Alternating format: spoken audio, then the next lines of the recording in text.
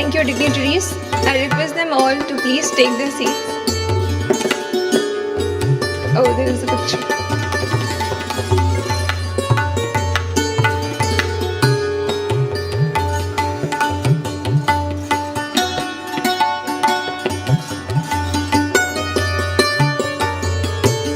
I welcome all of them again to the dais. Thank you, esteemed guests, for the heartful tribute. A luminous start indeed. The flame we have lit today is not just symbolic, it is a reminder of our collective responsibility to carry forward the torch of knowledge and wisdom. With that, we are now ready to delve into the thought-provoking sessions ahead.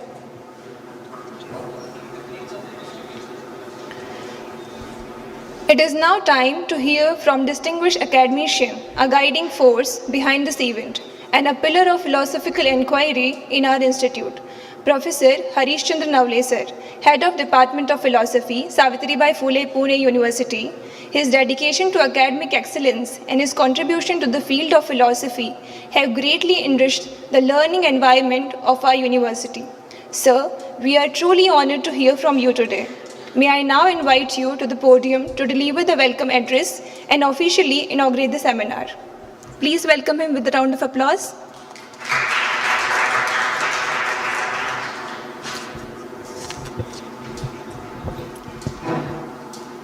Thank you very much, Yukti. I welcome all the dignitaries on the dais and off the dais for this very wonderful gathering where we are going to reflect on concept of Sadharana Dharma and its relevance today.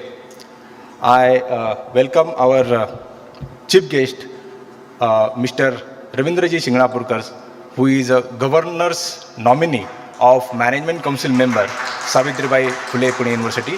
I also welcome Professor Namita Nimmalkar ma'am, who is a professor of philosophy in the Department of Mumbai University and who is also recently appointed as a member of Indian Council of Philosophical Research. I welcome Professor Pradeep Gokhale sir, who is our teacher, who is our continuous guide, philosopher and friend, who also is behind deciding this theme and the theme note. I welcome Professor Pradeep Gokhale sir. And I also welcome Professor Ambika Datta Sharma, Professor Anil Tiwari ji, Professor Mangesh Kulkarni, and Professor Dr. Alok Tandon ji. And I also welcome Professor Sanjay Tambat sir, who is Dean of Interdisciplinary Studies, Savitribai Phule Pune University. Friends, this is a very important theme, concept of Sadharana Dharma and its relevance. The problem of morality, as we know, is a very important problem which keep changing its face and phase every time. So again, we have thought that let us revisit the problem of Sadharana Dharma, because most of the people believe that there are no theories of morality in the Indian philosophy, because the nature of Indian philosophy is such a complex where we don't find the clear-cut demarcation line between the branches of philosophy like metaphysics or epistemology or ethics as such. So here I remember Lokmanya Tilak, who also encountered the similar problem during his period when he was arrested and kept in the Mandale prison. At that time he recollected all his thought, worked on Srimad Bhagavad Gita and wrote a very interesting and very wonderful scholarly commentary on Srimad Bhagavad Gita. The title of the commentary is Gita Rahasya. Earlier, the title of the commentary was to be the Hindu philosophy of Gita, the Hindu moral philosophy of Gita. But later on, he has changed the title, Gita Rahasya. Why he wrote? Because that is also very important here to mention, because we are also going to touch upon the similar problem. He wrote Gita Rahasya to focus the problem whether there is moral theory in Indian philosophy or not. Because Agarkar, Mahatma Phule and many other people were thinking in a different line. They were receiving the philosophy of morality from the West, like Thomas Paine was very popular around that time. James Mill was also very popular, his utilitarianism and everything. Immanuel Kant was also very popular in India during that phase. And everybody was looking at the Indian scenario and Indian tradition from those moral theories. And the scholars came to the conclusion that perhaps we don't have moral theories in our philosophy. So that very important task has been taken up very seriously by Lokmanya Bal Gangadhar Tilak, and he seriously wrote a very important commentary on Gita, and in that commentary he has started with the question of morality, whether there is a moral philosophy in India or not. So Lokmanya Tilak engaged with the similar question and had shown a path to deal with the problem of morality in Indian philosophy. After writing an elaborate scholarly commentary on Gita, Lokmanya declares that the Gita is a text of morality of Indian philosophy, which of course belong to the Astika Darshana. Gita Rahasya is an important philosophical text from the methodological point of view, but philosophy community of India couldn't give enough attention towards it. Tilak followed a critical view towards the tradition of the interpretation of Gita and compared moral philosophy of Gita with Western moral theorists. The earlier title of Gita Rahasya was Hindu Philosophy of Ethics. He believed that Western ethics is a material ethics, that is Adhibhautika, whereas Indian ethics is a spiritual ethics, that is Adhyatmika. Therefore, Indian ethics is superior according to him. Some scholars alleges that Tilak has experimented Kantian categorical imperative with the philosophy of Gita. I think even if it is so, nothing is wrong with it, because if we look at the Nietzsche's comment on Kantian ethics, Nietzsche says that the Kant has explained the Christian religious philosophy in non-religious way. Tilak has reached the tradition of Marathi commentary. Tilak has enriched the tradition of Marathi commentary on Gita, which starts with the Saint Jnaneshwar and conclude with the Lokmanya Tilak. Saint Jnaneshwar conclude his commentary with Jnanottar Bhakti, whereas Tilak with Jnanottar Karma, which completes a kind of a circle. Tilak enumerates the usages of the word dharma as morality, Rajadharma, Prajadharma, Deshadharma, Jati Dharma, Mitra Dharma, Kula Dharma. Tilak concludes based upon that the writers of our scriptures use the word dharma, meaning numerous ethical duties which form a part of our worldly life. The same meaning is conjoined by word karmaniti, niti dharma, sadachar, dharma occur in Mahabharata many times, meaning ethical science, that is a kartavya shastra, and sociology, that is samaj vyavastha shastra. Professor Surendra Barlinge also wrote a scholarly text titled Modern Introduction to Indian Ethics, in which he makes the elaborate survey of Indian ethics, with the critical exposure of it. He claims that the root of moral, the word moral, is in the word mores, which means custom. Morality is concerned with the practical life of man in Indian philosophy. The concept of practical life is discovered by dharma, which literally is used as formative principle of society. Dharanat iti dharmaha. Dharma is supposed to be mainly concerned with the man's practical life. Then another very important text on ethics of Hindu is written, as we all know, by Sushil Kumar Mitra. He also talks about the Indian ethics. He says that Indian ethics is social ethics and psychological ethics both, which culminates in the philosophy of absolute, which is consummation of spiritual life.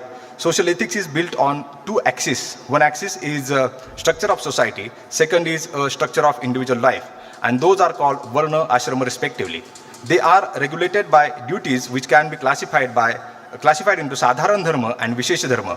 Following the Vishesha Dharma is the first dormant, though in the list of Sadharana Dharma, duty is based on the idea of individual's indebtedness towards the community in specific and the mankind in general. The principle behind it is common good is to be achieved through individual good and vice versa. Though the duties are assigned, the good does not automatically follows. Purity of mind and inner excellence will ultimately require to achieve the sustainable good. So with this background, we are going to explore various issues related to the Sadharana Dharma and Vishesh Dharma, like different philosophical issues arise with reference to Sadharana Dharmas. What is relationship of Sadharana Dharma with Vishesh Dharma? Can they always go together? If there are conflicts, how are they to be resolved? Similarly, there can be conflicts among Sadharana Dharmas themselves. For example, truth and non-violence do not always go together. There are questions about the very status of some of the values of moral values. For example, can brahmacharya be regarded as a moral value? Can aparigraha can be regarded as a moral value? Can these different moral values be followed and practiced in the same way today as they are practiced in the ancient time? Some modern thinkers have taken special note on Sadharana Dharma in the context of Indian philosophy of life. Some of them are like Professor K.J. Shah and M.P. Rege. So with this background, we have decided to have a critical reflection, scholarly and critical reflection on this topic. So I hope that in these 2 days we'll come up with a very interesting deliberation on the Indian moral philosophy with special reference to Sadharana Dharma and its relevance. With that, I welcome once again all our scholars on the dais and off the dais. Thank you very much.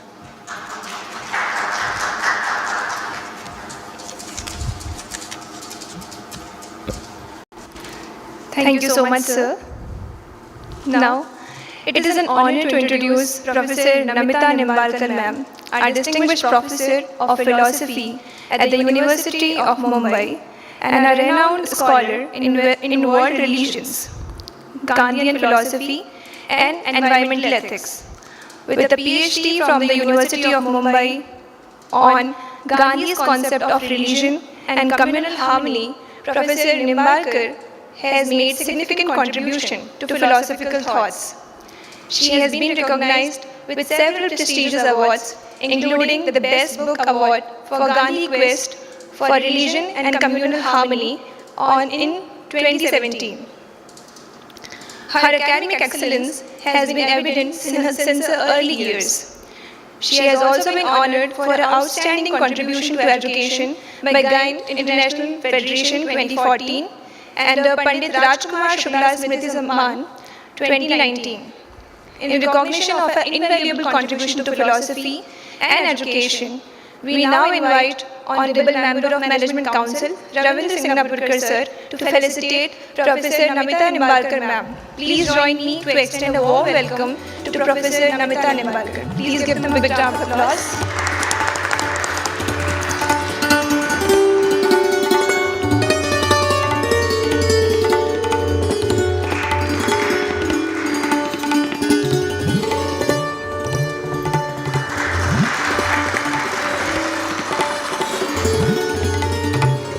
Thank you so much, ma'am, for blessing us with your presence.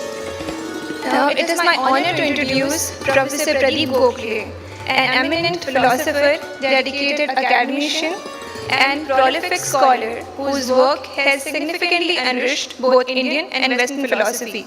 With expertise in Indian moral philosophy, formal logic, Buddhism, Charvak, Jainism, and Yoga, recipient of Gurudev Ranade Best Thesis Award 1980, Professor Gokhale has also served in leadership roles across major universities and as a member of Indian Council of Philosophical Research.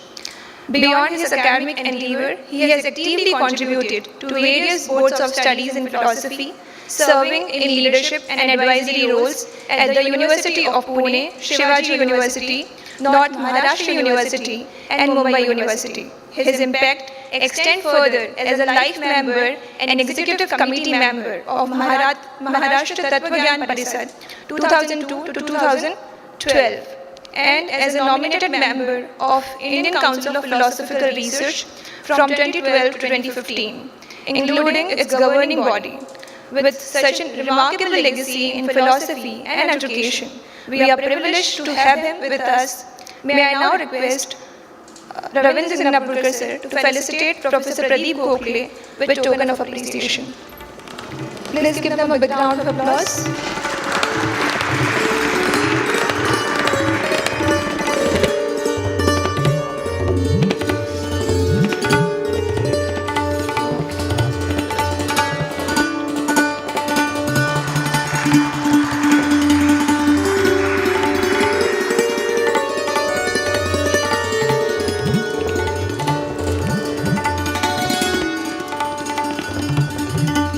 We have among us Professor Sanjay Tamrit, HOD of Department of Journalism and Dean Interdisciplinary Studies, SPPU. I request Ravindra Singh Napurkar sir to felicitate Professor Sanjay Tamrit.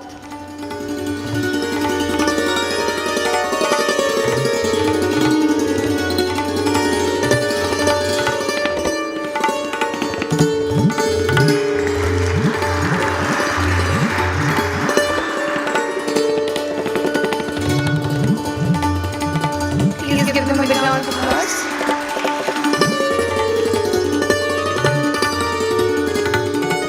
It is a privilege to introduce a dynamic leader and dedicated social worker, Mr. Ravindra Balachandra Signapurkar. A mechanical engineer with a master's degree in management sciences, Mr. Signapurkar has an impressive 32 years of experience in production, R&D, HR, and system improvement. With his deep expertise, he now leads a product design consultancy and is partner in special purpose machine designing and manufacturing unit.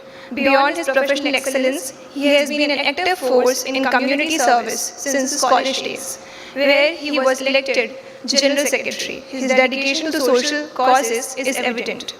His contribution to society go far beyond. He has spearheaded and participated in earthquake relief efforts, in Kelari pandemic relief work during COVID-19, and cultural events like Asha Bhosle Sangeet Ranjani and Rangavali at Kasba Ganpati. As the Secretary of Swanan Jan Kalyan Paristhan and Director of Seva Arogya Foundation, he continues to uplift communities in Pune throughout impactful initiative. Currently, he serves as a Chancellor-nominated Management Council member of Savitribai Phule Pune University, where his expertise and leaderships are guiding academic and institutional excellence. I request our Honorable HOD of the Department, Harish Navle sir, to felicitate Mr. Ravindra Balachandra Signapurkar sir. Please give them a big round of applause.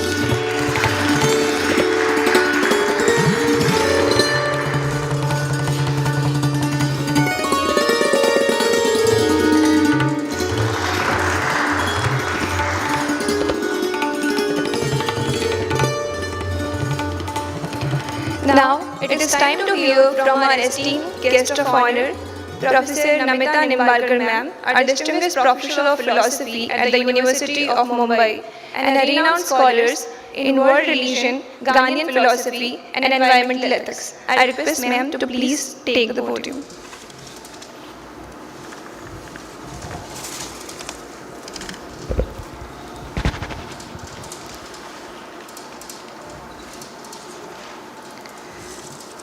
A warm good morning to each and everyone present here. Shubha Sakar.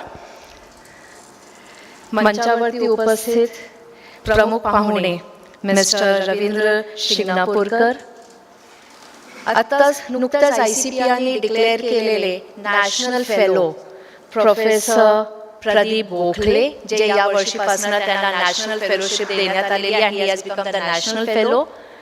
Then the dean mister Mr. Sanjay. I'm sorry, Sanjay. And then the head of the department and a dear friend to me, Mr. Professor Harish Navle, as well as my dear friend Ashish over there. At the outset, let me put a disclaimer. I am neither a profound scholar nor am I renowned. I am just working hard, just as each and every one of us are doing in our respective areas of expertise. The session that we have, the seminar that is organized, is on concept of Sadharana Dharma and its relevance today. Now, this particular topic really set me thinking that what exactly are we to do in this particular seminar. Now, when we speak of Sadharana Dharma and its relevance, Indian philosophy as well as the world philosophy has numerous examples wherein we come across the conflicts within Sadharana Dharma, though it may not be known as Sadharana Dharma at the world level, but I am speaking about contextualizing it at the international level, at world philosophy level too. And along with Dharma, what also comes is the action. So we talk about the karma. So the dharma and karma, these two things I find that they are both interlinked with each other. So this interlinking of dharma and karma and the results that it produces, in what way it affects the culture of the society, in what way it affects the individual's own morality, is something that we will be discussing in the next 2 days. To talk about the continuous maintenance of the social and cosmic order and norms, an emphasis and an understanding of Sadharana Dharma is essential. But basically, when we speak about culture, there's a lot of discussion that's going on in the recent times. And there are a lot many questions that are being asked, that what does culture actually signify? And each to its own, we find that there are varied meanings of culture that is being interpreted by thinkers from different dimensions. It may be the political, the social, the cultural, the educational, the religious, or morality, or from the epistemological perspective. Over here, I recall Gandhi, and what I find, because in Sadharana Dharma, the relevance or the importance that is being given is to various kinds of values. So these values are that of non-violence, of truthfulness, of kindness, compassion, respect for others, and so on. All this constitutes certain aspects of Sadharana Dharma. And to go very deeply on this Sadharana Dharma, when we speak about truthfulness and non-violence, or in Gandhian parlance, when we speak of Satya and Ahimsa, he had very categorically mentioned that he has nothing new to teach to the world. Truth and non-violence are as old as the hills. But then again, something different happened. And that is that though the values remained the same, the interpretation of the values in the current context took a twist in the hands of Gandhi. So though he did mention that he has nothing new to teach to the world, yet we find that with Satyagraha, there was so much new that he had given to the world. So this is something that we can talk about when it comes to Sadharana Dharma. At the same time, I'm also reminded of Kant when we speak about the deontology ethics of his.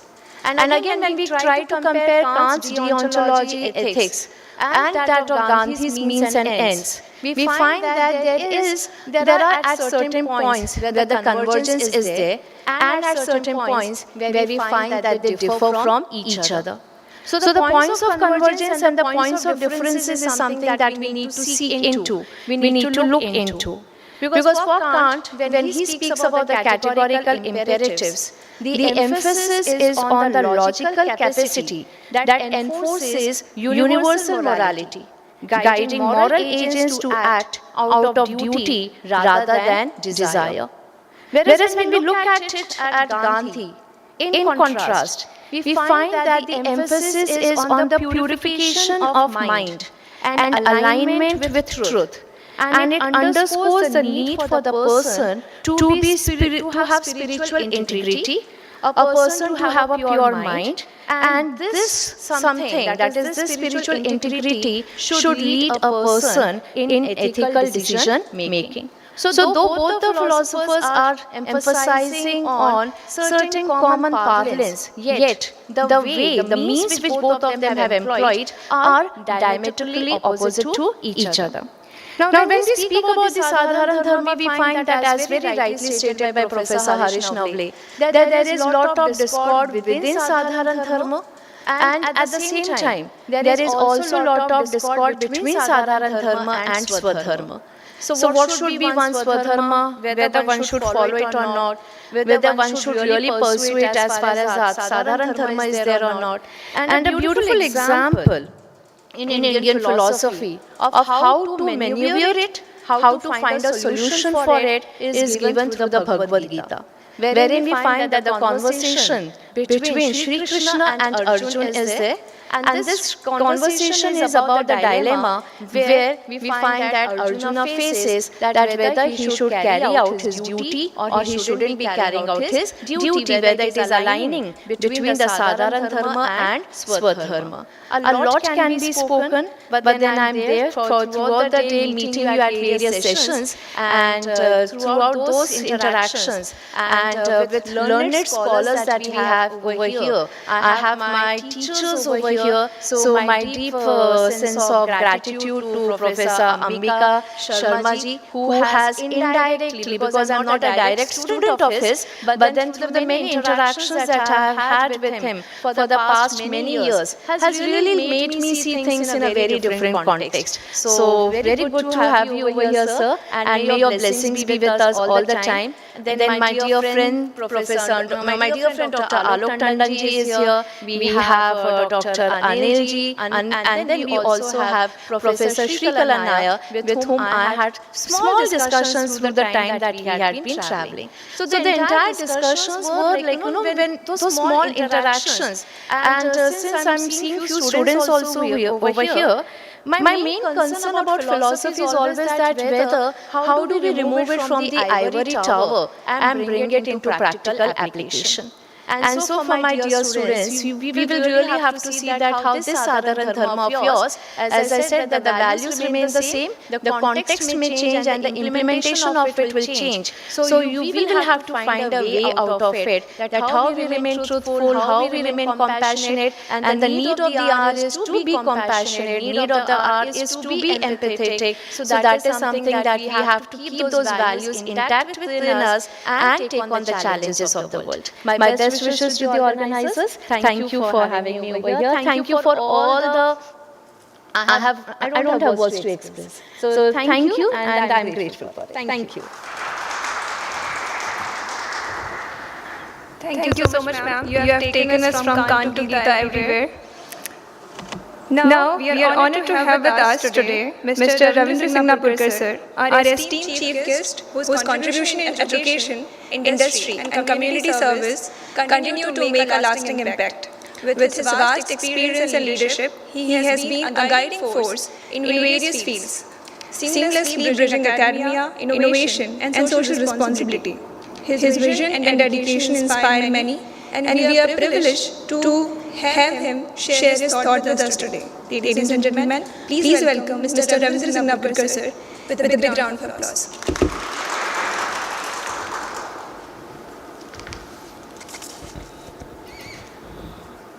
नमस्कार. सावित्रीबाई फुले पुणे विद्यापीठ and ICPR new Delhi, इनके संयुक्त सहयोग से आयोजित ये concept of साधारण धर्म and it's relevance today, इस राष्ट्रीय चर्चा सत्र के उद्घाटन समारोह के बीच हम यहाँ पे उपस्थित हैं. आप सभी का इसके लिए स्वागत है. आज के चर्चा सत्र के उद्घाटन समारोह में प्रमुख अतिथि करके मेरे साथ है अध्यापक नमिता निम्बालकर जी. इस चर्चा सत्र के बीच भाषक प्राध्यापक दिलीप जी गोखले, सावित्रीबाई फुले पुणे यूनिवर्सिटी के इंटरडिसिप्लिनरी विभाग के अधिष्ठाता डॉक्टर संजय तांबट, हमारे तत्वज्ञान विभाग के प्रमुख डॉक्टर हरीश नवले, यहाँ के समन्वयक डॉक्टर आशीष सांगले, सावित्रीबाई फुले पुणे विद्यापीठ के जैन अध्ययन के प्रमुख डॉक्टर केवल कुमार जैन और आप सभी महानुभाव. मेरा परिचय देते हुए इन सभी ने बताया कि मैं इंजीनियर हूँ, सामाजिक कार्यकर्ता हूँ. तो आप समझ रहे हैं कि मैं कर्म करने वाला आदमी हूँ. तत्वज्ञान ये विषय मुझे सुनने के लिए है और मैं करता हूँ, और बराबर है कि ये चेक करने वाले बाकी लोगों का काम है. तो मुझे थोड़ा संकोच है कि मैं तत्वज्ञान के ऊपर चर्चा करने वाले इस चर्चा सत्र के उद्घाटन समारोह पे हूँ. लेकिन मैं ये जानता हूँ कि ये जो साधारण धर्म है उसमें जैसे अभी नमिता जी ने बताया कि धर्म और कर्म साथ में आते हैं. तो मेरा कर्म यहाँ का है, यहाँ का मैं व्यवस्थापन परिषद का सदस्य हूँ. तो उसके उपरांत मेरा धर्म भी ऐसे किसी प्रोग्राम में उसके उद्घाटन सत्र में उपस्थित रहूँ. मैं इस चर्चा सत्र का मुझे नहीं लगता कि मेरा ज़्यादा कुछ उसमें संशोधन है या कुछ अभ्यास है, लेकिन मैं इतना जानता हूँ योग का कुछ थोड़ा पर जो मैंने अभ्यास किया, अध्ययन करता हूँ, तो उसमें जो यम नियम अपरिग्रह ब्रह्मचर्य आसन प्राणायाम ध्यान धारणा समाधि ये सभी के लिए कॉमन है. और मुझे लगता है ये सभी को करना है. और मेरा शायद धर्म बदल सकता है, कर्म सभी का यही करना है. मेरा धर्म अलग अलग हो सकता है. यहाँ पे मैं खड़ा हूँ व्यवस्थापन परिषद का सदस्य, यहाँ से बाहर निकलता हूँ तो शायद किसी संस्था में जाता हूँ, मैं जहाँ पे काम करता हूँ, तो वहाँ का जो भी दायित्व रहेगा वो वहाँ का मेरा धर्म है. जब मैं घर पहुँचता हूँ तो मैं पिता हूँ, पति हूँ, लड़का हूँ या मित्र हूँ, ये सभी जो भी मेरे अलग अलग रूप है उसका एक अलग अलग धर्म है, ऐसा मेरा मानना है। आप सभी लोग इससे ज़्यादा भली भांति जानते हैं, लेकिन मुझे इतना भी मालूम है और उसके लिए मुझे गर्व भी है कि भारत का जो तत्व ज्ञान है उसका आधार जो है वो पूरे विश्व में किसी के पास नहीं। भारत के ऊपर आक्रमण होने की जितनी भी अलग अलग जो भी कारण है उसमें से एक कारण ये भी है, यहाँ का जो तत्व ज्ञान है वो इतना बढ़िया है, इसकी वजह से यहाँ के लोग ये हर बार श्रीमंत ही रहते हैं।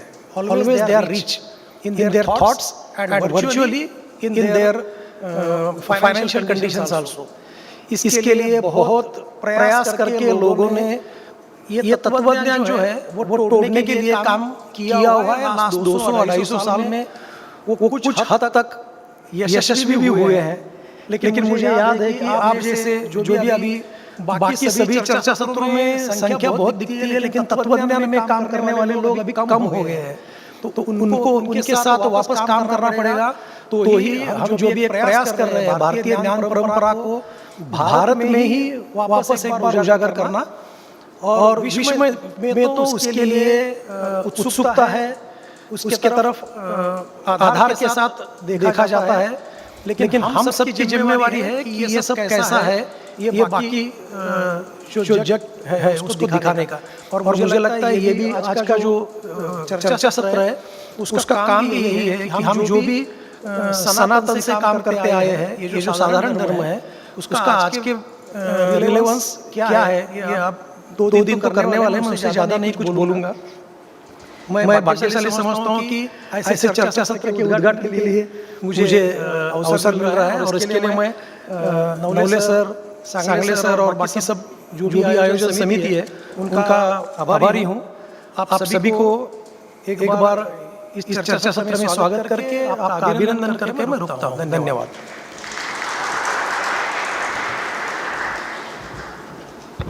Thank you so much, sir. Now I request the Head of Department of Journalism, Dr. Sanjay Tambit, sir, to address us with his enlightening word. I request him to take over the podium, please, sir.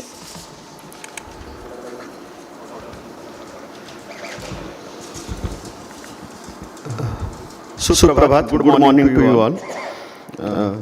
Shri Ravindra Shamnapurkar sir, Professor Pradeep Gokhale sir, Professor Namita Nimbalkar, my friend Dr. Harish Navle sir, Lieutenant Ashish Sangle, and all the dignitaries in the hall. I am from Journalism Department. I am here maybe as an unexpected guest. But since having the duty of the Dean as the interdisciplinary faculty, so interdisciplinary is maybe having connection with all the disciplines of knowledge, and we should have something interactive among us. So I'm not that much what we say proficient in the philosophy, but when we say from the common man's perspective, paropakaraye punyaya papaya parapidanam. So that may be the moral values, and that may also be the basis of what we say the philosophy that has been developed. So when it starts with ko aham, who am I, and then we go to the Swadharma, then Rashtra Dharma, Vishwa Dharma. So all those connections are there. And when Professor Navle sir was speaking about Lokmanya Tilak's contribution and his commentary on Bhagavad Gita, Gita Rahasya, so he stressed on the Karma Yoga, and he tried to bring those values to the national movement. So when we look at all these things, so philosophy is there everywhere with all of us. So Sadharana Dharma Ityahu, Dharmo Dharayate Praja. So when we speak about Dharma and the Karma, so that is there with us. And when we are discussing this, the Sadharana Dharma and its relevance, so it is there eternally. and how we can look at it from the today's perspective. So I, on behalf of my faculty, I wish grand success to this conference, and this deliberation will be helpful to all of us for the students, faculty, and all the members connected to the university. Thank you very much. Thank you so much, sir, for your wishes. It is now time for the keynote address, a moment that will set the intellectual tone of our seminar. We are privileged to have with us Professor Pradeep Gokhale, a distinguished philosopher, a scholar whose profound insight have shaped contemporary philosophical discourse. With his vast expertise and his scholarly contribution, Professor Gokhale has been instrumental in advancing critical discussion in both Indian and Western philosophy. His deep engagement with philosophical traditions and commitment to education make him the perfect voice to guiding us through today's theme. Ladies and gentlemen, please give a big round of applause. I hand over the podium to Professor Pradeep Gokhale. Please, sir.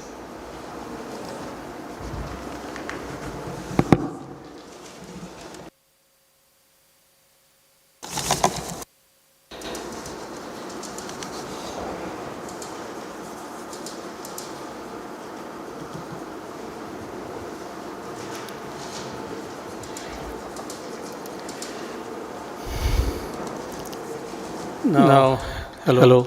I cannot say dignitaries on the dais because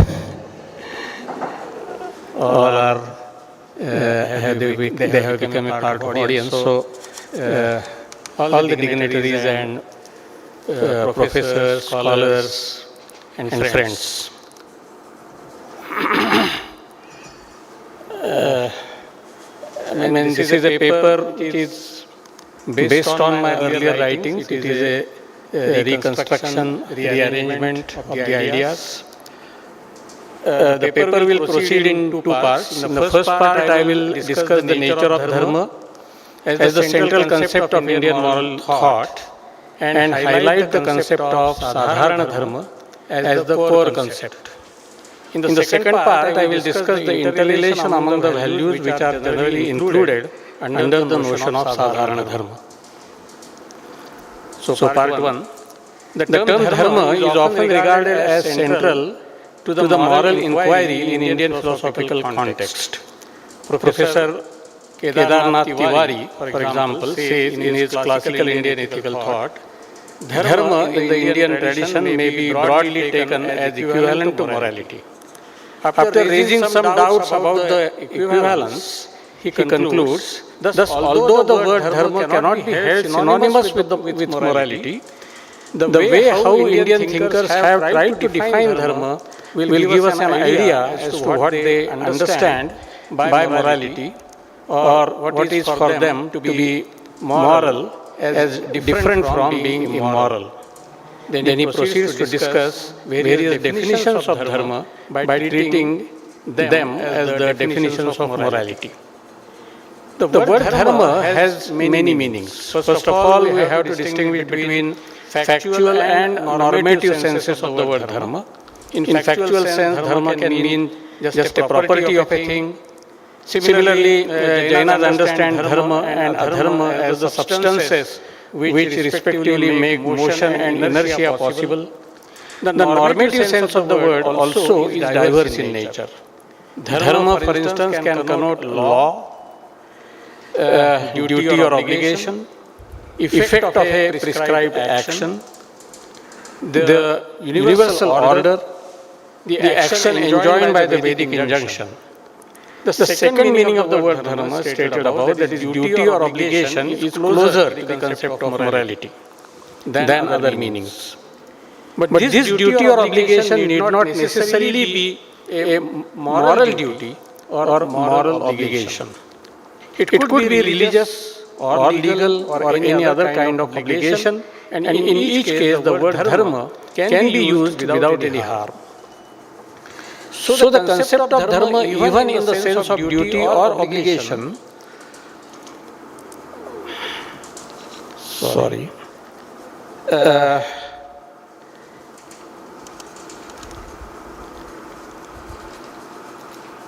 is close. Sorry.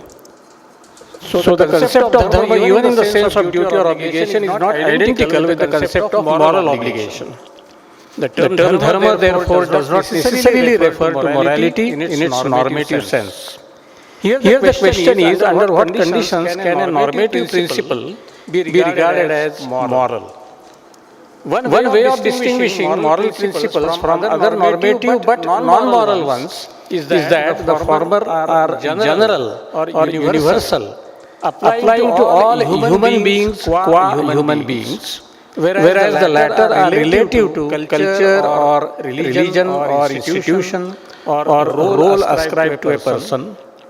The former can be said to be universal in two important ways. One, moral principles are universal in the sense that they are required to be followed by all human agents, irrespective of their caste, religion, nationality, etc.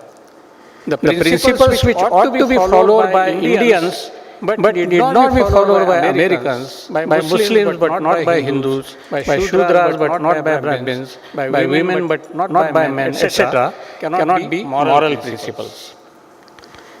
Number two, moral principles are concerned with general good, that is good of all human beings, or at least of all concerned, and do not discriminate primarily among the recipients of actions.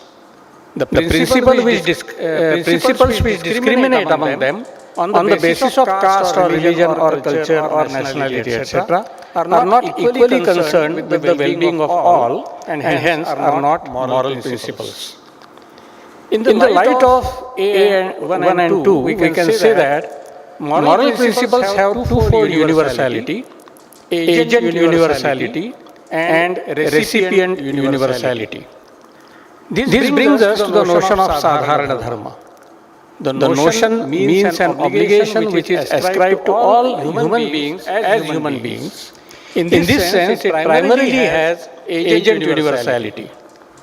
In its application, it can have recipient universality as well, though this does not necessarily follow from the notion of Sadharana Dharma itself. Sadharana Dharmas are variously termed as Sarvavarnika Dharma, Samanya Dharma, etc. in Smritis, Puranas, and Mahabharata.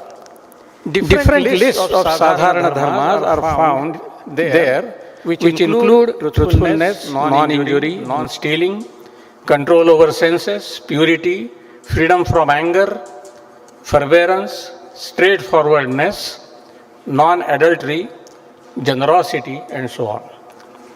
The notion of Sadharana Dharma is often contrasted with that of Vishesha Dharma, specific obligations. Vishesha Dharmas are assigned to persons in accordance with their varna, caste, gender, family status, stage in life, etc. Accordingly, they are called Varna Dharma, Jati Dharma, Stri Dharma, Pum Dharma, Kula Dharma, and Ashrama Dharma. In Dharma Shastra literature, both the types of dharmas are recommended. However, Sadharana Dharmas are stated in one or two verses. Varnashrama Dharmas, on the other hand, are discussed elaborately with all minute details. How to understand this discrepancy?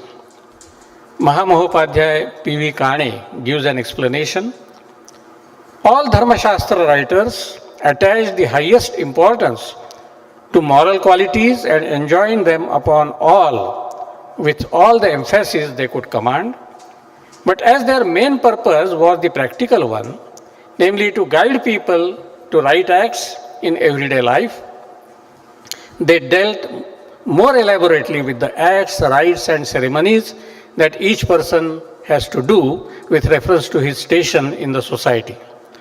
They are therefore found principally concerned themselves with Varnashrama Dharma and not with Sadharana Dharma. This suggests a picture of a kind of harmony between Sadharana Dharma and Vishesha Dharmas by ignoring a possible tension between them. However, we find in Smriti literature that the specific obligations, Vishesha Dharmas, were not only applicable differentially to different sects of persons, they were also applicable in a discriminatory way by arranging different sets of persons in a birth-based hierarchical order. The hierarchical order was in itself inconsistent with the Sadharana Dharmas, which are egalitarian in their spirit. We can argue that Dharma Shastras do not just describe two types of dharmas side by side, but they regard Vishesha Dharmas as forming the overarching framework and promote common obligations within that framework. Against this approach of the Orthodox Dharma Shastra, there were attempts to emphasize Sadharana Dharmas and de-emphasize hierarchical structure of Vishesha Dharmas from within Orthodox tradition as well as from outside.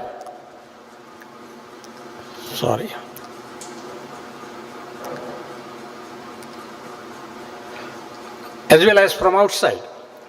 From outside Orthodox cult, from outside Orthodox schools such as Buddhism and Jainism did this, and from within Orthodox tradition, the moksha-centric schools such as Yoga, Kashmira Shaivism, and the devotional cults like Lingayata and Bhagavata did this. The devotional cults presented the models of ideal devotees or Santa, whose life was dominated by moral spiritual qualities, and the Vishesha Dharmas were adjusted or transformed. The common principles emphasized in the moksha-centric schools of philosophy such as Yoga, Buddhism and Jainism were not called Sadharana Dharmas or Dharmas, that is duties or obligations of any kind, but were called differently. In Yoga Sutra, they were called yamas, that is restraints or regulations. In Buddhism, they were typified as shila, that is good conduct. In Jainism, they were classified as vratas, vows. They were not made obligatory to all, but were recommended to all as means to liberation. In this sense, these principles enjoyed agent universality at prescriptive or recommendatory level, though not at obligatory level. Secondly, when they were prescribed to all, they were prescribed to be followed irrespective of varna, caste, gender of the recipient of action and also of time, space and other conditions. In Yoga Sutra, they were called sovereign, sarvabhauma, and enjoyed a recipient universality in this sense. We also find that these moksha-centric schools, in contradistinction with the orthodox dharma-centric tradition, do not marginalize the universal principles but give a central place to them. The practice of these principles with intensity and perfection was always insisted by these schools. Since such a practice was very much likely to conflict with the discriminatory framework of Varna Dharmas, the general tendency of these schools was to give subordinate status to Vishesha Dharmas as against the Sadharana Dharmas or common principles. If at all these moral principles were regarded as subordinate in the moksha-centric schools, they were regarded as so in relation to the spiritual goal like moksha. Secondly, they were regarded as subordinate not in the sense of being optional or dispensable, but in the sense of being instrumental to moksha rather than being intrinsically valuable. In a nutshell, we can say that the principles such as truth, non-injury, non-stealing, etc. were accepted by the orthodox dharma-centric tradition and were made obligatory to all by calling them sadharana dharmas, and the like. They were generally subordinated to the specific and discriminatory principles called Vishesha Dharmas. On the other hand, the same principles were accepted by the moksha-centric schools such as Yoga, Buddhism and Jainism, not in obligatory form but in prescriptive form, where they were not generally regarded as subordinate but rather superior to Vishesha Dharmas. The idea of criticizing the hierarchy of Varna, caste and gender and giving central status to Sadharana Dharmas has not become dated in modern times. The Hindu reformist movements of Indian Renaissance leaders, Gandhi's non-violent Satyagraha movement against British rule and also against untouchability, Ambedkar's criticism of caste system by focusing on liberty, equality and fraternity as the principles governing an ideal society, and the Buddhist Ambedkar's conception of Dhamma as universal morality, all these can be understood and analyzed in terms of emphasizing common moral principles against uncommon hierarchical or exploitative structures. Now I come to the second part of my paper. Given that the universal principle that is variously called as Sadharana Dharmas, Vratas, Yamas, etc. are essential to morality and that they should be emphasized as against the hierarchical system of specific obligations, the next question is about the relationship among universal principles themselves. Which of them are more fundamental and which are less? How to resolve the conflict if it occurs among these principles? Different schemes may be suggested and discussed for resolving the conflicts and bringing out harmony among these principles.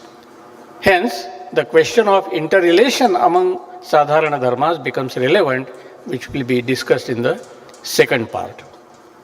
On the question, which Sadharana Dharma or Dharmas, which are included in different lists of them, can be regarded as ultimate, I propose a simple answer that truthfulness and non-violence can be accepted as the ultimate moral principles.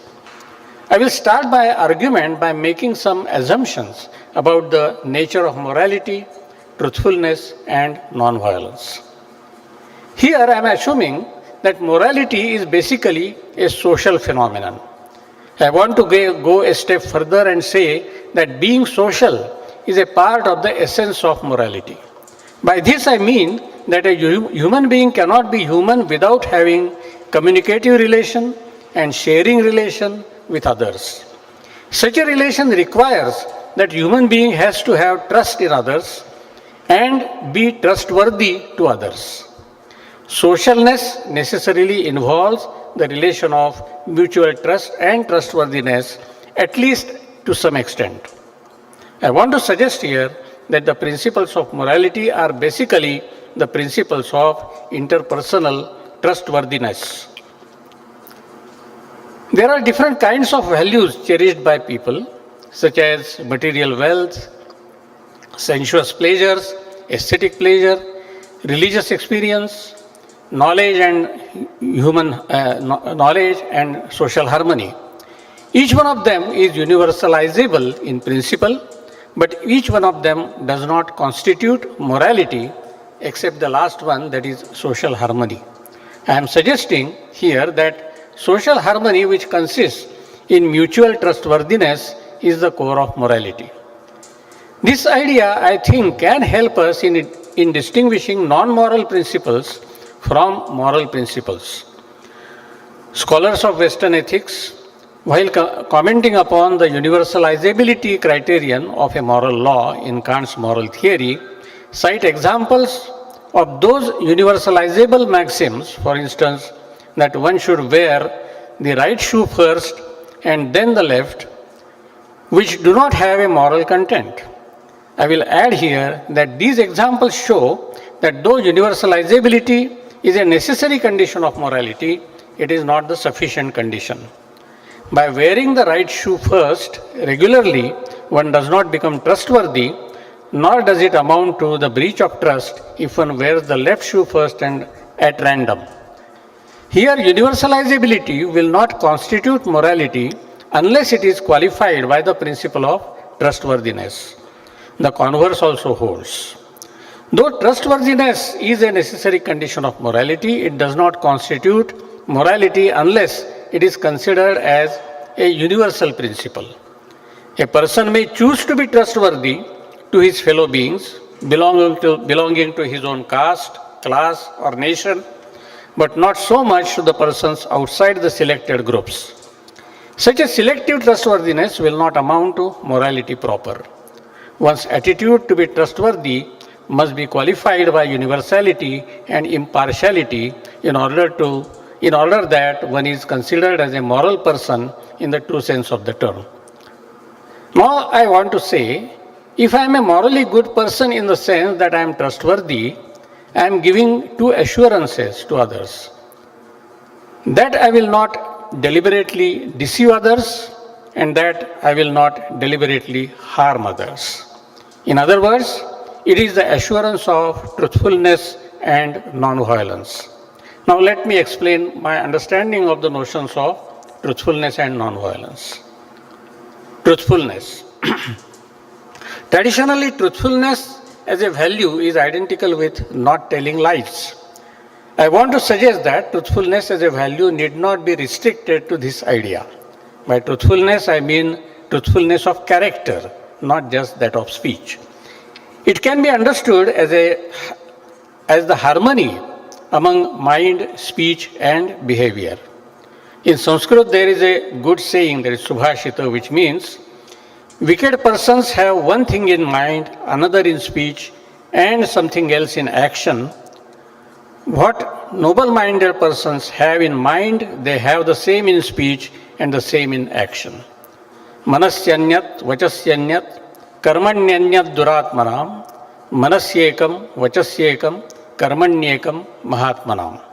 There is another saying which says, there is uniformity between mind, speech, and action of good persons.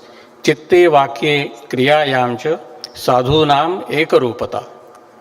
Truthfulness in this form not only implies abstention from telling lies, but also keeping promises.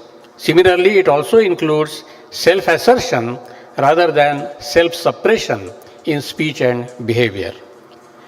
Gandhian concept of satyagraha refers to truthful conduct in this sense. Satyagraha means insisting in speech and conduct on what one sincerely thinks to be true or just, though by non-violent means.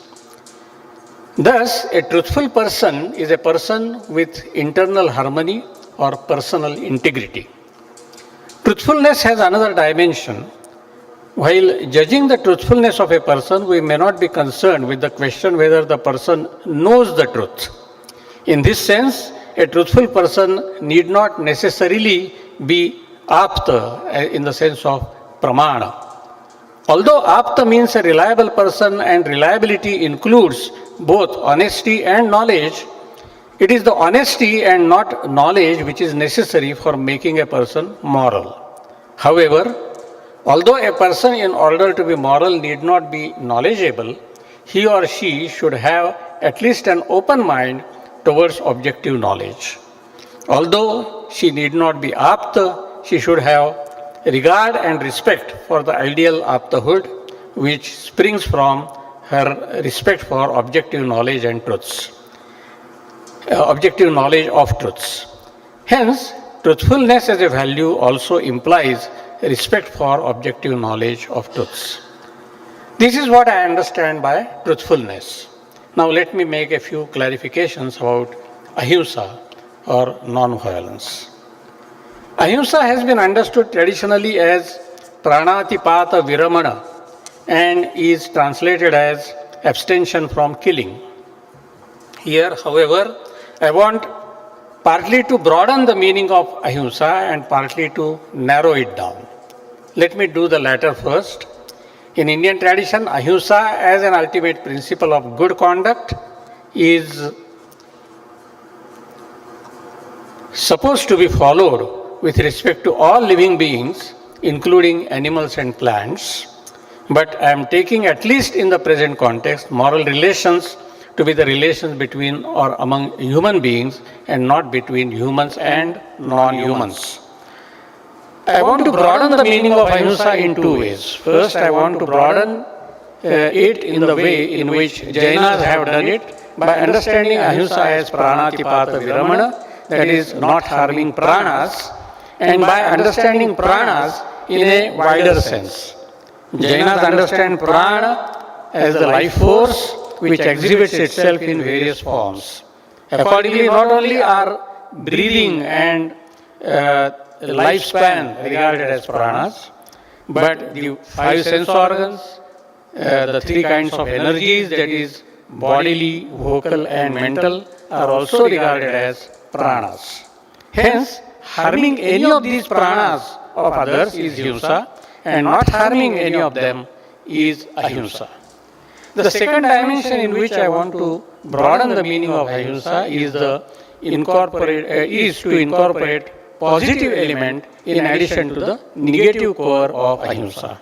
Hence, ahimsa not only includes not harming others, but also doing good to others. Here, I am understanding ahimsa as establishing and maintaining harmonious relationship with others in both ways, by not harming and by doing good. My emphasis on the positive element here is prompted by the saint philosophers like Jnaneshwara, who said, know that the nature of ahimsa is acting for the happiness of the world through one's body, speech and mind. Ani jagatiya sukhodeshe, sharira vacha manase, rahatane te ahimse rupajana. In terms of this understanding of truthfulness and non-violence, I want to say that these two principles are the ultimate moral principles. That is, first of all, I want to say that these are the only ultimate moral principles in the sense that these two principles exhaust the domain of morality. Number two, I want to say that any single principle out of the two cannot be regarded as the only ultimate principle because none of the two is reducible to the other. Number three, lastly, these two principles are ultimate in the sense that they are more basic than other moral principles. Other moral principles may be reducible to them or conditioned by them, but these two are not reducible to others or conditioned by others. I am aware that these claims are tall claims. They seem to make the realm of morality rigid and restricted. I, however, feel that these claims have some substance. One can argue for them, and arguments for them can be appreciated at least as an intellectual exercise, though in final analysis, one may very well like to reject them. First of all, it seems analytical to me that the two principles should exhaust the realm of morality. Since the principles of morality are the principles of social harmony, and social harmony is possible if and only if the members of the society have harmony within and without, that is, they maintain harmony in their mind, speech and behavior on the one hand, and harmonious relation with others on the other hand, a person can be said to be in perfect moral order if he or she is truthful and non-violent with all, universally and indiscriminately. And a society can be said to be in a perfect moral order if all the members of the society are in perfect moral order. The next question is whether both the principles are to be regarded as ultimate or only one of them can be regarded as so and the other one as subservient to it or reducible to it. In ancient literature, we find statements in favor of the singularity approach. There is a statement, nahi satyat paro dharma, that is, there is no greater obligation than truth, which is in favor of satya as the only ultimate principle. And there is also a statement, ahimsa paramo dharma, non-violence is the greatest obligation, which is in favor of ahimsa as the only ultimate principle. At the practical level too, we find examples of both the sides. We find persons who try to discipline their life by ways of adherence to truth and truthfulness, but do not care so much for ahimsa. Such a person may have developed a certain understanding of truth based on faith or reason or both, where truth is not restricted to empirical facts but may have metaphysical and normative aspects along with empirical one. A person may try to live according to his understanding of truth in this sense, may try to advocate it, assert it, and fight for it. He may even fight a violent battle for truth. It is possible, at least in principle, that in such a truth-affirming life, ahimsa as a principle may be subordinated or rejected or even made inapplicable. For example, Krishna's argument in the second chapter of the Gita sounds like a plea for such a truth-affirming life where the notions of himsa and ahimsa are insignificant. Krishna here is an advocate of the metaphysical belief system of Atman Anatman distinction and of the normative belief system of Varna Ashrama duties. He expects Arjuna to follow these belief systems as true and lead his life in the light of them. Now suppose Arjuna does so because he has faith in Krishna, then it follows that he has to fight in the battle as a part of his Varna Ashrama duty and has to underestimate the danger of himsa in the light of Atman Anatman distinction.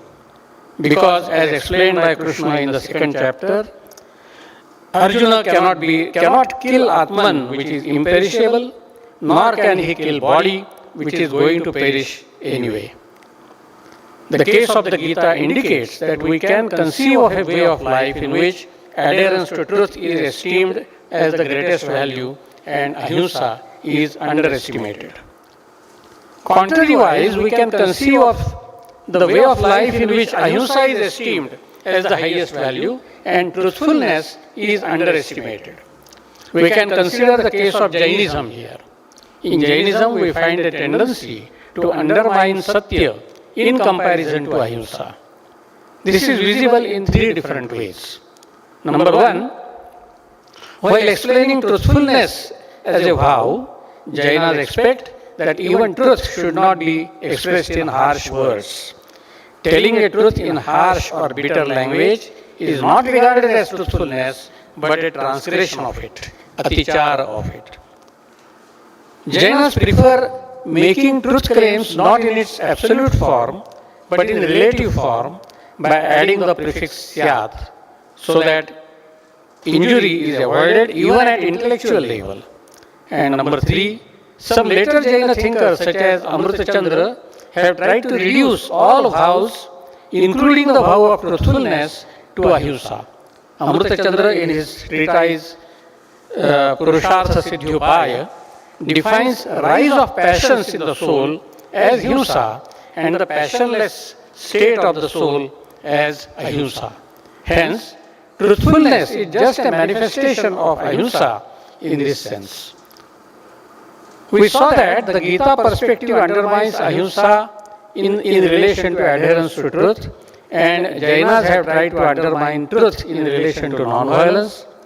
Personally, I am of the view that truthfulness and non-violence are two non-identical ultimate principles, and it is not possible to reduce any one to the other or undermine one in relation to the other. I am of the view that it is perfectly possible and morally permissible to evolve a policy of regarding ahimsa as the higher or unconditional principle and truthfulness as the lower or conditional principle. But it is also possible to evolve a converse type of policy or evolve a policy where our preferences can change from time to time and situation to situation. Hence, supremacy of ahimsa against satya or that of satya against ahimsa is not the only acceptable moral attitude, it is just one among many.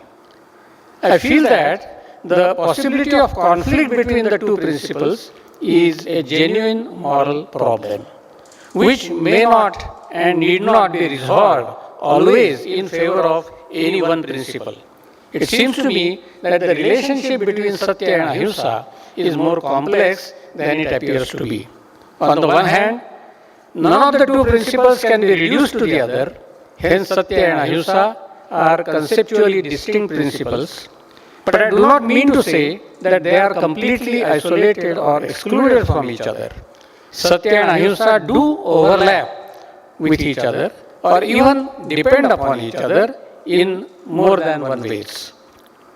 This again does not mean that they always operate coherently with each other. There can be tensions and conflicts between the two. Now we have to see how they are interdependent and overlapping, and also how they can conflict with each other. So first, overlap and interdependence between truth and non-violence. Let us start with truthfulness and try to reach non-violence. Truthfulness presupposes a communicative situation where we are supposed to avoid telling lies. Communicative situation presupposes the acceptance of another person with whom dialogue is possible. Acceptance of another person as a dialogue partner is a basic form of non-violent relationship. We can also say that truthfulness is generally conducive to non-violence because untruthfulness in the form of deception generally causes pain to the other, which we are avoiding when we are acting truthfully. Now let us start with non-violence and try to reach truthfulness. A person is non-violent to another, naturally cares for others. Such a person will not generally be dishonest to others. Hence, it is natural for a non-violent person to be truthful to others. Hence, we can say that truthfulness and non-violence presuppose each other to a certain extent and also generally go together. But when I say to a certain extent, I want to say not to the full extent. And when I say generally go together, I want to say do not always go together. Hence, a room is created for the possible conflict between the two principles. Now, the possibility of conflict between truth and non-violence. Examples of such a conflict are often cited and discussed in moral literature. An angry man with a sword in hand is running after a person to kill him. We are standing in the square and the angry man asks you about the direction in which the other person went. Is it proper for you to tell the truth or to tell a lie or to hide the truth and keep mum? It may be advisable from moral point of view to avoid violence even by telling a lie. But suppose I tell the truth and try to persuade the person not to kill. Will it be immoral? It may not be morally wise, but it may not be immoral either. To cut a balance between truth and non-violence in a given situation is a matter of moral skillfulness. But there are no fixed or ultimate standards in this field.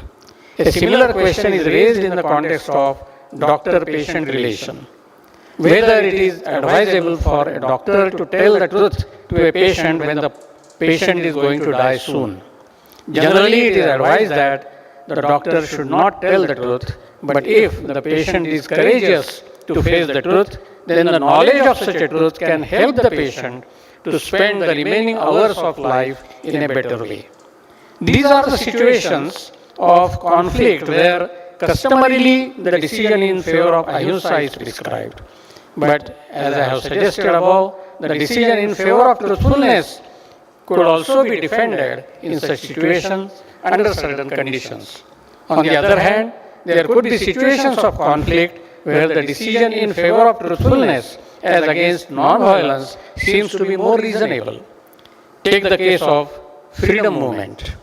Freedom fighters sincerely believed that the Indian land belongs to Indians and not to the British rulers. They proclaimed this truth, fought for it, fought even a bloody battle.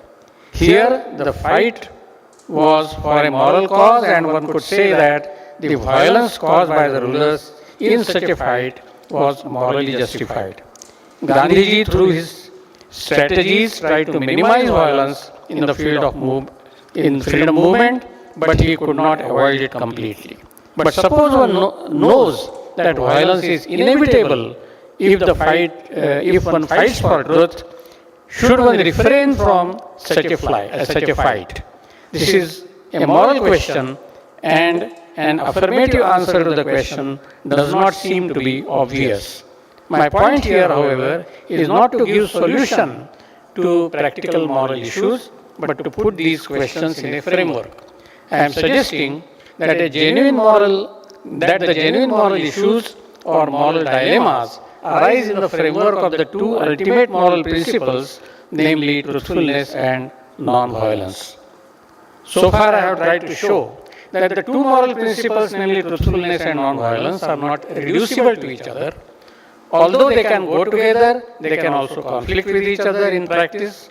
We have also seen that these two principles are the principles of trustworthiness or those of social harmony, and that they exhaust the realm of morality. One more task needs to be done at this stage, which I will try to do only in a passing way due to time constraints.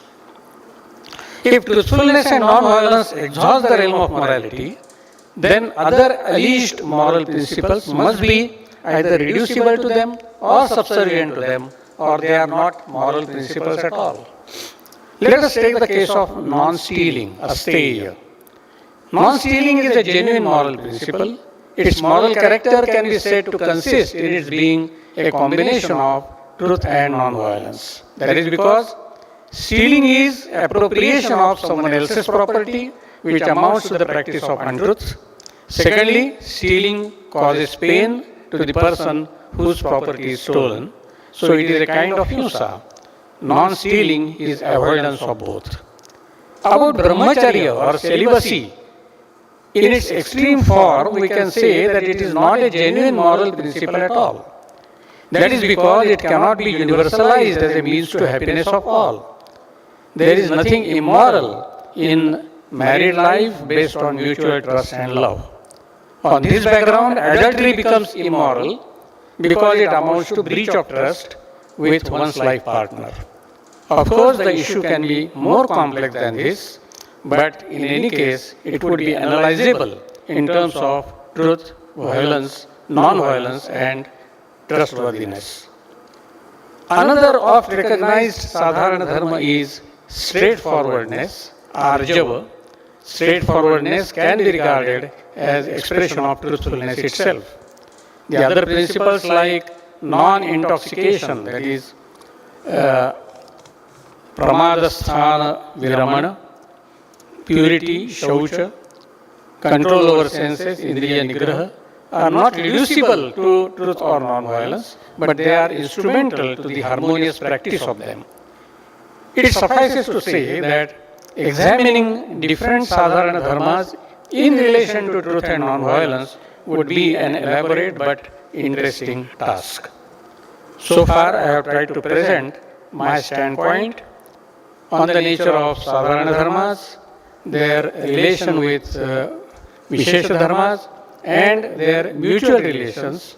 My plea is to consider it sympathetically and also critically. I will be happy to learn from its criticism. Thank you.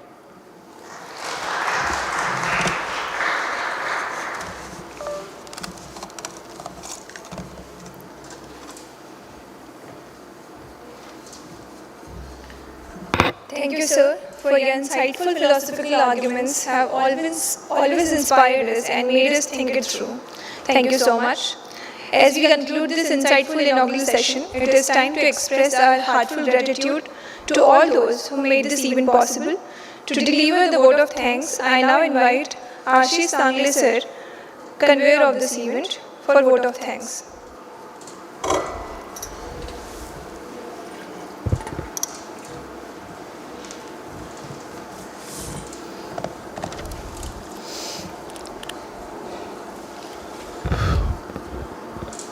It is my pleasure to give the vote of thanks for this inauguration session of this national seminar on concept of Sadharana Dharma and its relevance today. Firstly, I'd like to thank the chairperson for this session, Honorable Vice Chancellor, Savitribai Phule Pune University, Professor Suresh Gosavi, in his absence for his constant support and guidance for the department and in organizing these various functions. I would also like to thank the Pro Vice Chancellor, Dr. Parakalkar sir, for his enthusiastic support. Thanks also goes to the Registrar of the University, Dr. Jyoti Bhakre, ma'am, because of whom we were able to get this venue, and also the administrative support in organizing this national seminar. I would like to extend the heartfelt appreciation to the governing body of the ICPR for generously funding this national seminar. We promise to make this seminar a grand success, thereby leading to the development of general academic content through this seminar. Thank you so much, ICPR. I would also like to thank Mr. Ravindra Shimnapurkar, sir, for gracing this occasion and accepting the invitation as chief guest for this inauguration session. In spite of being a management council member, a social worker and an industrialist, he has always shown his keen interest in academics and especially in philosophy. And we witnessed his presence in most of our programs as before also. So thanks to him for accepting our invite as the chief guest for this inauguration session. I would equally like to thank our guest of honor for this inauguration session, Dr. Namita Nimbalkar ma'am, member Indian Council of Philosophical Research, for accepting our invitation on such a short notice and making sure that she attends and graces this function with her presence. Ma'am has been appointed as the member of the ICPR, and it is a proud privilege for us Maharashtrians that she has been appointed as a member of ICPR. I think this is just a genuine thought, according to my opinion, but she must be the only lady or the first lady from Maharashtra to represent as a member in the ICPR body. And with that, it's a great privilege for us, ma'am, that you have been representing the Maharashtra and the departments in Maharashtra in the ICPR. I'm sure that Indian Council of Philosophical Research and the Indian Philosophy Academia will definitely be led in your presence further for the development of philosophy. Being a member of ICPR and having close acquaintance with our department, she has played a key role in providing this financial assistance for the national seminar and also the previous national seminar on Indian Philosophical Quarterly. Thank you so much, ma'am, for the support, and we wish her all the best for the further journey in the ICPR. I would also like to thank Dr. Sanjay Dambar, Dean, Interdisciplinary Faculty, for gracing this occasion. Sir has been a very enthusiastic learner and often takes different roles for furthering university's cause of academic growth. Special thanks goes to the keynote speaker for this seminar, Professor Pradeep Gokhale sir. It is because of his constant engagement and support to the department and also in the seminar that this seminar has been organized. As we have witnessed in this inauguration session, Professor Pradeep Gokhale's intellectual prowess is next to none in the philosophical community. And it is always a treat for us as philosophy academicians to hear, read and engage with his works, which has created the environment of lively discussions and intellectual growth in the philosophy academia. We wanted to felicitate him for his recent nomination as the National Fellow for ICPR. Recent appointment of his National Fellow for ICPR. I think a huge round of applause goes for that also. Very recently, sir informed us, I think it was just not even a week ago that this news came around. And we got this opportunity to felicitate him being the National Fellow for ICPR. I'm sure, sir, that the topic selected by you will definitely further the research in philosophy and will engage us more on that account. Thank you so much, sir, for this and coming works intellectual treat. I would like to thank all the speakers and chairpersons. Sabhi hai, mere Mahan Guruji hai, ma'am is also there, all of them are here. I couldn't take name of all of you, but I'm sure that all of you are going to participate in this national seminar and in contributing the development of an intellectual academic content will definitely take the form or shape in the publication which will soon be coming out with your due support and guidance. Thank you so much for all your invaluable contribution. I would also like to thank my colleagues whose support has made possible in organizing this seminar, in spite of us being short-staffed. Thanks also goes to the backbone of the department, the non-teaching staff of the department, because of whom all the administrative functioning and execution of the seminar was possible. I would also like to thank the authorities in the university, the various departments, including the State Department, the IT cell, the Finance and Account section, Karanskarji, Munna, and the others, because of whom we have a wonderful venue, and also live streaming of this seminar has been made possible. I would also like to thank the teachers, students, and philosophy enthusiasts from different colleges and departments in the university who have come for this inauguration session. Last but not the least, I would like to thank the students of the department who have worked very hard in organizing and executing this national seminar. And they have been constantly working for the last week. It wouldn't have been possible without your help and support. Once again, thank you so much. With this, if I have missed out a few names, I sincerely apologize to those, for it has been purely unintentional. Once again, thank you so much, all of you. With this, the session 1 has ended. We'll immediately begin the next session for paper presentations. Thank you so much.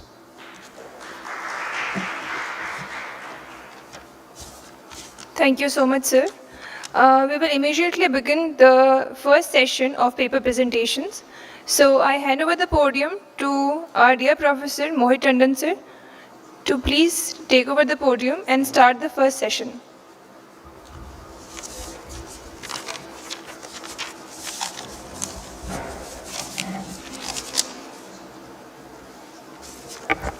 Hello all. So now we formally begin with our first session, and in the first session Professor Pradeep Gokhale sir is the chairperson, so I request him to come again on the dais to chair the session.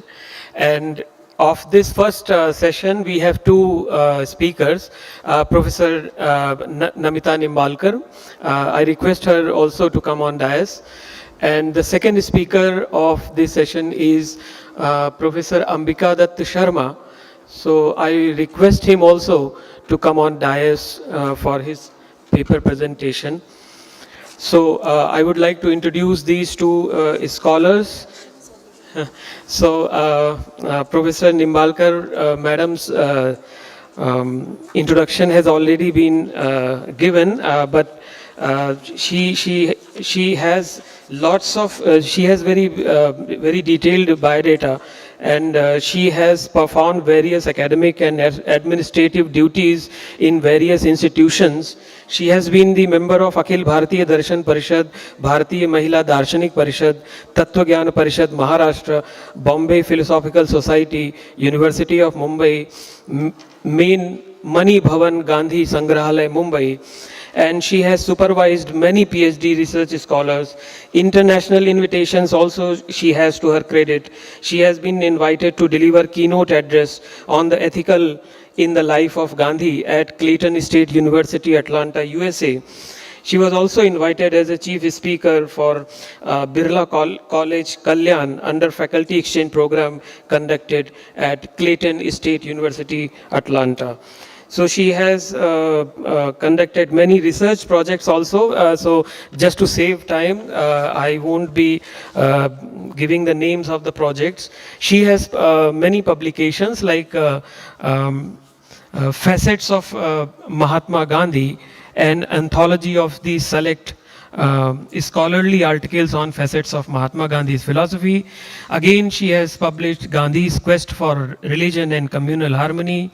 Textbook she has also worked on, titled as Foundation Course Paper, and several foundation course paper in philosophy for SY, BA and BCom, BSc courses she has introduced. She has been course coordinator of many,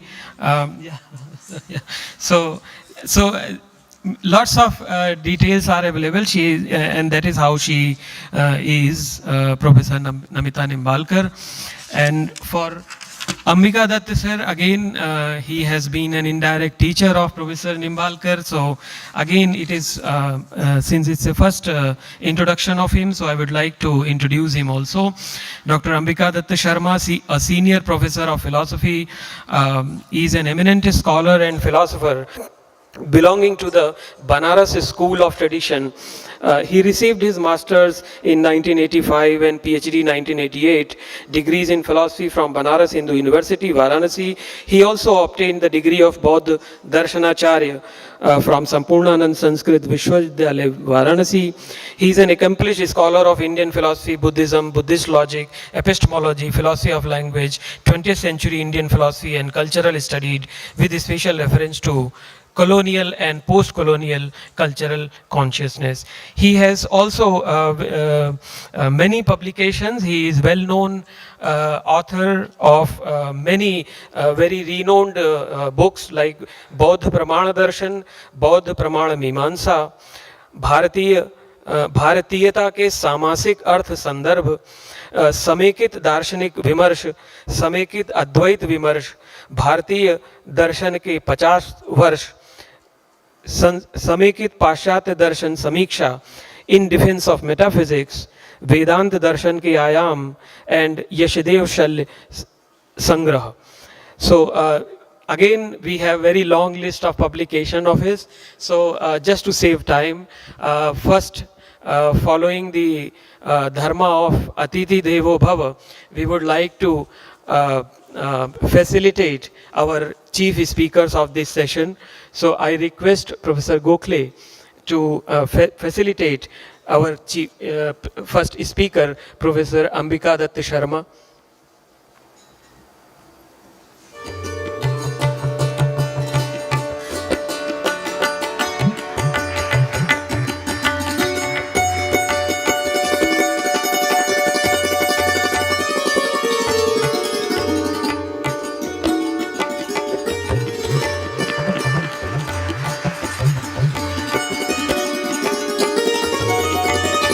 Now I request again Professor Gokhale to facilitate our another speaker, Professor Nimbalkar.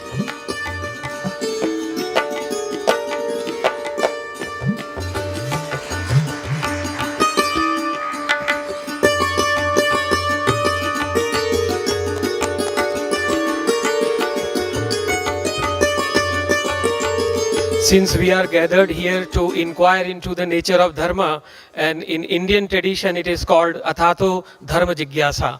So let us start our Jigyasa with the first presentation by Professor Ambika Datta Sharma. And I also give the podium over to Chairperson Professor Gokhale. Mike. Stay.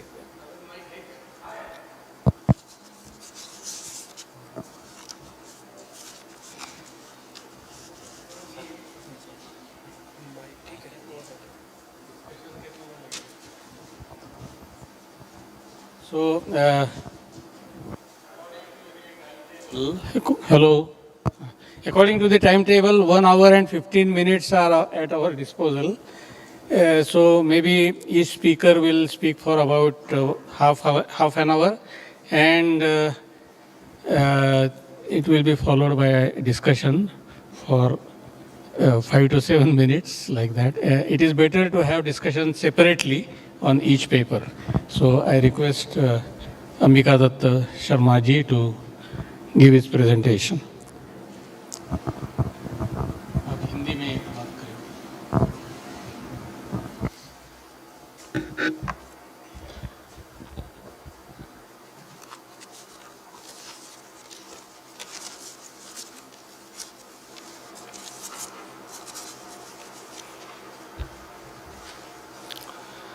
वंदे महीचताम वाचमृताम आत्मनः कलाम.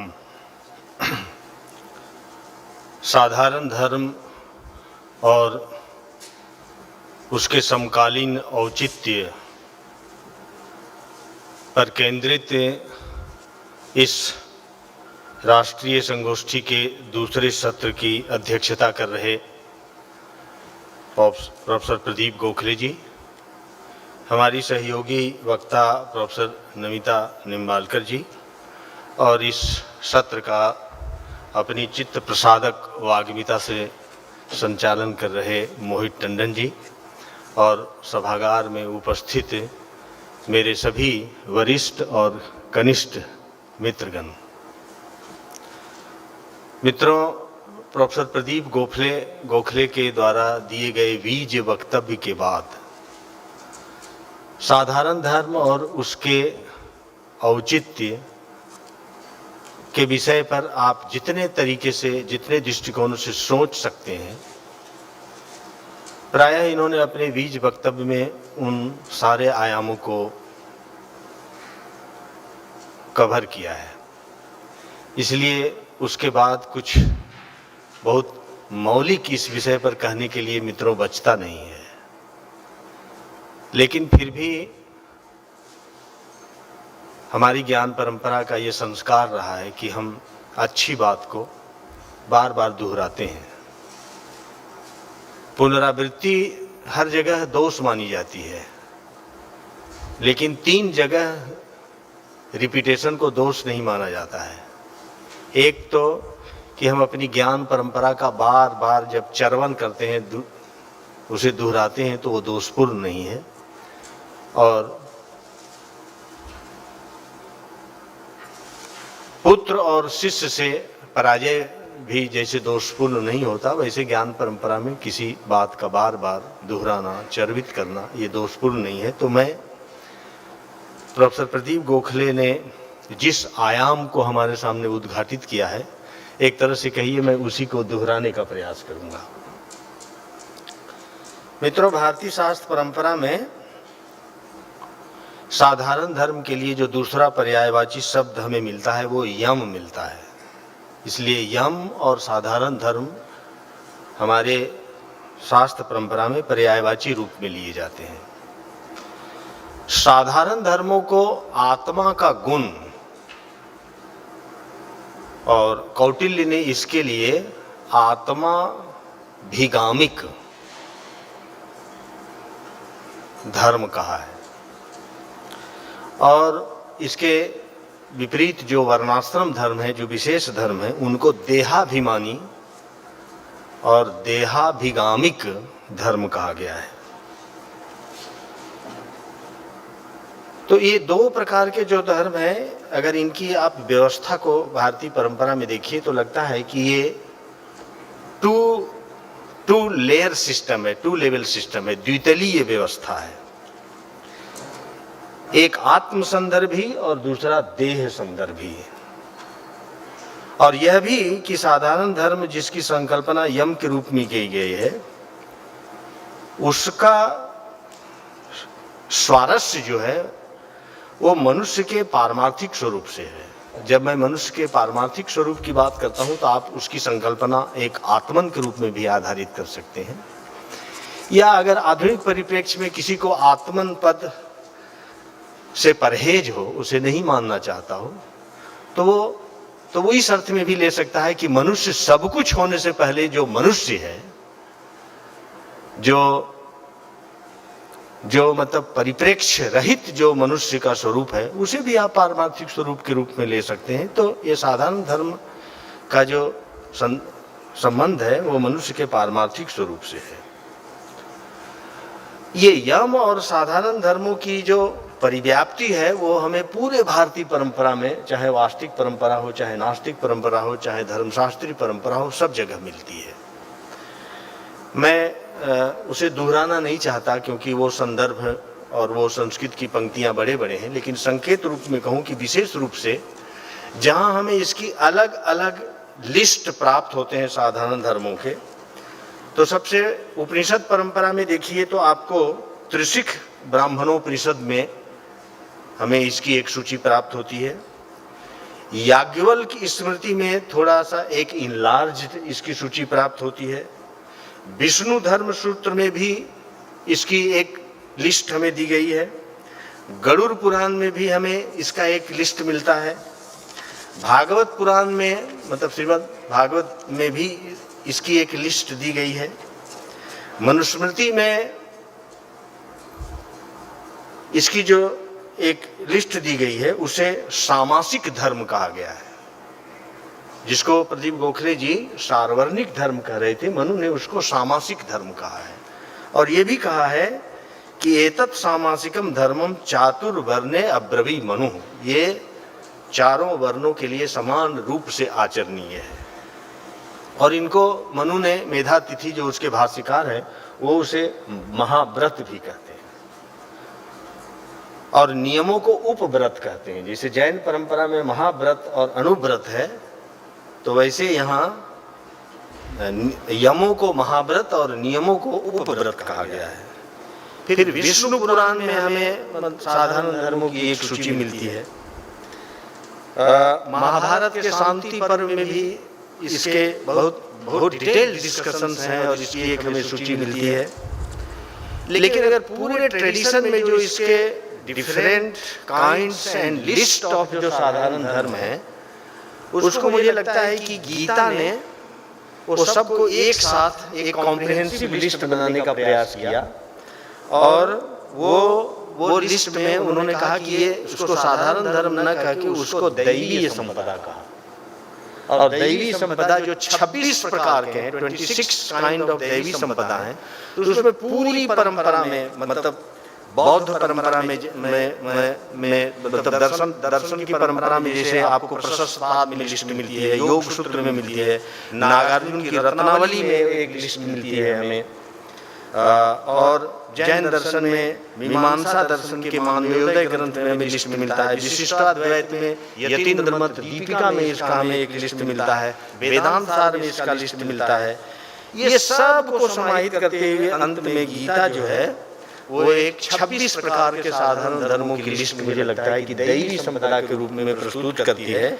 और आप सब लोग जानते होंगे कि अभयम सत्व संशुद्धिर ज्ञान योग व्यवस्थिति दानम दमश्च यज्ञश्च स्वाध्यायस्तप आर्जवम अहिंसा सत्यम क्रोधो त्यागः शांतिर्पैशुनम दया भूतेष्व लोलुपत्वम मार्दवम हृदचापलम तेजः क्षमा धृति शौच मद्रोहो नातिमानिता। ये 26 प्रकार के जो है वो लगता है कि ये पूरी परंपरा को गीता ने यहाँ एक तरह से ध्यान में रख के उसे मतलब एक समाहित करने का प्रयास किया है। यम और जो साधारण धर्म है उनकी जो कुछ हमारी परंपरा में जो उसकी जो सैलिएंट फीचर्स उसके बताए गए हैं वो ये है कि सबसे पहले तो साधारण धर्म है तो उसके विषय में योग सूत्र कहता है कि एते जाति देश काल समयावच्छिन्ना सार्वभौम महाव्रतम। मतलब ये देश काल जाति समय से ये बंधे हुए नहीं है बल्कि ये सार्वभौम महाव्रत है। मनुस्मृति ने कहा कि एतम सामासिकम धर्मम चातुर्वर्ण्ये ब्रवी मनु। मेधा तिथि ने साधारण धर्मों की विशेषता को एक विशेष रूप से बताते हुए ये कहा कि ये जो साधारण धर्म है वो प्रतिषेध रूप है, प्रतिषेध रूपा यमा। और वैशेषिक दर्शन के प्रशस्ताद भाष्य में वो कहते हैं कि ये साधारण धर्म जो है वो अभावात्मक होते हैं, उनके प्रतिपालन से विघ्नों का अभाव सिद्ध होता है, इसलिए वो कहते हैं कि यम जो है वो निषिद्ध निवृत्ति रूप है।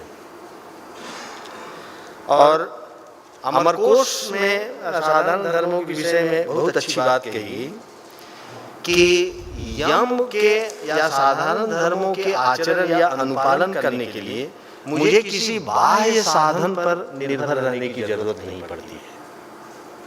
वो बाह्य साधन सापेक्ष नहीं होते हैं। आप अपने शरीर की सीमा में रहते हुए बिना किसी दूसरे के पर आश्रित हुए या अपेक्षा किए आप अहिंसा सत्य ब्रह्मचर्य अपरिग्रह आदि जो यम है साधारण धर्म उनका पालन कर सकते हैं। जबकि नियमों का पालन करने के लिए हमें सदैव साधनापेक्षी होना पड़ता है। ये एक इसकी बहुत ही विलक्षण विशेषता मतलब अमरकोश बताता है कि साधारण धर्मों की ये एक ऐसी विशेषता है। अब मित्रों मतलब ये जो हमारे सामने एक व्यापक साधारण धर्मों की सूची प्रस्तुत की गई है, तो इसको अगर आप प्रॉब्लमेटाइज करना चाहें, जैसा कि बहुत अपने बीच वक्तव्य में आपने बहुत प्रॉब्लमेटाइज किया भी, तो इसको प्रॉब्लमेटाइज करने के बहुत हमारे पास पर्सपेक्टिव बहुत डिफरेंट एस्पेक्ट हमारे सामने दिखाई पड़ते हैं। मैं दो चार मतलब ऐसे प्रॉब्लमेटिक मतलब पर्सपेक्टिव्स को और कंटेक्स्ट को और सिचुएशन को आपके सामने केवल आपको थोड़ा मतलब उत्सुक करने के लिए मैं कहूँगा। कहीं कहीं हमें मिलता है कि मतलब ये जो साधारण धर्म है उसको कहीं कहीं सत्य में, कहीं कहीं अहिंसा में और कहीं कहीं शील में उसको रिड्यूस करने का प्रयास किया गया है अलग अलग स्थान में। जैसे और कहीं कहीं सत्य और अहिंसा को एक दूसरे के विरोध में भी खड़ा किया गया है। और कहीं कहीं इन सारी समस्याओं के समाधान के लिए हमारी शास्त्र परंपरा ये बात प्रस्तुत करती है कि जो कंटेक्चुअल विजडम होता है उसको हम कैसे प्राप्त करें जहाँ ये विरोध हो। इसके विषय में हमें हमारी शास्त्र परंपरा में बहुत संदर्भ प्राप्त होता है। जैसे राम को आप देखें वाल्मीकि रामायण में, तो राम के व्यक्तित्व में जो धर्म सबसे अनुशय रूप से रहता है वो सत्य है, और बाकी जितने भी धर्म और सद्गुण हैं वो उसके अनुशयी रूप में होते हैं। इसीलिए राम को सत्य संधि, सत्य व्रती, सत्य प्रतिज्ञ, सत्य प्रतिश्रव कहा जाता है। अब राम की संकल्पना ये है कि सत्यमेवेश्वरो लोके, सत्ये धर्म सदाश्रितः, कि इस लोक में सत्य ही ईश्वर है और धर्म जो है वो सत्य पर आश्रित होता है। और इस सत्य का वो उल्लंघन नहीं करना चाहते। कितना बड़ा भी ग्लोबल डिजास्टर क्यों न हो जाए, लेकिन राम सत्य का उल्लंघन नहीं करते। वो कहते हैं कि लक्ष्मीश्चंद्रा तपेद्यावा हिमवान वा हिमं त्यजेत अतियात सागरो वेलाम न प्रतिज्ञाम अहं पितु, कि मतलब चंद्रमा की रोशनी उष्ण हो जाए, हिमालय के सारे बर्फ पिघल जाएं और समुद्र अपनी मर्यादा का उल्लंघन कर दे, तब भी हम सत्य से इधर उधर डेविएट नहीं हो सकते। दूसरी तरफ महाभारत में देखिए एकदम जस्ट इसके विपरीत, जैसे वो कहते हैं कि सत्य धर्म सदाश्रितः, तो महाभारत कहेगा कि यतो धर्म ततः सत्यम। यहाँ धर्म व्यापक है और सत्य व्याप्य है। और वो कहते हैं कि सत्य बोलने से यदि अमंगल उत्पन्न हो रहा हो चुप रहना चाहिए, चुप रहना भी संभव न हो तो असत्य बोलना चाहिए। तत्रानृतम भवेत् सत्यम, सत्यम चाप्यनृतम भवेत्। और वो कंटेक्स्ट है कि सत्यवादी कौशिक ऋषि जब कुछ डाकुओं को ये बताते हैं कि राहगीर इधर चले गए, तो वो सत्यवादी थे, उन्होंने सत्य का पालन किया और इसका परिणाम ये हुआ कि वो सारे डाकू जाके उनकी हत्या कर दिए। तो ये महाभारत में प्रसंग है श्री कृष्ण की, जब युधिष्ठिर गांडीव की भर्त्सना करते हैं तो अर्जुन अपना खड्ग खींच के युधिष्ठिर के वध के लिए तैयार होता है। तो वहाँ ये सुनाते हैं कि ये जो प्रतिज्ञा सत्य है ना, अगर वो अमंगल उत्पन्न कर रहा है तो उस सत्य को छोड़ देना चाहिए। लेकिन वहाँ कहते हैं कि ये जो सत्यवादी कौशिक हैं उन्होंने सत्य का आधार लिया, सत्य का प्रश्रय लिया, लेकिन अगर उससे अमंगल उत्पन्न हुआ तो ऐसे सत्य का मुझे त्याग करना चाहिए। तो मुझे क्या करना चाहिए? तो वहाँ सर श्री कृष्ण ने एक बहुत गंभीर शब्द का प्रयोग किया, कहा कि सत्यवादी कौशिक जो है वो धर्म विभाग नहीं जानते। अगर वो धर्म विभाग जानते तो ऐसा नहीं करते। ये धर्म विभाग का मतलब ये है कि देखिए कंटेक्चुअल विजडम कैसे होता है कि प्रत्येक परिस्थिति का जो अपना सत्य होता है, हर एक परिस्थितियों का अपना सत्य है। सत्य का ऐसा कोई यूनिवर्सल फॉर्म नहीं है। हमारा जो बिहेवियरल लाइफ है, हमारा जो कर्ममय जीवन है, उसमें हर परिस्थितियों का अपना एक सत्य होता है जो बाइनरी से ऊपर होता है। उसको पहचानने का जो विवेक होता है वो धर्म विभाग होता है। एक जगह आपको मिलेगा कि सारे साधारण धर्मों को सील में रिड्यूस किया गया। मैं बहुत विस्तार में इसकी व्याख्या न करके मैं अपनी बात एक छोटी सी कथा के माध्यम से आपको बताऊं कि इंद्र और प्रहलाद की एक कथा है कि जिसमें सील गुण पर विजय प्राप्त करके प्रहलाद ने इंद्र को अपदस्थ कर दिया था। अब अपदस्थ इंद्र जो थे वो फिर से उस अपनी गद्दी को प्राप्त करना चाहते थे। तो वो एक ब्रह्मचारी या ब्राह्मण का वेश करके प्रहलाद के पास गए कि मुझे आप शिक्षा दीजिए, और वो गुरु शुश्रूषा इत्यादि किए तो प्रहलाद प्रसन्न हो गए। और प्रसन्न होने के बाद कहे कि आप मैं प्रसन्न हूँ, तुम मुझसे मांगो। तो कहा कि आप मुझे अपना सील गुण दे दीजिए। तो जो ही प्रहलाद ने ये मस्तु कहा सील गुण, फिर से इंद्र के पास वापस आ गया। तो उस कथा में दिखाया गया कि 5 मृण्मयी स्वर्ण मूर्तियां प्रहलाद के व्यक्तित्व से एक एक करके निकलती हैं और प्रहलाद वहां शिथिल पड़ते जाते हैं। पहली जो मूर्ति निकली स्वर्णमयी मूर्ति, तो इनका तेज समाप्त हुआ। तो उन्होंने पूछा कि आप कौन हैं, कहाँ जा रहे हैं? तो कहा कि मैं सील हूँ और जिस ब्राह्मण को तुमने ये दे दिया मैं उसके पास जा रहा हूँ। थोड़ी दूर के बाद फिर एक स्वर्णमयी मूर्ति प्रहलाद के व्यक्तित्व से बाहर आती है। फिर वो तेज विहीन होते हैं, कहते हैं आप कौन हैं? तो उन्होंने कहा कि मैं सत्य हूँ। तो आप कहाँ जा रहे हैं? तो उन्होंने कहा कि सील के आश्रय में मैं रहता हूँ, इसलिए मैं वहीं जा रहा हूँ। फिर तीसरी मृण्मयी मूर्ति निकलती है और पूछते हैं आप कौन हैं? कहता है मैं धर्म हूँ। तो आप कहाँ जा रहे हैं? तो उन्होंने कहा कि मैं सत्य के अधिष्ठान में रहता हूँ, इसलिए मैं वहीं जा रहा हूँ। अभी देखिए ये कथा जो है वो हमें एक विश्लेषण का अवसर देती है कि भारतीय परंपरा में किस तरीके से सील गुण को आधार बना के सारे साधारण धर्मों को के फाउंडेशन में उसको रखा गया। महाभारत में एक प्रसंग में मुझे पढ़ते पढ़ते सर मिला कि जहाँ सत्य की व्याख्या करते हुए कहा कि सत्य जो है वो कोई अपने आप में कोई सिंगुलर टर्म नहीं है या सिंगुलर मीनिंग इसका नहीं है। उन्होंने बताया कि सत्य 13 प्रकार के साधारण धर्मों का संकुल है, उसको सत्य कहा। क्योंकि हम लोग सत्य की व्याख्या में शाब्दिक व्याख्या करने में ना ट्रूथफुलनेस, ट्रस्टवर्दीनेस और knowledge in accordance with object बहुत तरह के हम लोग करते हैं। लेकिन महाभारत में पहली बार मुझे मिला कहा कि सत्य का मतलब होता है 13 प्रकार के साधारण धर्मों का संकुल, कॉम्बिनेशन, वो सत्य है। ये साधारण धर्म और में कभी कभी जब विरोध उत्पन्न होता है या आत्माभिगामिक और देहाभिगामिक धर्मों के बीच में कभी जब विरोध होता है तो विवेक हमारा जो प्रैक्टिकल विजडम है वो कैसे प्रभावित करता है, इसको इस बात को कहने के लिए भी मैं एक छोटी सी कथा सुनाऊंगा। महाभारत में कथा है बाज पक्षी और उसीनर राजा की। एक बाघ पक्षी एक कबूतर को दौड़ाता है, उसको वो भक्षण करना चाहता है। वो कबूतर दौड़े दौड़े उसीनर राजा के राज दरबार में चला जाता है। अब कबूतर कहता है कि आप राजा हैं और शरणागति की प्राण रक्षा करना आपका राजधर्म है।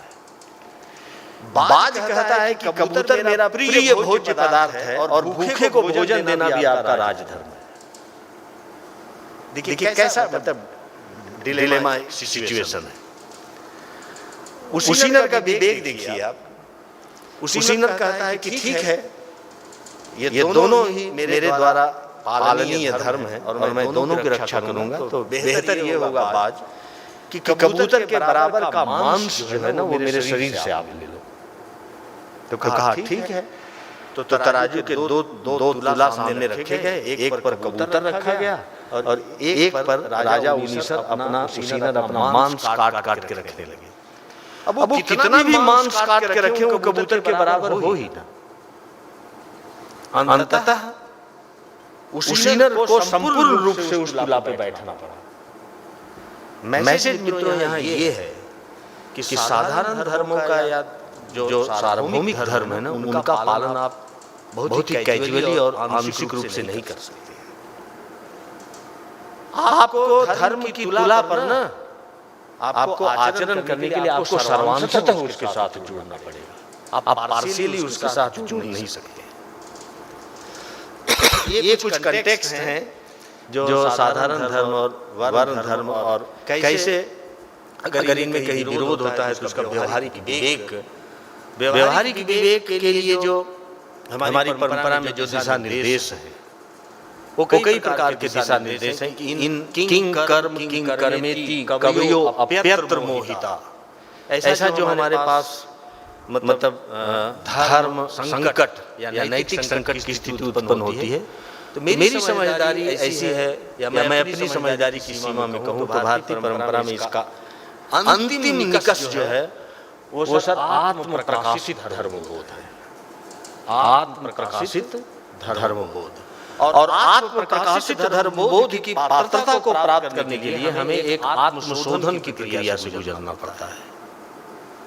और यही बात मतलब अपनी परंपरा में कई जगह दोहराई गई है। जैसे महाभारत में कहा गया कि श्रुतियो भिन्ना स्मृतियो भिन्ना नैको मुनिर्यस्य मतः प्रमाणम धर्मस्य तत्वं निहितं गुहायां महाजनो येन गतः प्रपन्था। ये महाजन का जो पथ है ना, अनुकरण करने का पथ नहीं है। महाजन का पथ महाजन बनने का पथ है, यह अनुकरण का पथ नहीं है। इसी बात को मनुस्मृति भी कहते हैं कि श्रुति स्मृति सदाचार श्रश्च प्रियमात्मा, कि स्मृतियां और सदाचार की परंपरा भी आपको नैतिक संकट से अगर नहीं उबारती है तो आपकी अंतरात्मा की जो आवाज है ना, अगर आप उसे सुनने में समर्थ हैं। इसीलिए गांधी कहते थे कि मैं हर क्षण सत्यनारायण की वाणी को सुनना चाहता हूँ। ये सत्यनारायण वो 7 अध्याय वाले भगवान नहीं है, वहां सत्यनारायण का मतलब है अंतरात्मा की आवाज। और यही बात कालिदास कहते हैं बहुत अच्छे ढंग से शकुंतला और दुष्यंत के प्रेम प्रसंग के निर्णय में कि सताम संदेह पदेषु वस्तुषु प्रमाणमन्तःकरण प्रवृत्तया। यह सज्जनों का जो शुद्ध अंतःकरण होता है ना, वही प्रमाण होता है। क्योंकि ये जो धर्म का पथ है ना, वो गहरे पानी में जैसे मछली तैरती है और उसका पथ दिखाई नहीं पड़ता, इसलिए धर्म का पथ जो है वो गहरे पानी में मछली के तैरने की तरह होता है। अहिरेव पथ, जैसे सांप चलता है तो अपने पीछे कोई पदचिन्ह नहीं छोड़ता, उसी तरीके से धर्म का पथ जो होता है वो पदचिन्ह छोड़ने वाला नहीं होता। इसलिए अनुकरण का पथ नहीं है वो, उसमें आत्मशोधन की प्रक्रिया से आपको वो बनना पड़ता है, आपको होना पड़ता है।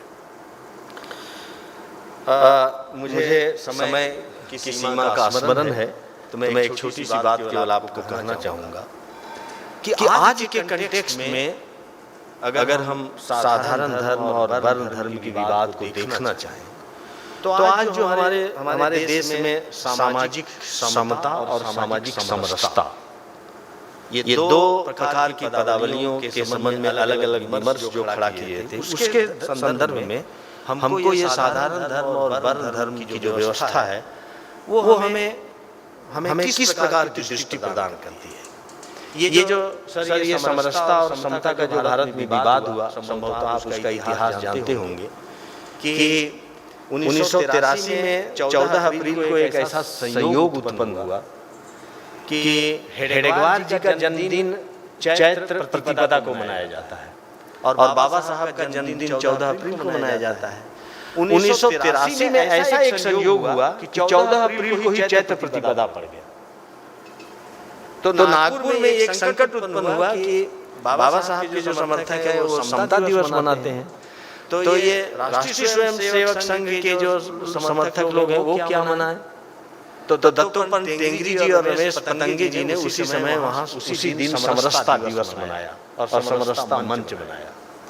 और इस समरसता के संगठन सूत्र को उन्होंने 1984 में प्रयाग में एक धर्म संसद किया और वहाँ धर्माचार्यों के माध्यम से एक संगठन का सूत्र दिया समरसता का, और वो चार मतलब कोटेशन फ्रेज हैं कि हिंदवः सहोदराः सर्वे न हिंदू पतितो भवेत्, हिंदू रक्षा मम दीक्षा मम मंत्र समानता। ये हिंदू समरसता का जो मंच बना, ये संगठन सूत्र बना। अब आप ये देखिए कि भारत में समरसता का जो ये विचार है और जो ये विचार सामने लाया गया, मुझे लगता है ना कि भारत में समरसता का विचार सर कभी भी इस प्रकार के, इस अर्थ में धर्म और संप्रदाय केंद्रित विचार भारत में समरसता का नहीं रहा है। इसलिए कभी कभी मुझे लगता है कि समरसता के विचार को भारत में इस तरीके से एक संकीर्ण दायरे देखना स्वतः अपने आप में अभारतीय विचार है। क्योंकि आप सबको मालूम होगा कि ऋग्वेद की शुरुआत अग्निमीळे पुरोहितम से होती है, लेकिन ऋग्वेद का अंत कहाँ होता है? ऋग्वेद का अंत होता है कि समानो मंत्र समिति है, समानी समानम मनः सह चित्त में साम, समानम मंत्र भिमंत्रे वह समाने न वो हविषा जुहोमि, समानी च आकृति है, समाना हृदयानि वह, समान वस्तु को मनो यथा वह सुसहासति। तो समता का ये कैसा चराचर संवेदी आदर्श है, चराचर संवेदी आदर्श है। ये कोई एंथ्रोपोसेंट्रिक या कास्ट सेंट्रिक या कम्युनिटी सेंट्रिक आदर्श भारत में कभी भी समरसता का नहीं रही। और इसीलिए इसी समरसता के आदर्श पर आप भारतीय संस्कृति के एक लंबे इतिहास को देखिए तो भारतीय संस्कृति का इतिहास समरसता में जीने का इतिहास ज्यादा रहा है, समरसता में जीने का इतिहास ज्यादा रहा है। लेकिन समानता का प्रश्न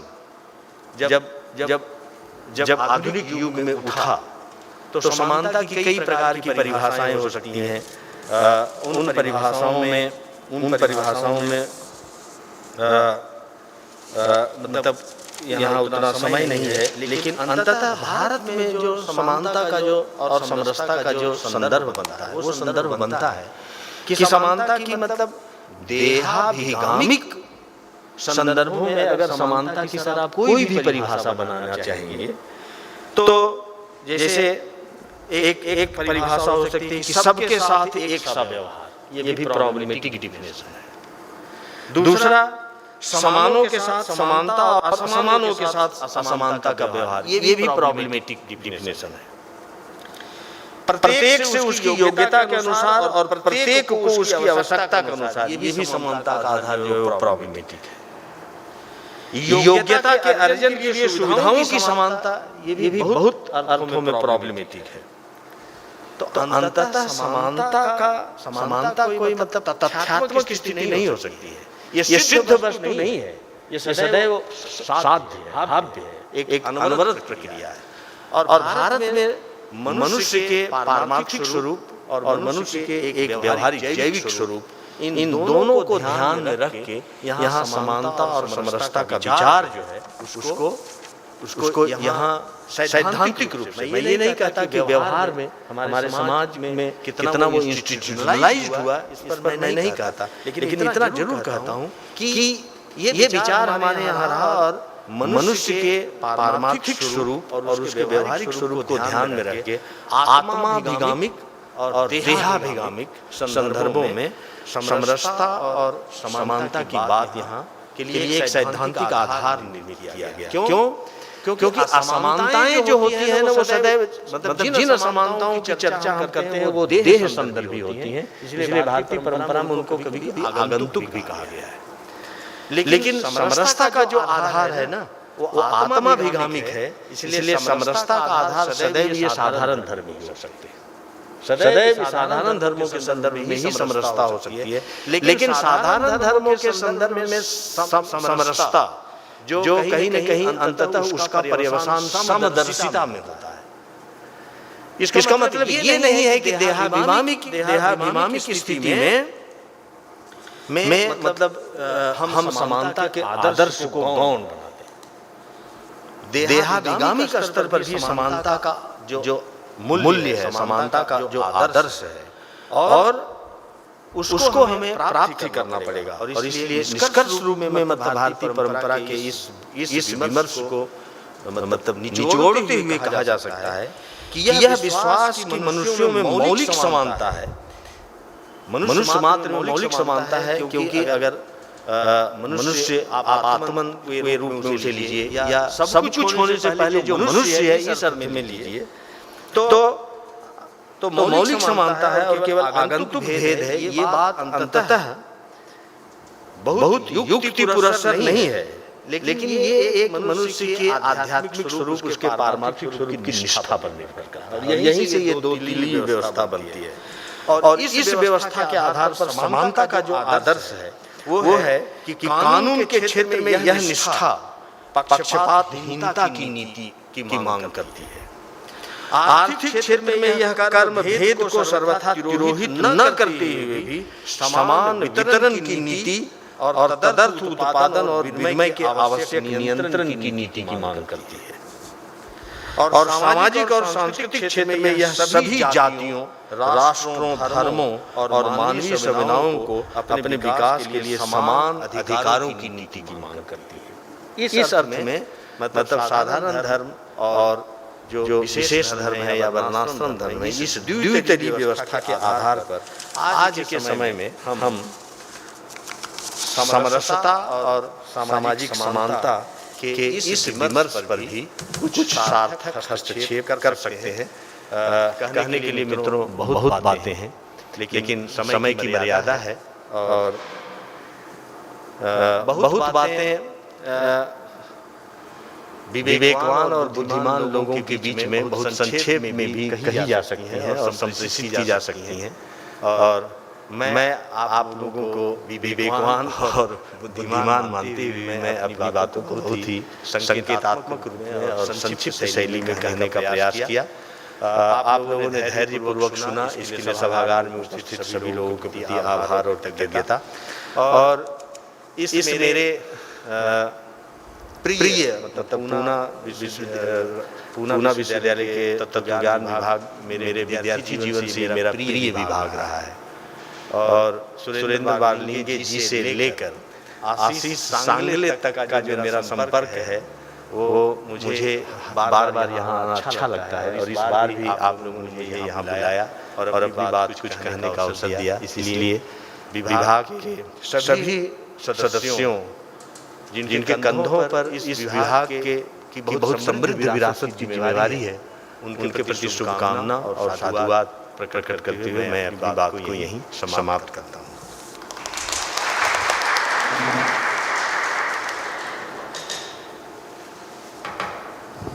धन्यवाद प्रोफेसर अंबिका दत्त शर्मा जी।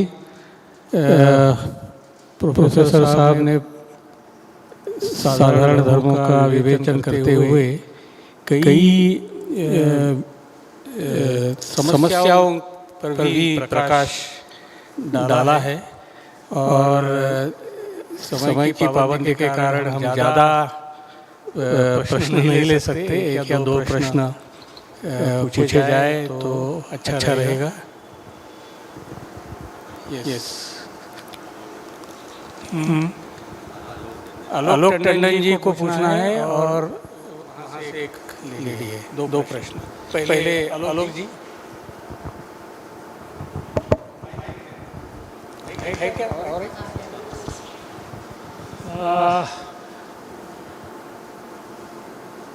अंबिका दत्त जी को बहुत बहुत साधुवाद कि उन्होंने साधारण धर्मों का एक विस्तृत डिस्क्रिप्शन हमको दिया। लेकिन इसमें जो कमी है वो जैसा कि गोखले सर ने कहा था कि इनके केंद्रीय साधारण धर्म के मूल्य क्या है, जैसे सत्य और अहिंसा। अगर इन सभी को हम महत्व प्रदान करेंगे तो समस्याएं और जटिल हो जाएंगी। तो अगर कोई केंद्रीय मूल्य हो तो बात बनती है कि हम दूसरों को उसके बाद स्थान देंगे, प्रायोरिटी देंगे। लेकिन बड़ी समस्या जो है जिसको इसमें इशारा भी नहीं किया गया और चर्चा भी नहीं, और जिसके लिए हम यहाँ आए हैं कि साधारण धर्म और वर्णाश्रम धर्म में जो अंतर्विरोध है उसका क्या हाल है। क्या हम साधारण धर्म को प्राथमिक मानते हुए आज वर्णाश्रम धर्म को छोड़ने के लिए तैयार हैं? हमारा प्रश्न है। धन्यवाद।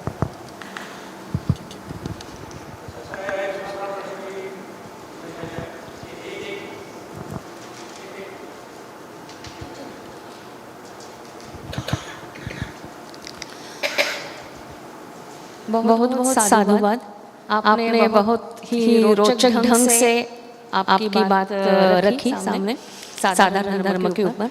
मैं आपसे सिर्फ ये जानना चाहती हूँ कि शुरू में ही आपने बताया कि यम और साधारण धर्म जो है वो पर्यायवाची शब्द है और नॉर्मली यम ये नेगेटिव इंजंक्शन के रूप में हम जानते हैं। तो पॉजिटिव इंजंक्शन के बारे में आप कैसे बताएंगे?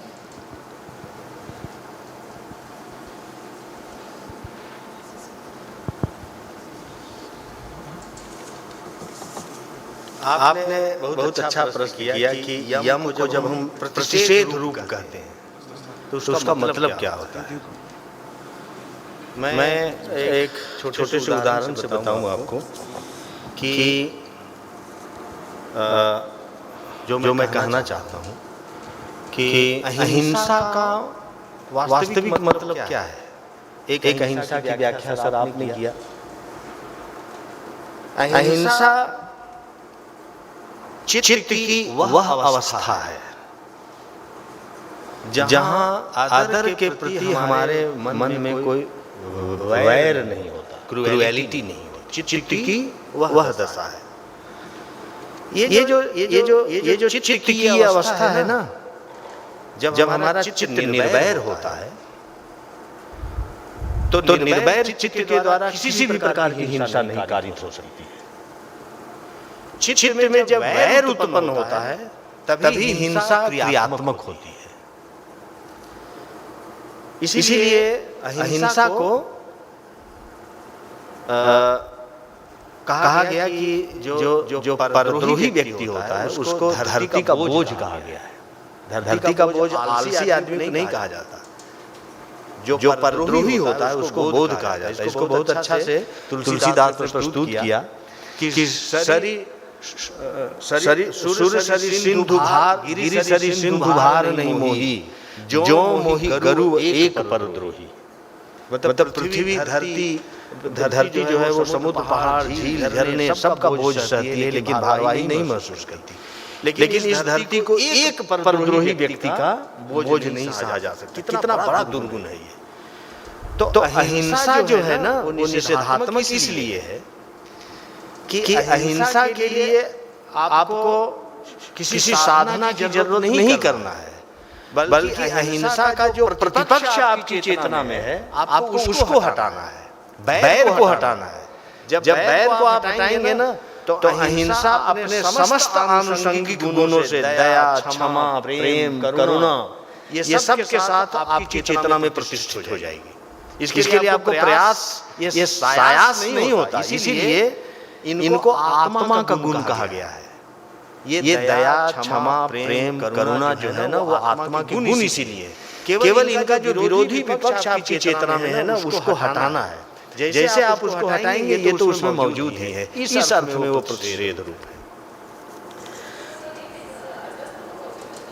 जी टंडन जी ने जो प्रश्न खड़ा किया उसका मैं समझता हूँ कि वो अपना जब व्याख्यान देंगे तो स्वयं इसका उनको इस समस्या का विस्तार करना चाहिए।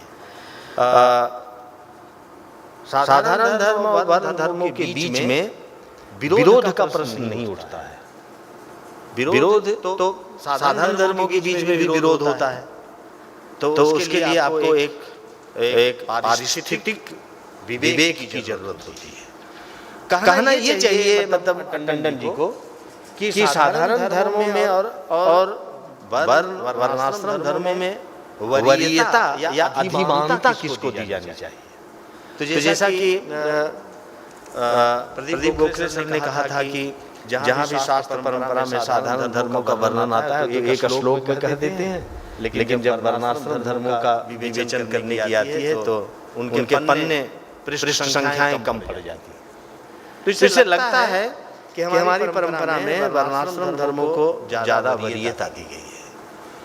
बहुत सारे ऐसे कंटेक्स्ट हमको मतलब अपने शास्त्र परंपरा में मिल सकते हैं जहाँ ये दिखाया जा सकता है कि देखिए ये कंटेक्स्ट ऐसा है जिसमें वर्णाश्रम धर्म को वरीयता दी गई है।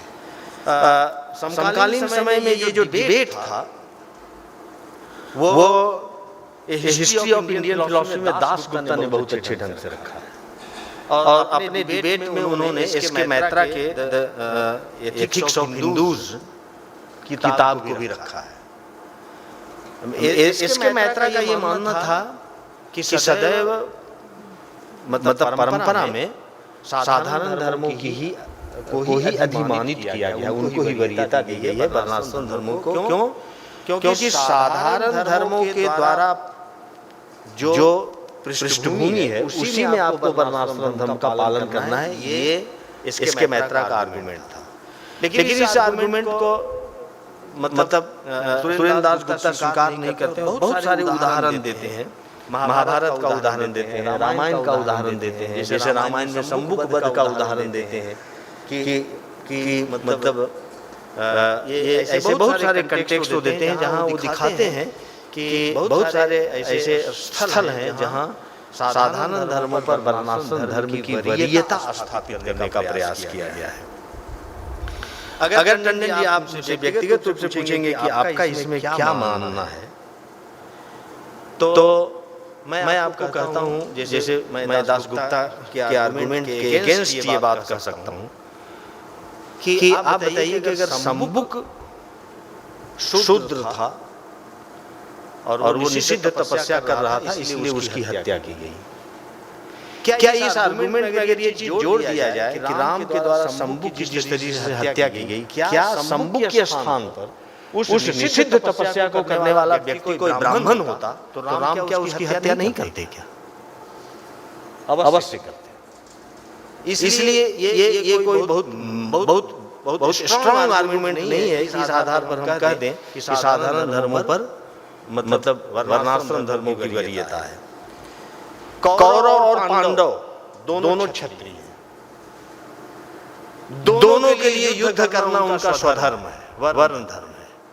तब तो दोनों के द्वारा जो हत्याएं की जा रही है, युद्ध किया जा रहा है, उसको हमको जस्टिफाई मानना पड़ेगा। तब फिर किसके द्वारा युद्ध किया जाना जुडिशियस है और किसके द्वारा नहीं है, जुडिशियस नहीं है, इस प्रॉब्लम को हम कैसे सॉल्व करेंगे? तब तो दोनों के द्वारा युद्ध किया जाना जायज होगा, जबकि एक अधर्म के पक्ष में युद्ध कर रहा है, एक धर्म के पक्ष में युद्ध कर रहा है। मेरा ऐसा मानना है कि मनुष्य ब्राह्मण, क्षत्रिय, वैश्य, शूद्र, मध्य प्रदेशी, महाराष्ट्रियन, तमिल, स्त्री, पुरुष, हिंदी भाषी, तमिल भाषी, मलयालम भाषी, इन सब होने से पहले आखिर मनुष्य का एक स्वरूप तो वही है ना, जो पर्सपेक्टिवलेस मनुष्य है, वो केवल मनुष्य है। तो केवल मनुष्य होने के नाते भी तो उसका कोई धर्म है, और वही धर्म तो साधारण धर्म है। तो ऐसी स्थिति में मनुष्य होने के बाद जो कुछ भी आप अर्जित कर रहे हैं, अगर भारतीय परंपरा उसको आगंतुक कहती है और देहाभिगामिक कहती है, इसमें क्या आपत्ति है? चार्ल्स टेलर ने सर एक आर्टिकल लिखा था जो बहुत ही विवादास्पद हुआ दुनिया में, पॉलिटिक्स ऑफ रिकॉग्निशन, जिसमें वो ह्यूमन डिग्निटी और ह्यूमन ऑनर के कॉन्फ्लिक्ट को बताया। टंडन जी आप उसके भी आर्टिकल पढ़िएगा तो आप पाइएगा कि जो क्वेश्चन ऑफ ह्यूमन ऑनर है, it is related to varnashram type dharma, and question of human dignity is initially related to the concept of bare man. तो ये जो कंफ्लिक्ट आता है ना कि हम डिग्निटी पर ऑनर को वरीयता दे या ऑनर के ऊपर डिग्निटी को वरीयता दे, तो मेरा ऐसा मानना है कि मनुष्य सब कुछ होने से पहले मनुष्य है, इसलिए उसके मनुष्य होने में जो सार्वभौम साधारण धर्मों की बात की गई है, उसे सदैव उसको उसकी वरीयता दी जानी चाहिए। धन्यवाद भाई टंडन साहब, और मैं आशा करता हूं कि यदि मेरे उत्तर से आपको संतोष न प्राप्त हुआ होगा तो हम आपसे अपेक्षा करते हैं कि आप जब व्याख्यान देंगे इस समस्या को और आप एलोबरेट करने का अवश्य प्रयास कीजिएगा, हमें प्रतीक्षा रहेगी। धन्यवाद।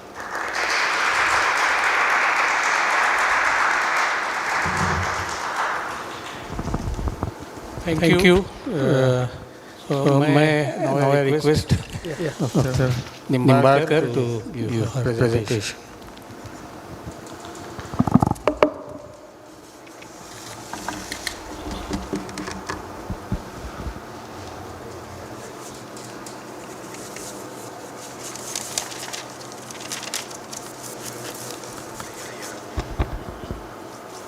Good afternoon, everyone. I'll just make an arrangement. I don't want this. Okay, fine.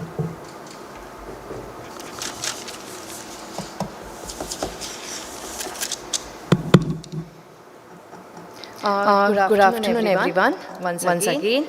And the title of my talk is Sadharana Dharma and Sustainability, Environmental Wisdom in Hindu Philosophy. After listening to the stalwarts of the day, both Professor Gokhale as well as Professor Ambika Dutt Sharma, I know where I stand. And I know it's a very, very tough job for me to keep you engaged with the kind of an interactive session that Professor Ambika Dutt had with you very recently, that is just now. To talk about Sadharana Dharma and to speak about it in the context of environment, the question that I need to ask is that does Sadharana Dharma, and over here I would make reference to compassion, to ahimsa, or truthfulness, does it apply even to the extended biotic and abiotic world? Is Sadharana Dharma only limited to humans, or is Sadharana Dharma also extended or applicable to the rest of the environment?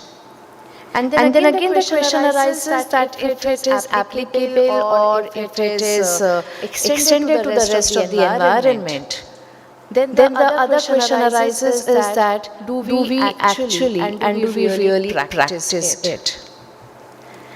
Because when we speak about it, the biotic and the abiotic world, for centuries, every civilization has witnessed that the value of human life is the maximum, and the value of the biotic and that is the abiotic world which is there is the minimum. Wars are witness to it, be it any kind of wars, whether fought at the national, international, regional levels, or even when we talk about the harm that takes place on the animals during natural calamities. Very recently we have seen about the California fire that had engulfed the region of California. And much efforts were made to protect the lives of humans. But what about the lives of the animals over there? The same extends to the life of various animals, plants, water bodies, oceans, and various such components. And then the question arises that is Sadharana Dharma limited, restricted only to the humanity or to human beings?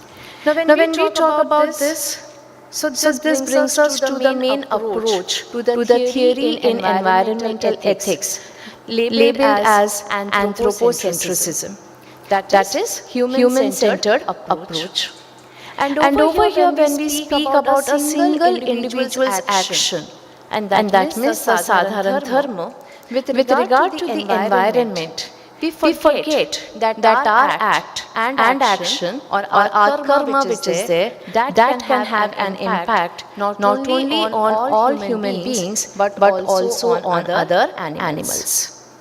If we look at nature having an intrinsic value, if we look at nature as having a sacred value, then the question arises, should we treat nature in a cost-benefit analysis perspective?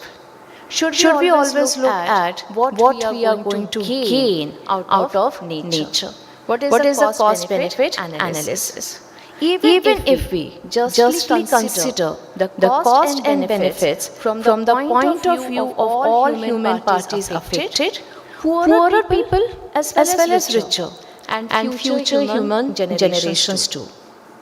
When we speak of the idea of justice, so we find that this idea of justice for all human beings is not new to most of the world religions. And much of the time when I speak of environmental ethics, I speak about it with the intersection of environmental ethics and religion. But many have just begun to explore the conceptual resources of their sacred text or oral traditions for a non-anthropocentric environmental ethics. So there are words of wisdom over there. This search for faith-based environmental ethics, whether anthropocentric or non-anthropocentric, is sometimes called the greening of religion. So we are giving the color green to it, that is associated with nature. We are aware that environmental problems do not respect political boundaries. It doesn't make a distinction that whether it is in India or it is in Pakistan or it is in Burma or it is in Bhutan. So those kind of political boundaries is not there. They also cross environmental issues, also cross boundaries of religion and culture. Environmental ethics, as we are all aware, began as a distinct discipline subject of inquiry from the 1970s onwards, and ever since we talk about the industrialized civilization. Similarly, in the environmental arena, if a mutually enhancing relationship between human civilization and the natural environment is to evolve, environmental law and regulation must be complemented and supplemented by environmental moral sensibility and by what Aldo Leopold called it as ecological conscience. This reminds me of what Professor Gokhale in morning has spoken about, that when we speak of Sadharana Dharma, it extends even to legal aspects, it extends even to various other aspects of our life. Jurisprudence. Though the people of the earth are all members of one species and share one ecologically integrated planet, we live nevertheless in many and diverse worlds. The revival and deliberate construction of environmental ethics from the raw materials of indigenous, traditional and contemporary cognitive culture represents an important and essential first step in the future movement of human material cultures towards a more symbiotic relationship, however incomplete and imperfect, with the natural environment. We are all marching towards this. We are trying to march towards that. The effort to mutually tune the resulting diverse environmental ethics to achieve some orchestration of the chorus of voices, singing of a human harmony with nature, represents an important and essential second step towards the same goal. Similarly, when we look at the medieval social, economic and political institutions, we find that the attitudes and values that are there of the modern social, economic and political realities currently thwart the expression of incipient postmodern ecological attitudes and values. A re-examination of human history and prehistory from an ecological perspective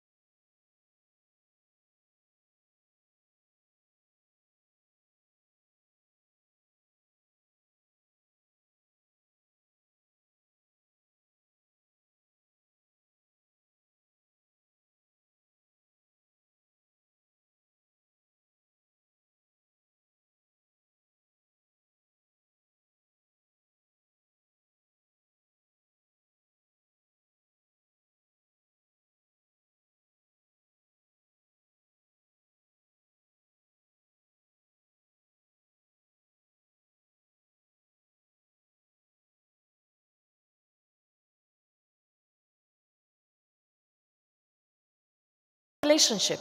And when we speak of this symbiotic relationship, harm to the environment, it comes back to us in a greater measure when we talk about harms to the humans also. And environmental ethics that take into account the impact of human actions directly upon non-human natural entities and nature as a whole is called as an ecocentric environmental ethics. Now, this ecocentric environmental ethic is supported by the evolutionary as well as ecological, foundational, and cosmological dimensions of the presently evolving postmodern scientific worldview. Taking into consideration that there is a paucity of time, and then I will come directly, I'll skip a major part of my paper and I'll come to the next part, that is when we speak of the Hindu sacred text, starting from the Vedas, that speaks extensively about the sanctity of the earth, the rivers and the mountains. The text on Dharma earnestly exhort people to practice non-violence towards all beings. Other text speaks of the joys of a harmonious relationship with nature. Temples are large economic centers with endowment of millions. Many have had a clout for over a millennium. We have devotees, pilgrims and politicians who donate liberally to these centers. Finally, there are gurus too. In most of these places, we find that an exhortation is made to worship and to treat nature as sacred. However, everyone's experience is the same in India, that when we go to these places of worship, many a times, instead of finding calm, we get disturbed. And the disturbance is due to the immediate environment of the temples, and that is a result of the devotees who visit it. In most Hindu traditions, earth is to be revered, for she is a mother. Mother Earth, known by many of her names like Bhu, Bhumi, Prithvi, Vasudha, Vasundhara, Avni, is considered to be Devi or goddess. She is seen in many temples together with Lord Vishnu in South India and is worshipped as his consort. She is to be honored and respected. Classical dancers, after pounding on the ground during a concert, touch the earth reverentially to express their esteem for the earth. The earliest sacred texts, the Veda, have inspired hymns addressed to the earth. The ethical texts have many injunctions that are directly relevant to environmental problems. Many of them stress the importance of non-violence towards all creatures. Non-violence in thought, word and deed is considered to be the highest of all forms of righteousness or dharma. Normative non-violence, if followed, would inevitably promote biodiversity. I am here also reminded of Vandana Shiva and the work on ecofeminism that she has done. And when she talks about, she tries to bring about a parallel situation between the exploitation of the women and the exploitation of the planet. And she makes a very bold statement. And she says that just as women are raped, we are raping the nature. We are raping Mother Earth. So when this kind of statements are made, when this kind of theories are propounded, it really forces us to think that what is our relationship with nature? Is it only in word forms, or do we really practice it? Nor are other more specific ethical injunctions lacking in Hindu traditions. Manu, the lawgiver, says, impure, I quote, and try to understand it in the context of what we do to the environment. Impure objects like urine, feces, spit, or anything which has this element, blood or poison, should not be cast into water. Our behavior goes to the contrary of it. We are not remembering the injunction that has come down to us from Manu. Ritual and devotional resources that privilege the natural environment abound in the Hindu tradition. The protection of groves and gardens, as well as pilgrimage to sacred and pure places, is recommended in many Hindu communities. The Puran and the epics mention specific places in India as holy and charged with power. Many Hindu texts say that if one lives or dies in the holy presence of a sacred place, one is automatically granted supreme liberation. During the breakfast time, we were having a discussion, And Professor Ambika Dutt Sharma says that he is now going to settle down in Banaras once he retires. And the reason for settling down in Banaras is definitely one of this aspect, that when you settle down at such kind of holy places, definitely the future life or the future birth will be, I hope that you attain moksha, but then the future life is going to be much more better. That is what is expected, or that is what the thought process is all about. Many Hindu texts there are lists of such cities and villages. Many lists are regional, but some are pan-India and span the subcontinent, creating networks of sacred spaces and consolidating the various Hindu communities. In a related way, the 5 elements of nature, that is Prithvi, Apa, Tej, Vayu, Akash, are also considered as sacred. Rivers are particularly revered. The many texts that focus explicitly on dharma or righteous behavior were composed in the first few centuries of the Common Era. In addition to this, we find that the epics of Ramayana, Mahabharata and Puranas also focus on dharma. Other scriptures have encouraged the planting of trees, condemned the destruction of plants and forest, and said that trees are like children. In this context, I will quote a passage. A passage from the Matsya Purana is instructive. The goddess Parvati planted a sapling of the Ashoka tree and took good care of it. She watered it, and it grew well. The divine beings and sages came and told her, "O goddess, almost everyone wants children. When people see their children and grandchildren, they feel they have been successful. What do you achieve by creating and rearing trees like sons?" Parvati replied, "One who digs a well where there is little water lives in heaven for as many years as there are drops of water in it. One large reservoir of water is worth 10 wells. One sun is like 10 reservoirs, and one tree is equal to 10 suns. This is my standard, and I will protect the universe to safeguard it." Ask ourselves, how many trees, how many saplings are we really taking care of? And when I talk about it to my students in my class, I say that just small steps, like fine, we know that there is paucity of space, the society have their own rules and regulations about it, but then again, wherever possible, we can, within the small areas, plant at least saplings inside our homes. And there are so many ways we can take care of it. The words of Parvati are relevant today. Trees offer more than aesthetic pleasure, shade, and fruit. They are vital to maintain our ecosystem, our planet, our well-being, and Parvati extols them by saying they are comparable to 10 suns. The Puranas differ in the number and descriptions of hell. I'll I'll skip a part of it. I'll just talk one or two more things, and then I will I'll conclude. Kautilya's Arthashastra prescribes varying levels of fine for those who destroy trees, groves, and forests. Do we have such kind of rules and regulations in the common times? Do we have such kind of rules and regulations wherein if we cut down the trees, we pay the fines for it? Many a times for development projects, large number of trees are to be cut down. Very beautifully today, as we were traveling from the airport to the university, I found that there are so many old banyan trees, and so many of those banyan trees have so many stories to tell us if we only sit down and listen to them. So we find that for cutting of the tender sprouts of fruit tree, flower trees or shady trees in the parks near a city, a fine of 6 panas shall be imposed.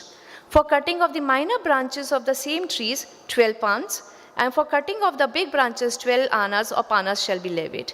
Cutting of the trunk of the same shall be punished with a fine between 48 and 96 pans, and felling of the same shall be punished with a fine between 200 to 500 panas. For similar offences committed in connection with the tree with which mark boundaries or which are worshipped, double the above fines shall be levied. Now, despite these exhortations, the 20th century, this is the last concluding paragraph, despite these exhortations, the 20th century has seen mass destruction of trees. In the deforestation that has occurred in the Himalayas and in the Narmada basin, there has been a tragic transgression of Dharma, a transgression of Sadharana Dharma too. Temples are now in the forefront of reforestation movement, urging devotees to plant saplings. We have looked at some of the narratives, ritual, philosophical, and ethical resources in the Hindu traditions that could help us fashion a respectful and reciprocal relationship with natural world. We know that the environmental problems that India is facing and even the world that is facing are tremendous. But there is also no doubt that religion can be looked as a potential resource for raising people's consciousness about these problems. If every religion thinks about it, so if we talk about the church sermons that are there, if we talk about the sermons that takes place in the masjid or at synagogue and various other places, religion can really be used as a potential resource. Of course, Hindus, like people of other faiths, have been delightfully selective in the ways in which they have used scriptures, practices, and modern technology. Pointing out the scriptural resource does not mean they will be incorporated into an effective worldview. In what follows, we find that, as I conclude with what Rosemary Reuter has stated, and she points out there is not ready-made ecological spirituality and ethic in past traditions. We have to work on it, and we have to see that how we can convert or talk about this Sadharana Dharma also becoming as a part of a Vishesh Dharma. And as every now and then when we speak of culture, we are all aware that culture is not something that is static. It is something that is changing itself. It is something that is moving.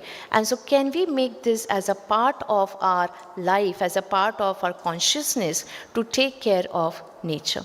With this, I thank the organizers for inviting me over, for giving me time to again talk on this particular issue, interact with you.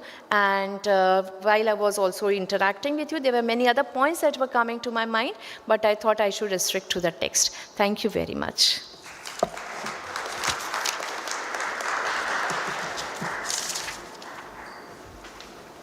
So thank you very much, Dr. Nimbalkar, for bringing out a different dimension of the theme of Sadharana Dharma, and that is the environmental dimension. So there can be one or two questions. So I appeal.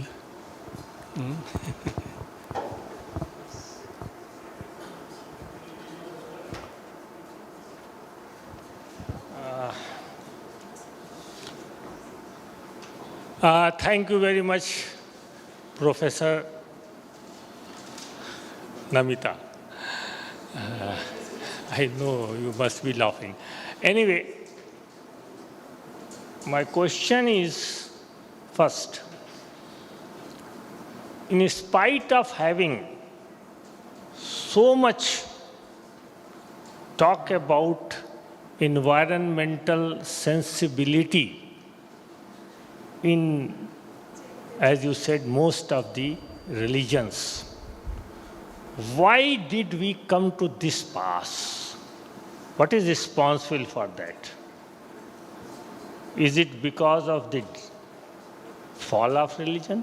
Or is it because of the ascent of scientific world, industrialization and modernity, people as Ambika Dattji said? Again, if we accept this, maybe my thesis, that this capitalist world, run by the capitalists for their own interest, uses the scientific knowledge for instrumentalizing nature and using its capacity to benefit from it. Is it not behind that? And if it is behind that, how can you bring out that sustainability consciousness through religion only without transforming this capitalist world? This is the question. And the larger question comes, that Sadharana Dharma, is it against now a Vishesh Dharma of capitalism? Thank you. Please. I missed out on few things. You mentioned that instrumentalizing nature, sustainability consciousness, and then what? And then the last question, Sadharana Dharma. See, It is not against, it is against the विशेष धर्म of this age. उनको sir को mic दीजिए. Sir आप mic लीजिए. That is the dharma of capitalism. That is Dharma not, of? now it is not a Vishesh dharma of casteism. Capitalism. It is a Vishesh dharma of capitalism. This Sadharana dharma is against that only. And the contradiction lies there only. That is the question. Fine. So thank you, Alok ji, for asking not one but 3 to 4 questions. And all the answers to it are interconnected. Because when we speak about environmental sustainability, you have 2 questions in it. That do we talk about the fall of religion or do we speak about the ascent of science? Now this is a complex question and the answer to it also needs to be little complicated and complex. Because we have to first try to identify on what values does religion reside and on what values does science function. And when we are able to understand the value structure of both religion and science, then only we would be able to give an answer that whether there is a fall of religion or there is an ascent of science. Irrespective of that particular debate and discussion that we are going to have or we will be having, what is more important, and then as it is rightly pointed out, that the technological development that has taken place.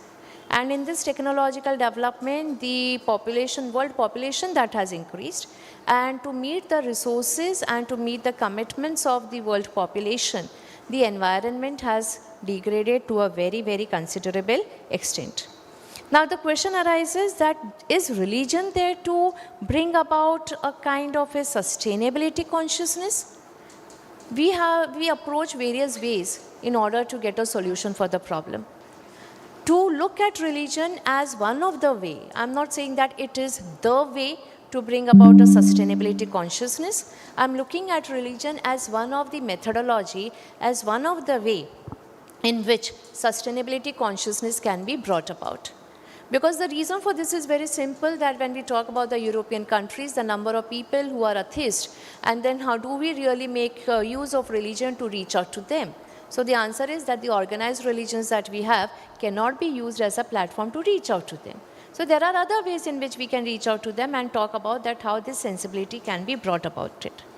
Similarly, when we speak about the dharma of capitalism and the dharma of individuals, so ultimately, like, in Sadharana Dharma, much of the moral responsibility resides on us.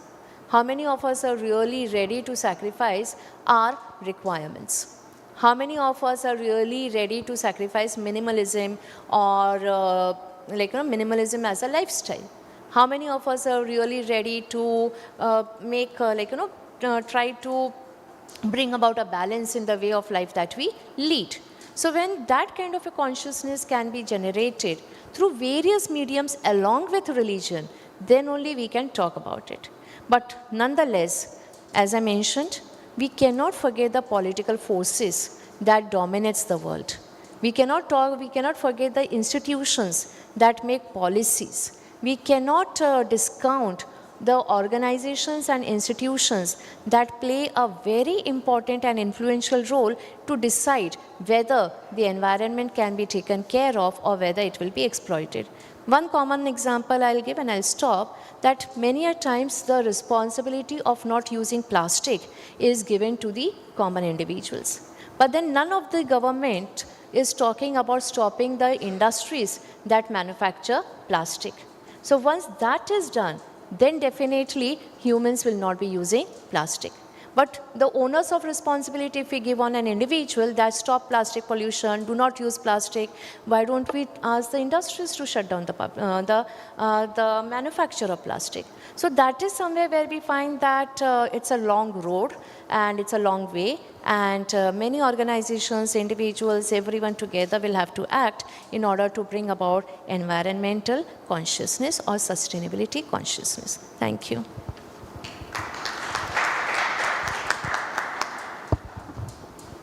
So thank you both the speakers and the audience for for making the session a success. So now I hand over the mic to the audience. I cannot resist myself to make a very brief two comments to see the consistency between the keynote address and the Professor Sharma's paper and the Professor Namita's paper. Professor Sharma, Professor Gokhale actually highlighted the need of the inquiry into the nature of Dharma from the point of view of Indian understanding. So, and what happens that when the Dharma is defined in terms of ethics, as explained in Western discourse, there is the necessity of society, social reference, that without the presence of the other, morality is not possible. That is the Western concept of ethics. But here, Professor Sharma's paper highlighted that the conception of dharma is not just social morality but individual morality also. So the unique form of Indian conception of dharma is that the morality that is individual is more fundamental than the social. The moral conscience comes from the Indian morality itself. The another point that Professor Sharma's paper highlighted, that dharma is not simply duty. Dharma is also virtue. And virtue and duties both are constituting factors of the Indian conception of dharma, which means that not simply morality of doing that constitutes dharma, rather the morality of being that constitutes dharma. And Professor Sharma's paper ended with the Manushya Dharma, Manav Dharma. And then we come to Sadharana Dharma. Sadharana Dharmas are also called as Manav Dharma. So, and from Professor Sharma's paper, we extend to Professor Namita's paper, where she argued the extension of dharma not just from human but to non-human as well. And her paper also argued for the divine aspect of nature, and that reminds us the certain dharmas in the form of Sarva Bhuta Hitatva or Sarva Bhuta Avirodho, peace with all creature and peace with all being. So all these are the Sadharana Dharma, which if properly followed, then I think nature can also be taken care of along with the human beings as well. Thank you. So on behalf of Department of Philosophy, I thank both the speakers of this session, and I declare that this session is closed now. I also thank, yes, Professor Gokhale is the backbone of the Department of Philosophy. So he is our own family member. So I also thank with all my heart to Professor Gokhale for accepting this, not only the giving the keynote address, but also chairing this session as well. Thank you so much. Hello everyone, it is to inform all of you that we are proceeding for lunch right now, and firstly the dignitaries, the invited guest will have their lunch, and then after the student will go. For the Marathi speaking people, I'll try Marathi. सर्व उपस्थितांना विनंती आहे की सर्वात आधी अतिथी मान्यवरांनी विनंती आहे जेवणासाठी जावे, तदनंतर सर्व विद्यार्थ्यांनी जेवणासाठी जावे. थँक्यू, धन्यवाद.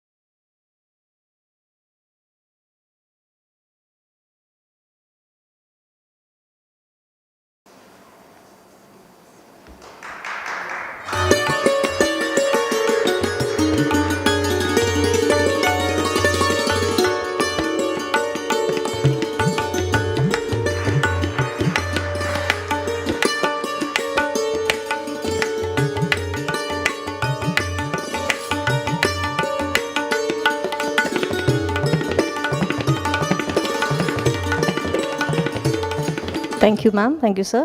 And today we also have with us Dr. Alok Tandon, who is an independent researcher known for his rational and inquisitive spirit with a deep passion for philosophy. Holding a PhD in philosophy, he has been a recipient of prestigious fellowships, including the ICSSR General Fellowship for his project Religion and Violence and the ICPR Resident and Project Fellowship. Dr. Tandon has also been recognized with the Nagar Award by Akhil Bharatiya Darshan Parishad for his contributions to philosophy. With over 100 seminars and conferences to his credit, he has published more than 50 papers in esteemed national and international journals. He is a dynamic speaker with significant expertise in ethics and social philosophy. He has authored 4 books, including Man in His Destiny in English and 3 notable works in Hindi. So I now request Dr. Nimbalkar to please felicitate Dr. Tandon.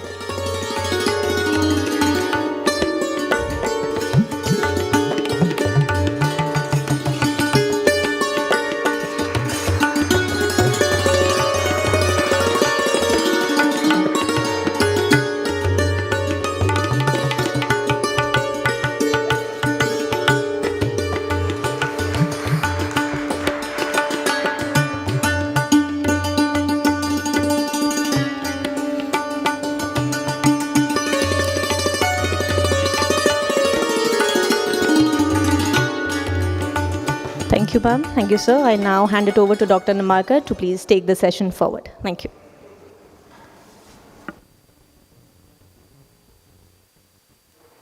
A warm good afternoon to each and everyone present over here. In the post-lunch session, we have 2 papers, and the first paper that is to be presented is by Dr. Anil Tiwari. The title of the paper is On Overriding Principle of Samanya Dharma. And the second paper is by Dr. Alok Tandon, Gandhian Reconstruction of Ahimsa. We have 1 hour 15 minutes, so I'll request both the speakers to take 25 minutes for paper presentation and then go further for question and answer. So may I invite Dr. Anil Tiwari to make his presentation.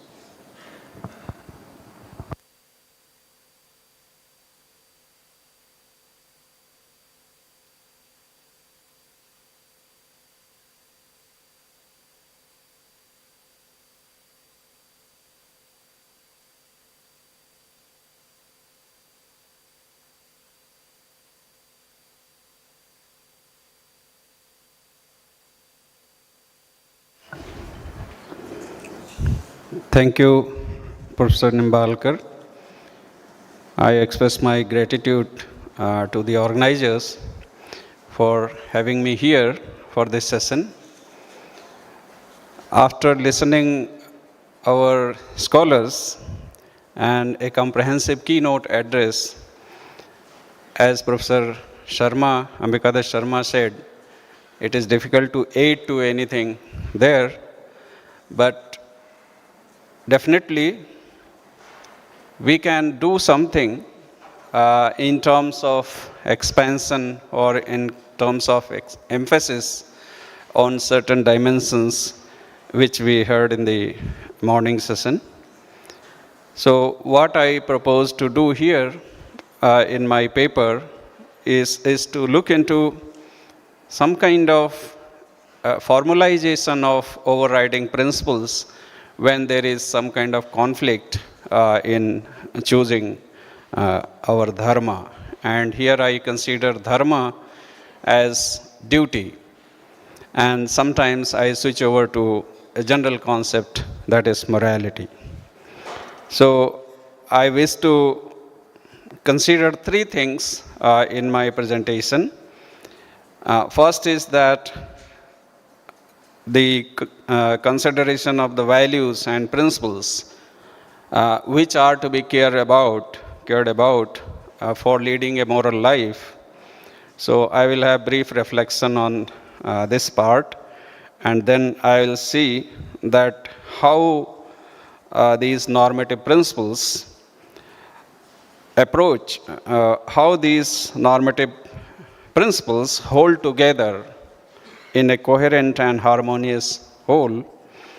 And the last part of my presentation is to focus on the definite issue, that is, what kinds of approaches thinkers adopt to deal with the dilemma which may arise in making moral choices.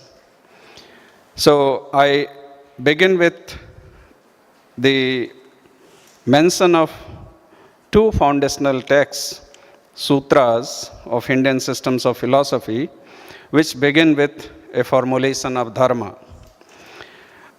The Vaisheshik Sutra opens with the resolution to explain dharma, athato dharma vyakhya sama, and then defines dharma as that which is instrumental in attaining prosperity, that is abhyudaya, and the ultimate good, that is nishreyasa.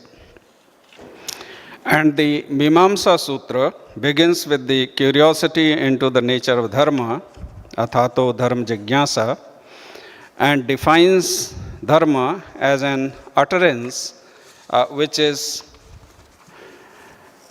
conducive to the highest good. Both these definitions indicate the instrumentality of dharma which leads to the fulfillment of the basic aspirations of human life, that is, the attainment of prosperity and liberation. And the Vedas are accepted as the authority in prescribing what is dharma by both the traditions. Perhaps it is this similarity which primarily led S.N. Das Gupta to think that the Vaisheshika represented an old school of the Mimamsa tradition. Be that as it may, both the traditions treat dharma in crucial place. As we have heard, that dharma means several things. In fact, different thing in different mouths. So we can see sometimes it means reality, sometimes nature, cosmic order, laws, quality, truth, righteousness, merit, virtue, justice, duty, obligations, disposition, precepts, religious observances. My intention is in this article is to consider dharma in the sense of duty. And in this sense, the traditional Indian society considers specific duties according to the nature and age of an individual, and universal duties, samanya dharmas, which apply to all irrespective of their nature and age. For instance, telling truth is expected of everyone, harming life is generally deplorable, stealing is forbidden for all, charity is universally good, and so on. Manu defines dharma as that which has been ever followed by and sanctioned by the heart of the learned and the good, who are free from love and hate. From this verse, B.K. Matilal infers that dharma ethics or the dharma prescriptions cannot be based upon personal greed or hatred. Impartiality, therefore, is an essential ingredient in the constitution of dharma. Moreover, Nikunj Bihari Banerjee observes that perhaps for the first time in Indian tradition, Manu presents a classification of duties into Sadharana Dharma and Varnashram Dharma. The duties enumerated under the former include Dhriti, Kshama, Dama, etc. And Manu calls all of them 10 in number, definitive features of dharma. The Vaisheshik Sutra presents dharma, that is merit, as a special quality of the self, which is produced by sincere performance of duties prescribed by the scriptures. The duties performed with the purity of intention produces pleasure in the self. Contrary to that, adharma, that is demerit, is also recognized as a quality of the self which is produced by the commission of acts forbidden by the scriptures. It causes misery in the self. Prashasta Pada provides unique set of duties and classify them into general duties, that is Samanya Dharma. Instead of Sadharana Dharma, he uses the term Samanya Dharma, and specific duties, that is Vishesha Dharma. So he points out 13, altogether 13 general duties. And as Professor Sharma said, that different texts present a set of general duties, and that is all available to any moral agent. The Varna Dharmas can be understood as various social obligations people are supposed to carry out depending on their temperaments and dispositions. And in these specific engagements, they are bound by the values and duties which are called Samanya Dharmas. So here the controversy between choosing Samanya Dharma or Vishesha Dharma, I take a different position. I consider Varna Dharma as a specific situation, and when we follow any Samanya Dharma, obviously we are in a particular situation.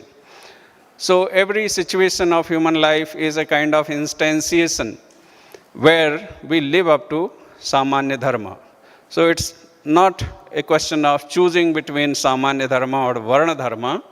We all carry out certain roles, and in those roles we are supposed to live up to the Samanya Dharma.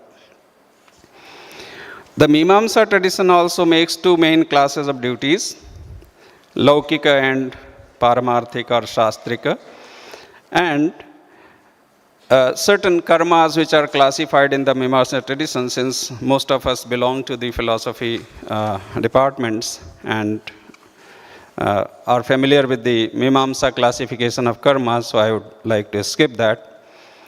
The practicality of Indian philosophy, so I am moving after listing the general things related to Samanya Dharma and specific qualities, Sadharana Varna Dharma.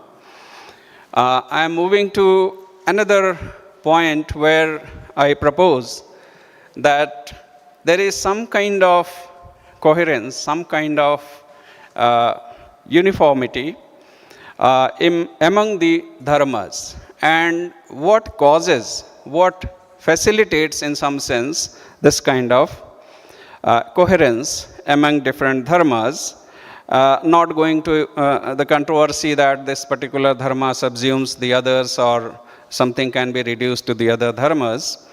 What I propose here is a particular concept, that is liberation or moksha, nirvana, whatever term you can use. It is this concept in the Indian tradition which facilitates a kind of coherence of all the dharmas which we talk about. So this could be a kind of observation which is in addition to what is already said. Now I wish I should come to the main part of my proposal, that is the moral dilemma. What kind of approach we adopt when we are to choose between so-called conflicting values.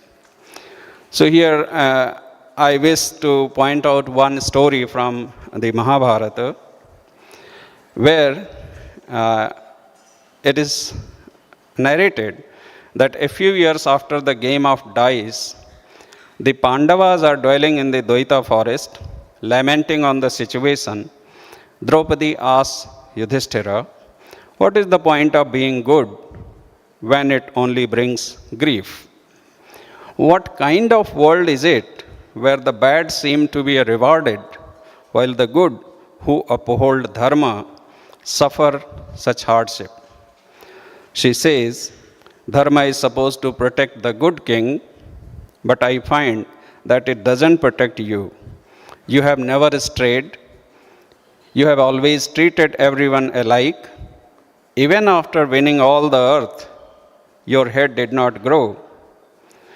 After losing the crooked game of dice, you remained faithful to your word.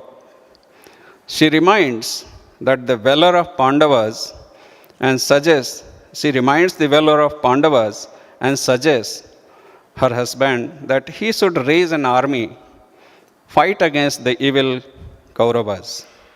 Yudhishthira responds that he has given his word. That means he has a promise to abide by the rules of the dice. Moreover, he says, to fight is easy, to forgive is more difficult. To be patient is not to be weak. To seek peace is always the wiser course. He further explains that forbearance is superior to anger. When he discovers that Draupadi is not convinced, he gives another reason, that I do not act for the sake of the fruits of Dharma. I act because I must. I obey Dharma not for its rewards, but by its nature. My mind is beholden to Dharma. Here we find that Yudhishthira's response is like a Kantian deontologist's response, who cares duty for duty's sake. But sometimes the deontological principle brings a cost, and therefore it appears going against the common sense morality, which operates on the utilitarian principle of producing maximum benefit for most people. When Yudhishthira notices that his wife is not yet convinced, he shifts his track to the consequences of the decision and brings in karma theory, also suggesting that the ultimate result of a good karma is always good. The Mahabharata, as we are familiar, has many characters who decide the righteousness of an action from its results. For example, Vidura, who is half-brother of King Dhritarashtra, appeals repeatedly to the king to stop his wicked son from proceeding with the dice game. Vidura believes that an act is good only if it promotes good consequences. And an act that promotes the good of many persons is better than one which promotes the good for a few. Most of the decisions of common people are guided by this principle of utilitarianism, but this principle doesn't take us far. It doesn't take us far when, say, a dilemma between intentions and consequences arises. This principle fails to guide, and therefore we look for something more basic. Matilal presents another Mahabharata story of sage Kaushika, which was mentioned in the previous session. So here, if we see that Kaushika chooses to tell truth than saving life of the innocent individuals, he is punished for that. Now, what could be the reason? So here Sri Krishna gives a reason, that this dharma is at least sometimes dictated by the constraints or the contingency of the situation. Matilal observes that this is not a kind of defense of opportunism. Telling truth is regarded as one of the highest virtues in the tradition, but under a strained situation, the excusable untruths are permitted. Dharma Shastras also suggest that perjury to save life is a dharma. What is the overriding principle here? One may be inclined to think that saving life of an innocent is better than telling truth to a wicked. And here I take a position that this resolution comes from the consideration of the nature of moral recipient, which Professor Gokhale referred to in the morning session. Another way to approach solution for a moral dilemma could be the consideration of harmony. The most amicable situation a rational being would like to live in. So that is the definition of harmony. The propounder of Madhyastha Darsana, Agrahar Nagaraj, who lived between 1920 to 2016, considers 4 levels of human existence, namely individual level, family level, society level, and nature level. He explains harmony at the individual level in terms of the competence of making decision based on knowledge rather than sensation and prejudices. Additionally, a harmonious person always has a solution-oriented approach. So if you ask that an individual is leading a harmonious life, what is the evidence? So Agrahar Nagaraj says that someone who is leading a harmonious life has always a solution-oriented approach than pointing out only problems. In a harmonious family, every member of the family has a feeling of having more than the required physical facilities than what is needed by him or her. So we see the tension in our family among the members. Everyone feels that I am not given my due, or I have less than what other members of the family have. And that leads to division, etc., fight. So a family can be called a harmonious family where every member of the family has this feeling that whatever he or she needs, he or she has more than that. Similarly, prosperity and fearlessness exhibit the nature of a harmonious society. The harmony at the level of nature can be seen as the pattern of human consumption, conforming well to the regenerative and recyclable capacity of nature. So we are feeling natural hazards precisely because of overconsumption than the nature can support. And Professor Nimbarkar pointed out the problems in the morning session. Nagaraj suggests, in addition to whatever we have seen previously, two parameters which can be profitably used to weigh the moral merit of our decision. He says that natural acceptance, which does not vary from person to person and which doesn't transcend, it transcends basically spatial and temporal constraints.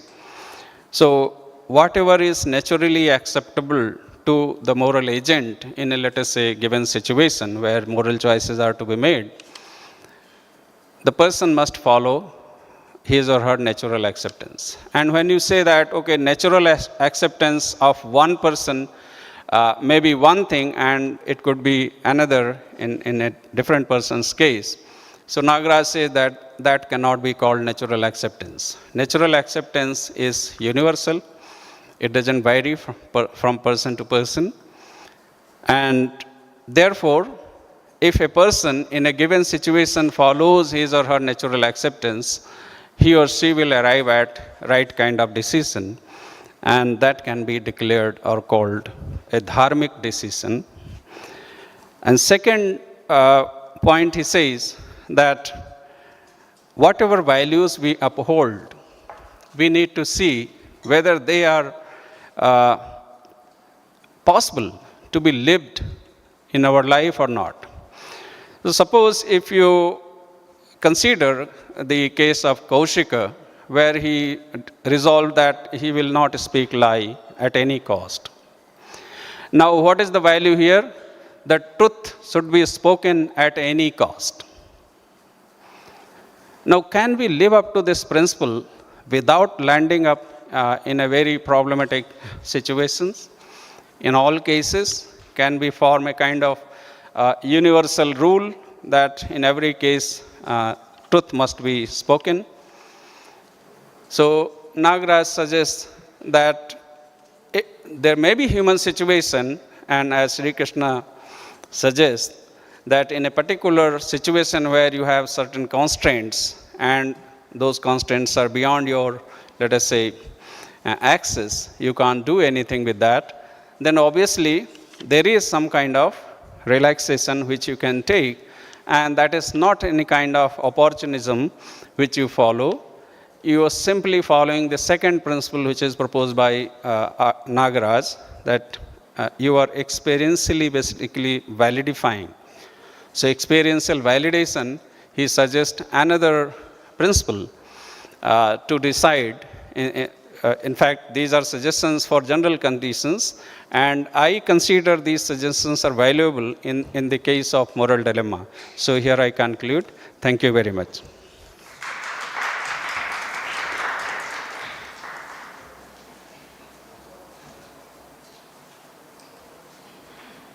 Thank you, Dr. Anil. And he didn't conclude because I reached there. He was actually on the concluding page. Thank you for a very coherent paper and bringing out the moral dilemma that one faces, that how do we confront and how do we choose between two conflicting duties, and at the same time, how do we look into the nature of it.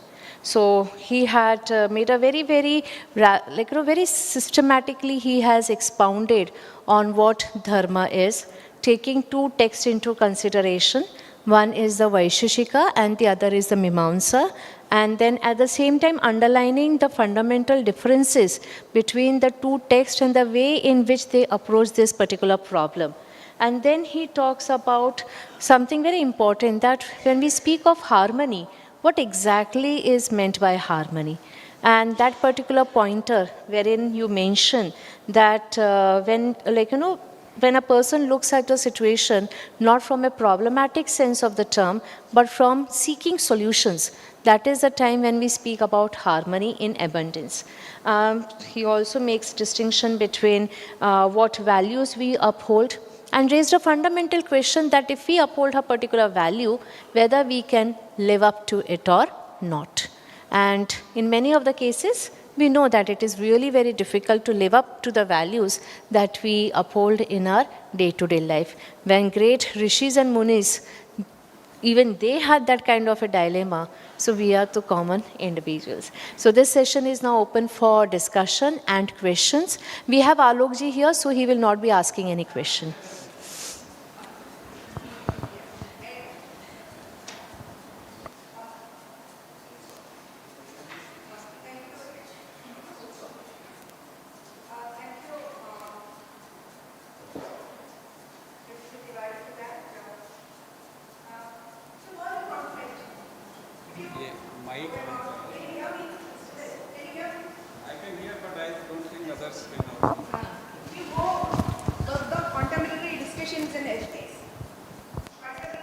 Discussions on ethics. It is bound with moral conflicts. Most of them are, very artificially created moral conflicts. But in the Indian scenario, things are not like that. There are several ways that are being discussed in the text how to resolve the moral conflict. And one suggestion is that you can discard a lower value for the sake of the higher value. But now, how do you distinguish? How do you determine which is the lower and which is the higher? I'm reminded of Mahatma Gandhi, who says that, actually the Western ethics should listen, pay some attention to what Mahatma Gandhi says. He says, when your conscience is crystal clear, instantaneously the conflicts gets resolved and you have the solution for that. And now you are saying that harmony or harmoniously placed individual can to an extent resolve moral conflicts. But I did not understand much. I think that we need to take harmony a little ahead. Being an epistemologist, both of us are, harmony, does it mean just sheer coherence of our doxa? That is how, for instance, Western epistemologists would define your beliefs. If they are in coherent order, then you are a harmonious person. But don't you think Indian philosophy takes it a little ahead? Would you like to climb onto the stairs of metaphysics? Yes. Yes, madam. There are so many things which can be pointed out. I will be brief in suggesting harmony. How do we understand harmony? So due to paucity of time, I could not expand on this. Consider, we all have our individual aspirations. And in our aspirations, we all want to have prosperity. We want to live a prosperous life. And we want to have this prosperity in continuity. But this prosperity is connected with our physical aspirations, basically. So we are looking for physical facilities, and we want to ensure that these facilities are continuously available to us. So that is the aspiration which we all have. So Nagaraj suggests that this is a natural acceptance. This is an instance of natural acceptance. When you accept, is there any disagreement on this part that someone who is not looking for physical prosperity? So even if you are a saint, leading a very, let us say, restrained life, even then you require something, right? And you want to have the continuity of that, right? So our natural acceptance is the same. And whatever principles we hold, we want to live up to it. If there is a value which cannot be lived up to, it is not a value for us. So consider, we want to speak truth always. Now, is it, given the human situation, given our psychological situation, is it really possible? Even for a saint, consider the case of Kaushika. He followed the principle, but he landed up in this difficulty. Whether it is historically true or not, but of course, the story has something to suggest, right? So if we can live up to it, and if we follow these two principles, and we live up to it, our life is harmonious, right? And this harmony can be seen at individual level, and the expression of that harmony is having a solution-oriented approach. Look at all our departments, look at all our institutions, or different institutions of the society. How many of us have that kind of approach? We have so many things to point out, problems to point out, but what is the solution? This pointing out problem is not harmful, but then of course we have to have some kind of solution for that, right? So what kind of solution we are going to offer? And suppose we all 50 or 100 people offer 100 solutions, is it not possible to decide that which solution is beneficial, which solution can be more useful than the other? It is possible. The only thing is that we need to have solution-oriented approach. We land up in difficulty because of the problem-oriented approach, right? So maybe on some later occasion we can talk about these issues. These are very deep issues, but considering the human situation, definitely there is a solution for any problem. Now, we are not arriving at the solution. What is the difficulty? In some part, we ourselves may be responsible. In some part, others may be responsible. So what we can do, whatever is in our control, whatever is viable for us, that part we can definitely play. Where is the point of not playing that part in looking for a very ideal kind of situation and postponing the solution, right? So that's what I can say in response to Madam Srikala's question. Thank you, Madam, for asking. Any more? Yes. So we'll take 2 questions and then we'll proceed to the next session. So, G. Moore has given some concept called naturalistic fallacy. Right. So, given that condition, it targets the first parameter that you have given. And the second parameter regarding the solution-oriented approach, moral dilemma itself is defined as that there is no one correct solution. Whatever path you choose, there is going to be some or the other thing which is going to be left. Right. So both these parameters that you have given, they can be, countered. I mean, it's obviously any philosophical position can be, but for the matter of discussion, would you like to elaborate on it? Right. So, in regard to your first question, I suggest please don't go by the similarity of the words. Naturalistic fallacy in Moore is suggesting something else. That is, the moral values cannot be understood in terms of the properties which are due to the nature, the physical things, right? Moral properties or moral values are non-natural properties, right? So here, I don't see any link between the concept natural acceptance, which Nagaraj proposes, and what Moore says. So there may be some confusion if we compare and strike a similarity between these two concepts. The second is that if we are living up to our own designed values, right, is it not possible to arrive at a decision and resolve the conflict? Look at the behavior of Sri Krishna throughout all the situations in Mahabharata. You can consider Sri Krishna as a person who has solution-oriented approach in every situation. He wanted to lead to a solution always in all his decisions. Of course, one may criticize that, okay, counterfactual could be a possibility. If that was the decision, what could have been the situation? If India was freed in 1948, what could have been the situation? If Mughals were not coming to this region, what could have been the situation today? Of course, these discussions can go on. But is it not correct that we can find out a solution for any problem with just a kind of approach that we are looking for solution, right? So that's what I can say. I am not moralizing in any way. I wish to suggest simply on the philosophy of Madhyastha Darshana, where it is proposed that nobody is perfect, but what is harm in moving towards, let us say, more and more harmonious life, right? And that is all open to us.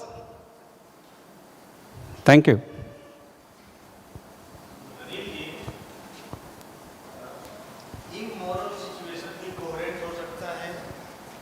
और एक moral situation भी coherent हो सकता है. Suppose that Kaurava का जो stand point है वो भी एक कोहेरेंट सिस्टम है, और पांडवों का भी जो मतलब आर्ग्यू जिस तरीके से कर रहे हैं वो भी कोहेरेंट है. लेकिन दोनों का जो मोरल वैल्यू है एक ही प्रकार का नहीं है. तो जहां दो कोहेरेंट सिचुएशन में ही कन्फ्लिक्ट आएगा, राइट, तो आपका मध्यस्थ दर्शन वहां क्या काम करेगा, क्या सजेस्ट करेगा? बिल्कुल एक सिंपल सा कॉन्सेप्ट उन्होंने दिया. इमोरल में कोहेरेंस बेटर है या मोरल में कोहेरेंस बेटर है? नेचुरली क्या एक्सेप्टेबल है हमारे लिए? नेचुरली क्या एक्सेप्टेबल है? कोहेरेंस ऑफ इमोरलिटी और कोहेरेंस ऑफ मोरालिटी? हाँ, in our, let us say, state of nature, as a human being, what you were suggesting, just because we are human, we have got certain basic aspirations. So whatever ensures the facilitation of those basic aspirations, whatever leads to that fulfillment of that basic aspiration, that is naturally acceptable. Consider, for example, respect. As a professor, I look for respect. Is it not the case that the students also look for respect? Is it any kind of age-related aspiration? Respect is a common aspiration. बच्चे को भी चाहिए, अधेड़ को भी चाहिए, हम सबको चाहिए. क्या डिफरेंस है? हिंदू को भी चाहिए, मुसलमान को भी चाहिए, पुरुष को भी चाहिए, महिला को भी चाहिए. क्या डिफरेंस है? यूनिवर्सल है. ट्रस्ट, हम सब लोग चाहते हैं कि हम पे ट्रस्ट किया जाए. तो जब हम अपने लिए रेस्पेक्ट चाहते हैं और that aspiration is with each of us, where is the point of disrespecting others? There must be something disturbing. Similarly, we want to live a trustworthy life. हम सब लोग चाहते हैं कि सब हम पर ट्रस्ट करें. हम क्यों नहीं ट्रस्ट करते हैं?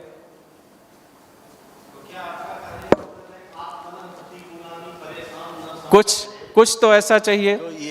तो आपका नेचुरल इंक्लिनेशन है. बिल्कुल, हमारे अपने नेचर में. तो बाबा नागराज का सजेशन ये है कि हमको लगातार सेल्फ एक्सप्लोरेशन करते रहना है, और सेल्फ एक्सप्लोरेशन करते समय ये दो पैरामीटर्स को हरदम माइंड में रखना है, नेचुरल एक्सेप्टेंस और एक्सपीरियंशियल वैलिडेशन.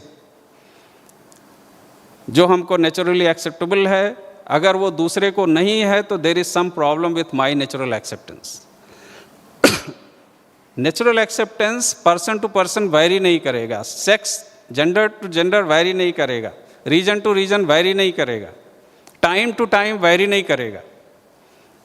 अब एक कॉन्सेप्ट उन्होंने दे दिया। अब हम क्या है कि हम देखें अपने सिचुएशन में कि क्या है जो हमारी सिचुएशन में वो नेचुरली एक्सेप्टेबल होगा। मतलब anyone who would be in my situation would have taken this decision. आत्मना प्रतिकूलानी अगर है तो सबके लिए आत्मना प्रतिकूलानी होगा वो। ऐसा नहीं कि मेरे लिए अगर घूस लेना मेरे लिए अच्छा है, दूसरे के लिए बुरा है, तो इसको हम नेचुरल एक्सेप्टेंस नहीं कह सकते। ये तो सेल्फिश अप्रोच हो गया ना, ये तो नेचुरली एक्सेप्टेबल नहीं है। अगर हमारा एन्जॉयमेंट, हमारी फैसिलिटी दूसरे पर कास्ट है, दूसरे का एक्सप्लॉयटेशन है, तो इसको तो नेचुरल एक्सेप्टेंस नहीं कह सकते हैं। और हम सारे लोग पैसे के पीछे भाग रहे हैं, फैसिलिटी के पीछे भाग रहे हैं, उसकी वजह से बेईमानी कर रहे हैं, सब कुछ कर रहे हैं। Yes. This time actually there may not be time now, so but I don't want to sound facetious, but somehow what you said reminded me of there's management type of advice books, like there should be harmony, there should be reciprocity and solution oriented approach and so on. Right. But because I thought you started by talking about adopting a situational approach. Right, situational understanding. So I still can't really see how, is this really a kind of genuinely philosophical vocabulary? For example, you mentioned the conflict between deontological and utilitarian approaches. Then what about somebody like Richard Hare, who is a kind of a Kantian utilitarian or utilitarian Kantian? So I thought you would go into something like this, or some sort of Sartrean, phenomenologically inspired understanding of situation and so on. But these concepts that you came up with seem to me like milk and water. And what is the, I really don't know about Madhyastha Darshana. What is it really? Madhyastha Darshana is named Madhyastha Darshana with the consideration that materialism and spiritualism both are extremes. And if we look at our individual existence, here we have the involvement of both the things. We have life as well as we have matter, right? So whatever we aspire, that is all in fact generated through these two aspects of our existence. So we have material existence and we have life in this matter, right? So life has got some kind of structure. Matter has got its own kind of structure. The structure which we have in the situation of life, that has a kind of boundless aspiration. Material things, they are limited. For example, we have food. So once our stomach is full, we don't require any more food. But what about respect? Can we just simplify that, okay, we want 1 kg respect or respect today, not tomorrow? We want a continuity, a continuous aspiration. So our life is connected to that. Now, since we are in a situation, in every, what I suggested in my second point, that we have some kind of situation which you call your role. You are in a situation, and in that situation you are to perform certain role, right? So in a very, let us say, simple way, we can consider that we are in particular situation, a particular varna.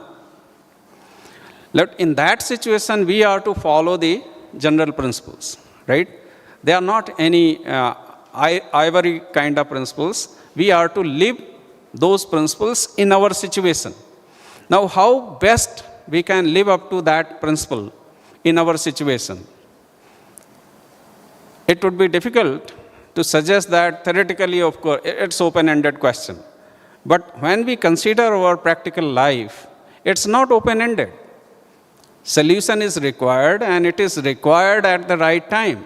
And if we postpone the solution, then of course we are going to land up in more difficulty.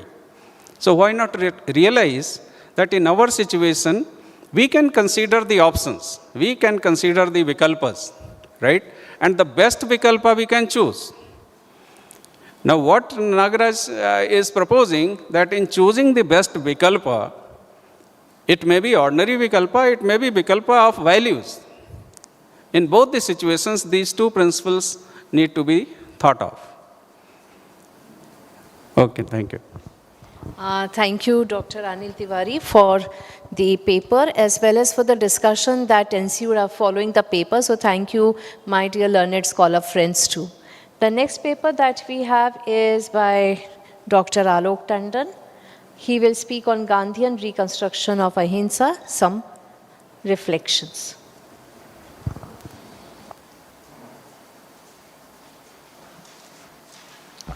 Thank you very much, Professor Nimbalkar, and my gratitude to Professor Navle, and behind all this, Professor Pradeep Gokhale. Because of him, I am here before you.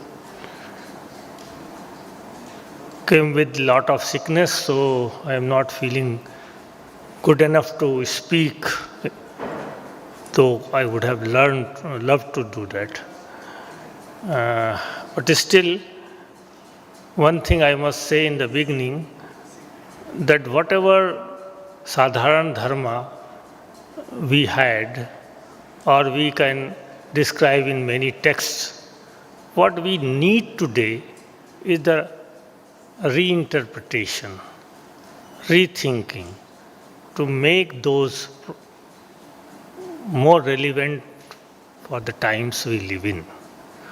So for that, I take Gandhi as an example, who tried to, some people will say rebuild, I would like to say reconstruct the notion of ahimsa for the benefit of whole humanity.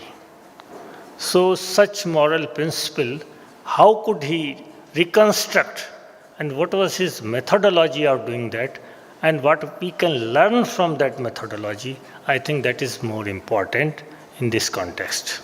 Whether we treat ahimsa as the central moral principle or not, but still, I think this methodology of Gandhi is very, very much relevant today. So instead of reading the whole paper, I will read partially, but I will start with a quotation from Gandhi, or the two quotations. That is, I do not subscribe to the superstition that everything is good because it is ancient. I do not believe either that anything is good because it is Indian. We must reflect upon that. Second quotation is, no moral progress or reform is possible if one is not prepared to get out of the rut of orthodox tradition. For the moral reform, we have to come out of that. We keep on repeating what our text said, what are the slokas that are there in ancient texts, but that will not do, and that has not done in case of Indian freedom struggle.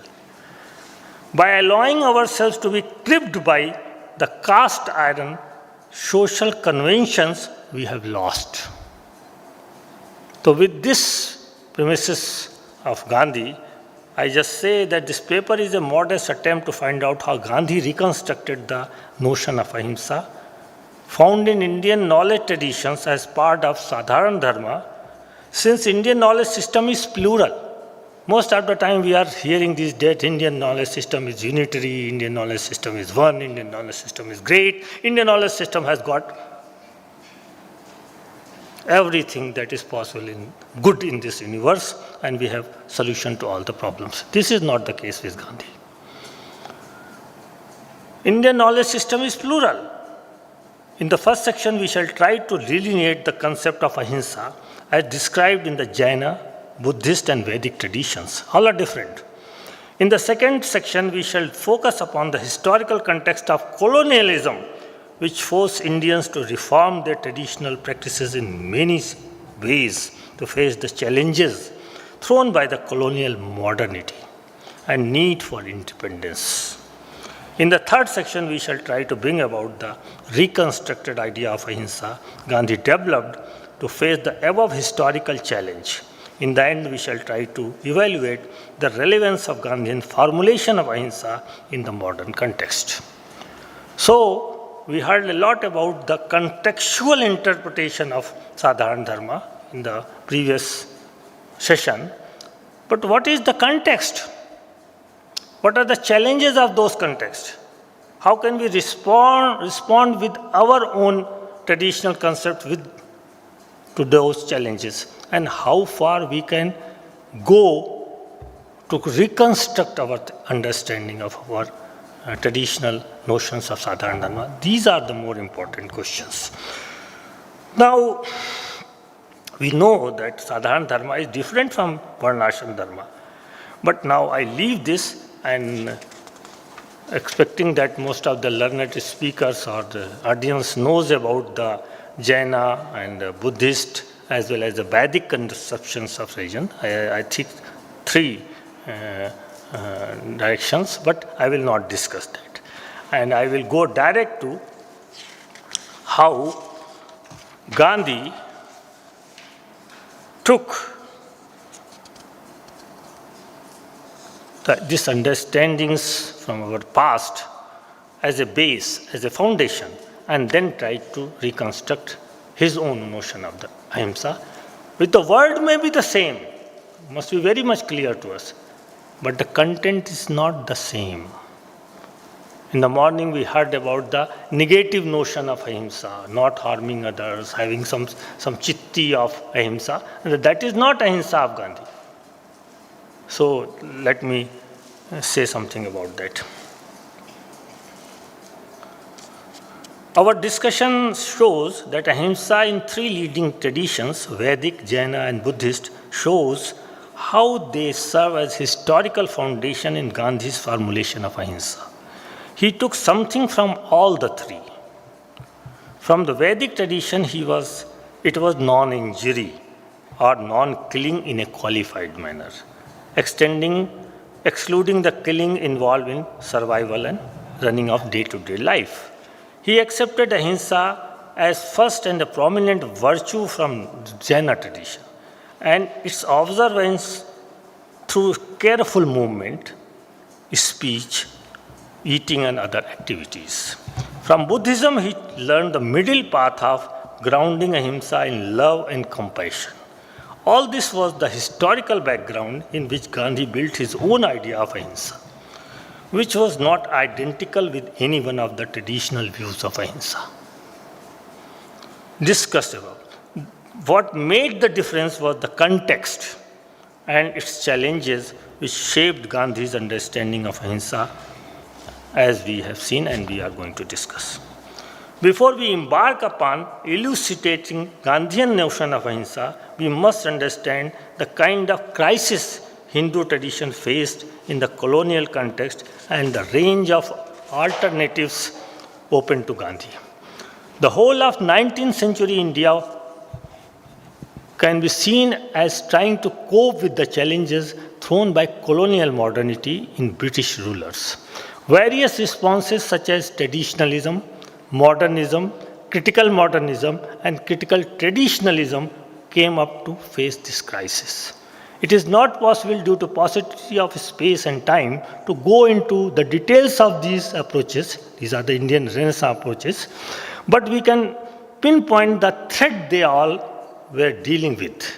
Slowly but surely, liberal ideas and demands of equality, human rights, and social justice gained popularity and stimulated a traditional critique of prevailing institutions and their modes of legitimization. Since Hindu society was based upon caste system and Varna Dharma, it faced not only the socio-economic but also a deeply moral and religious crisis as well, thus pointing towards reconstruction based on new principles or face its extension. Gandhi therefore had an extremely difficult task before him. On the one hand, he had to defend the integrity of tradition from distortions and superstition and the criticism of colonial power knowing fully well that the integrity of the tradition has been damaged in such a way that it cannot be restored in its earlier form. On the one hand, tradition had to be patiently reconstructed to face this rationalist challenge appropriately. His goal was independence from British rule over India, and for that it was necessary to nurture and rebuild the cultural self-confidence of Indian people. But one needs also to take into account how 19th century colonial context was different from the early 20th century context in which Gandhi was placed. And therefore, Gandhi's reaction to colonialism also differed from that of 19th century reformers like Dayanand and Vivekananda. The time of revivalism, of Renaissance, was gone. Mere social reform was not sufficient to guide Indian freedom movement. It required a comprehensive political philosophy. His challenge was how to unite the traditionally disunited Indian public to fight against colonialism. From his study and experience, he was convinced that the above task cannot be achieved by blindly following either Indian tradition or Western modernity. Therefore, he targeted both in his creative interventions to develop his own philosophy. The yardstick he applied was the golden rule is to test everything in the light of reason and our experience, no matter from where it comes. This is the quote from Gandhi. And it is very much similar to Buddha's quote also. The above quote of Gandhi seems to be a statement of a scientist and not of a traditionalist. For him, science and tradition are not antithetical. Like that of a scientific theory, the authority of a tradition for Gandhi was located in its experimental validation and was subject to revision. Ultimately, he was challenging the orthodox Hindu concept of tradition and seeking to replace it by his own alternative conception. He valued tradition, but he was not a traditionalist. He valued tradition as a resource, locating its essence in its general moral values commanding respect. But he left room for critical evaluation and gave freedom to every individual to draw upon the insights of other traditions. That is also very important. This freedom to revise traditional values was subject to respectful study of them and giving them benefit of doubt. Thus he stated the role of reason, but was not a rationalist either. He responded a sort of cultivated reason, which was ripened by the deep acquaintances with the wisdom embodied in the tradition, but not exclusively one's own. Therefore, he favored a dialogue between different traditions, both possible and necessary as a necessary condition for their progress. Such an open, free, and equal dialogue between traditions leads not only to the exchange of insights, but also enable each to look at itself from the standpoint of other and to gain critical self-understanding. This encourages them to learn and borrow from each other. Thus, Gandhi emerges as a champion of cross-cultural borrowings. He was the firm opinion that the new Yuga Dharma, suitable for the modern age, could not be developed out of available resources of Hindu tradition alone. As some of the fundamental values of Hinduism, though represented a great contribution to mankind, had been defined in negative, passive, and asocial terms. That is important. They required reinterpretation. Therefore, Hinduism could greatly benefit from the moral insights discovered by other religious traditions, including Buddhism, Jainism, Islam, Judaism, and Christianity, and also from the writings of Tolstoy, Thoreau, and Ruskin. Thus, he expresses two central ideas of rootedness and openness. In his own words, I quote, "I do not want my house to be walled by all sides and my windows to be stuffed. I want the cultures of all lands to be blown about my house as freely as possible, but I refuse to be blown off my feet by any of them." Unquote. Now I come to the exact what Gandhi did and how he differed from the traditional understanding of ahimsa. Having developed his own framework, was the framework of Gandhi which I talked about. As discussed above in the evaluation of the traditions, Gandhi took the different task of reinterpreting key concepts of Hinduism for the modern age. He redefined moksha, tapasya, sannyas, and karma yoga in a wholly new orientation. He also reinterpreted samadhi, dhyana, and yajna, and other central categories of classical Indian tradition. He also changed the traditional concept of ashram. He cared less about the scholastic debate of shastras and detheolized Hinduism. He not only reincorporated and reformed but reconstructed Hinduism on a new foundation by rationalizing and reducing it to a set of few basic principles such as satya and ahimsa. After radically redefining them, they are not the same. Now we shall discuss how he reconstructed the traditional notion of ahimsa, traditionally described earlier. Though Gandhi was influenced by Vedic, Jain, and Buddhist Christian theories of non-violence, yet he crafted his own version which is different from any of them, and his own basic assumptions that concern also its origin and logical character. Gandhi claims that his notion of ahimsa was not an abstract concept, but born out of his own experiences of life and therefore was scientific in nature. The difference with old theories of non-violence was also because of their different context. Aforesaid old theories were developed in a metaphysical context of non-involvement in the world, whereas Gandhi considered involvement in the world essential for moksha. Love was not assigned any important place in these theories. This is also important in Indian context. But for Gandhi, it was the highest moral value. Gandhi sought passionate identification with all living beings and took their suffering seriously, which he claimed to remove any active love and service. He aimed to remove by active service and love. But the traditional concept of ahimsa, having largely a negative meaning, could not easily be interpreted as an active, critical love and social service. Gandhi rejected their negative and passive meaning and gave it a positive and activist meaning. For the purpose, he admitted to have taken some basic insights into the nature of ahimsa from Tolstoy. And many scholars today in India try to ignore that. But he thought that Christian concept of charitas was too emotive and led to worldly attachment. This was his opinion against Tolstoy also. Therefore, he redefined it in the light of Hindu concept of anasakti. As put aptly by Bhikhu Parikh, and I quote him, his double conversion, his Christianization of Hindu category after suitably Hinduizing the Christian components yielded a novel concept of active and passive and positive but detached and non-emotive love. Gandhian love is not Christian love. Gandhian love is different from Indian traditional ahimsa as well as Christian emotive love.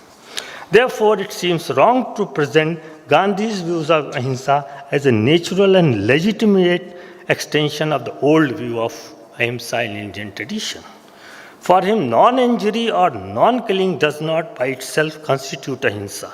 Only when it is done out of compassion, it can be called ahimsa. Thus, where is no compassion, there is no ahimsa.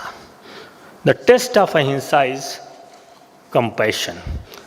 Actually, Gandhi distinguished the meaning of ahimsa in two senses, one narrow and other broad. In the narrow sense, it is literal, negative, and passive, meaning just to refrain from causing harm to others. But in its broad, positive, and active sense, ahimsa meant promising a well-being and welfare of others. According to him, both the meanings are grounded in love and compassion. In the first, love is expressed negatively, and in second, it is positively. Thus, Gandhi concluded that ahimsa was really the same as love. It was active love. Unquote. Here, the difference between Hindu, Jain, Buddhist, and Gandhi's notion of ahimsa becomes more clear. Gandhi equated ahimsa first with compassion, then with love, and afterward defined love in activist social service sense. Thus, he arrived at his broad definition of ahimsa in aforesaid 3 steps. Generally speaking, Hindus and Jains rejected all 3, and the Buddhists last 2. For all 3, love is the suspect emotion in Indian tradition, addictive and leading to worldly attachments, which compromises autonomy of the agent. However, Gandhi joined it with anasakti and identified it with the removal of suffering of all living beings through active service. It is not that Gandhi was not aware of the divergence of his views of ahimsa from the traditional Hindu tradition. He made it clear on many occasions that complete non-violence means complete cessation of all activity, and I am quoting him. Not such, however, is his definition of non-violence. The above quote indicates the understanding of the traditional view of ahimsa as well as his self-conscious departure from that. This becomes more clear when he asserts, and I quote, "Non-violence is not a cloistered virtue to be practiced by the individual for his peace and final salvation, but a rule of conduct of society." This is a rule of conduct. It is grammar for a new society. It is to live consistently with the human dignity. This is the definition of ahimsa in Gandhi. Further, he says the religion of non-violence is not meant merely for the rishis and the saints. It is meant for the common people as well. Making non-violence obligatory for all, Gandhi tries to develop a new grammar of relationship between human beings. This is a new idea. He asserts yours should not be a passive rationality, spirituality that depends itself in ideal meditation. He was not in favor of ideal meditation, going to like Arvind Ghosh to Pondicherry and doing meditation. No, he was very much against this type of passive spirituality. He asserts you should not be a passive spirituality that spends itself in idle meditation. He uses the word idle meditation. But it should be an active thing which will carry war into the enemy camp. And what is that enemy camp? What is the war? Thus we find that the reconstructed notion of ahimsa in Gandhi's hand becomes an active means of social action, of launching a dharma yuddha against social and economic injustices. The most fundamental difference in my opinion is that, and this is my own personal insight, which I gained from my experiences as well as from reading Gandhi and others. What is that? In my opinion is that while traditionally the aim of ahimsa was to make oneself ahimsak, it was that to make oneself ahimsak, and it was for the purpose of gaining moksha. It was very individualistic. Gandhi used it to fight himsa of others in ahimsak ways. And this is the rare example in the history of humanity. We have fought himsa by himsa. We have treated ahimsa as a way of individualist way of life.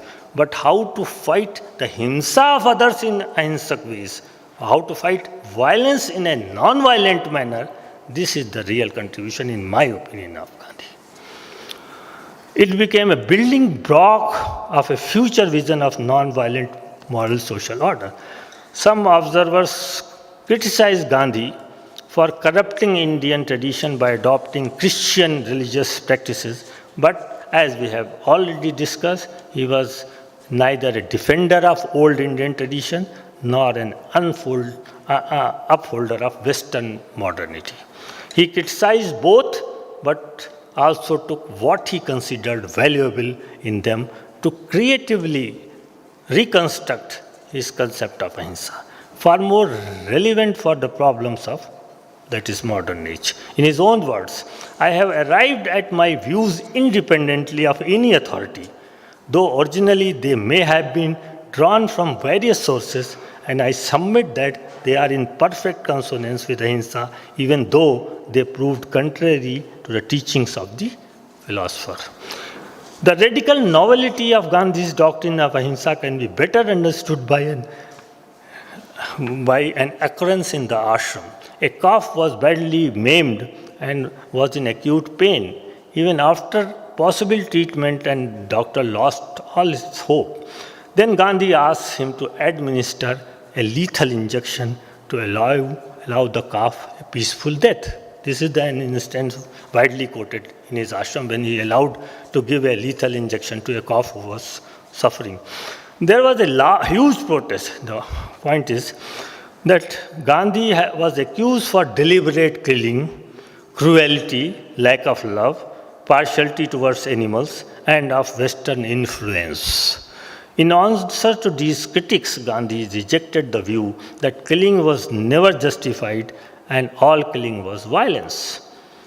This Gandhi rejected, you must know. It was also wrong to presume that death was always worse than life. Sometimes life was so painful and unbearable that death was preferable. In such cases, not to kill was an act of ahimsa. Not to kill was an act of ahimsa, in Gandhi's opinion. Thus, he defended his act as an act of non-violent killing, in Gandhi's opinion, because violence is when the intention is to give pain, otherwise it is only an act of killing. Since it was done with active love to remove suffering, it was an act of ahimsa. He went further to argue that preservation of life at all costs had no sanction either in the Indian traditions or in the general principles of morality. There was far more violence in the slow torture of men and wanton humiliation and oppression in the weak, the killing of their self-respect, that was more violent, and it was more benevolent taking life in certain situations. Gandhi accepted the inescapable fact that human life seemed impossible without some measure of violence. He is not an absolutist in non-violence, but he was deeply worried about the extension to justify all kinds of violence in modern age, thus making it a rule than exception. Applying Euclid's definition of a straight line to morality, Gandhi asserted that although the use of violence was pardonable, understandable, it was never justified. For him, the science of non-violence rested on the postulate of its absolute efficacy.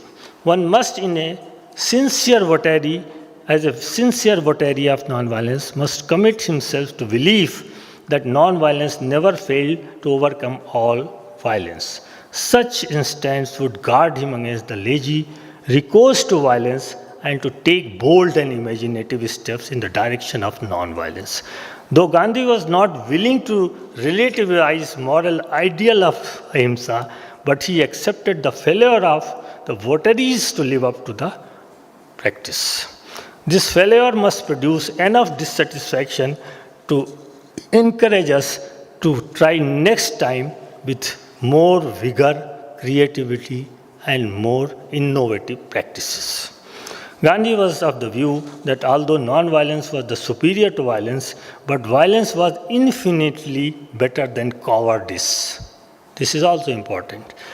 It was important to distinguish between different forms and contexts in which violence takes place. Being largely reactive and provoked by the opponent, he considered defensive violence superior to offensive violence. Similarly, such spontaneous violence was the result of accumulated frustration. It was superior to premeditated violence. These are the categories he made the classification. The violence of those who had been humiliated for centuries was, though regrettable, but not senseless.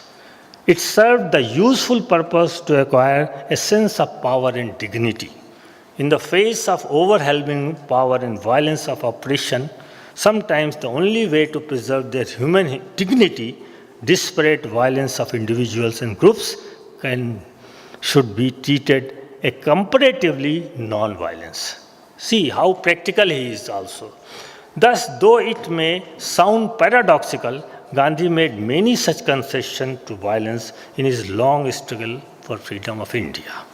That's why some observers call him Gandhi's Ahimsa as militant non-violence. I think it is a term used by Professor John Van Durant. Conclusion I come to.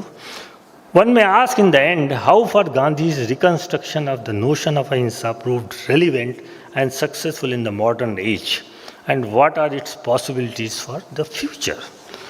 It was the genius of Gandhi, as remarked by B.R. Nanda, that he transformed what has been an individual ethic into a tool of social and political action. This is his major contribution. The tool he developed with the help of his reconstructed notion of nonviolence was Satyagraha, and that was successful in fighting against British in India's freedom struggle. It was adopted by Martin Luther King in his struggle against the racism in America, and it also influenced Nelson Mandela in his early struggles against apartheid in South Africa. However, critics argue that its success in Indian freedom struggle had much to do with British domination. It would have been not successful in Hitler's Germany. Yes, in a war-torn world of today, we must accept its limitations. But Gandhi should be given credit to extending the real possibilities of nonviolent action in fighting against all kinds of injustices. Recent examples of farmers' movement in India, movement against NRC in India, and various environmental movements all over the world do establish the efficacy of his legacy of nonviolence in the modern world. One must also note that the methodology Gandhi had developed, this is the crux of my paper, on his own to reconstruct the notion of nonviolence can be used to reconstruct other notions of Sadharana Dharma to make it more relevant for the modern age. Gandhi himself developed the concepts of Satyagraha, Swaraj, Swadeshi to show the way of doing all this. He was a patron saint of inter-civilizational dialogue. We should get rid of this purity of culture, tradition, and glorification of all that. Whole world is our own, all traditions of our own. What we lack, we should take it. What we have, we should give it, which is better. In the words of Bhikkhu Parikh, I finish in the end, he freely borrowed what was valuable in other religions and civilizations and enriched his own. We need to keep this spirit alive for creating a non-violent social order of his dreams. Thank you. Thank you, Professor. Thank you, Dr. Alok Tandon ji. Alok ji started with Sadharana Dharma and pointed out how it is different from Varnashram Dharma, made references to different traditions, religious traditions of India, and then finally he embarked upon elucidating Gandhian notion of ahimsa and how the crisis of Hindu tradition faced in the colonial context can be understood and the way that has been taken up by Gandhi. So the alternatives that were open up in front of us. So he explores the various dimensions of Gandhi's ahimsa, and he also talks about him being an original thinker, the one who experimented with Satya and ahimsa and made it relevant to the contemporary Indian issues and situations. The session is open for discussion. But I would also like to remind that since we are running late, so we will be having only 2 questions, and we have 2 people over here, that is Ambika ji and Shri Kala ji. So both of you can. I'll take both the questions together so that the answers can be given by him. Tandon ji, आपको बहुत धन्यवाद कि आपने बड़े मेहनत से इस बात को बताने का प्रयास किया कि गांधी की जो अहिंसा है वो भारत की वैदिक परंपरा, बौद्ध परंपरा और जैन परंपरा में अहिंसा की जैसी अवधारणा थी, उसको उन्होंने रिकंस्ट्रक्ट किया। अब जैसा भी उन्होंने रिकंस्ट्रक्ट किया हो और आपने जैसा उसे समझा हो, तो गांधी की अहिंसा को आप जैसा समझते हैं उसको यदि हम संदर्भ बनावें तो असहयोग आंदोलन में अहिंसा हो जाती है तो आंदोलन को बंद कर देते हैं, वो कहते हैं कि हिंसा हो गई। और वही गांधी को जब कश्मीर में सेना भेजने की बारी आती है तो तुरंत इसका आदेश देते हैं कि तत्काल कश्मीर में सेना भेजी जानी चाहिए लड़ने के लिए। तो ये दोनों सिचुएशन को आपका जो reconstruction of Gandhian notion of अहिंसा है, ये दोनों परिस्थितियों में आप कैसे देखेंगे उसको? By and large, I agreed with what you have said. Where I have disagreements, I'll just relate. First, I don't think that Gandhi stitched his theory of ahimsa with bits and pieces of Buddhism, Jainism, and Vedic thinking. Primarily because we are just fresh from that cultural embeddedness of Indian philosophy, where all these three schools belong to this Indian culture. And someone who has an insight, and I'm really surprised the way Gandhi has imbibed the culture. He has very little scholarly knowledge. He doesn't know the text. He's not a professional philosopher. But despite this, the way he has imbibed the essence of it, and as Akil Vilgrami says that, he was in a sense, he was a traditionalist in the Gadamerian sense, where he knew that there is an inescapability of tradition, quite like the fish in the water.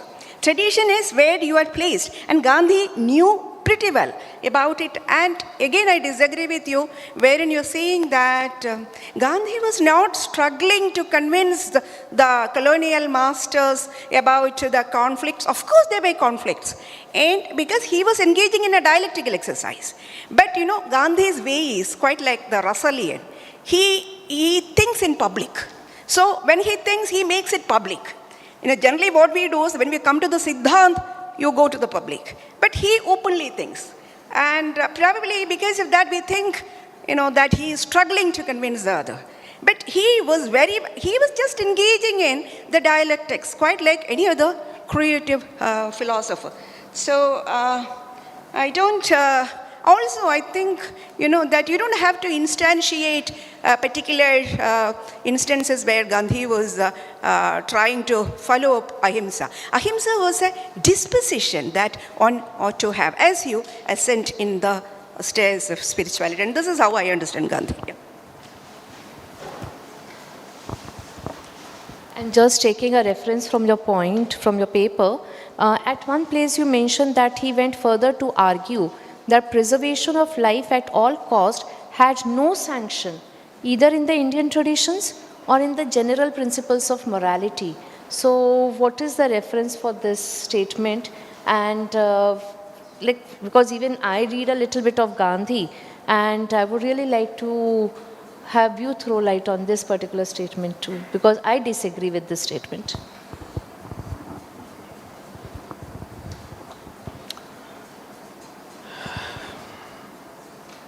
Namita ji has asked for the reference.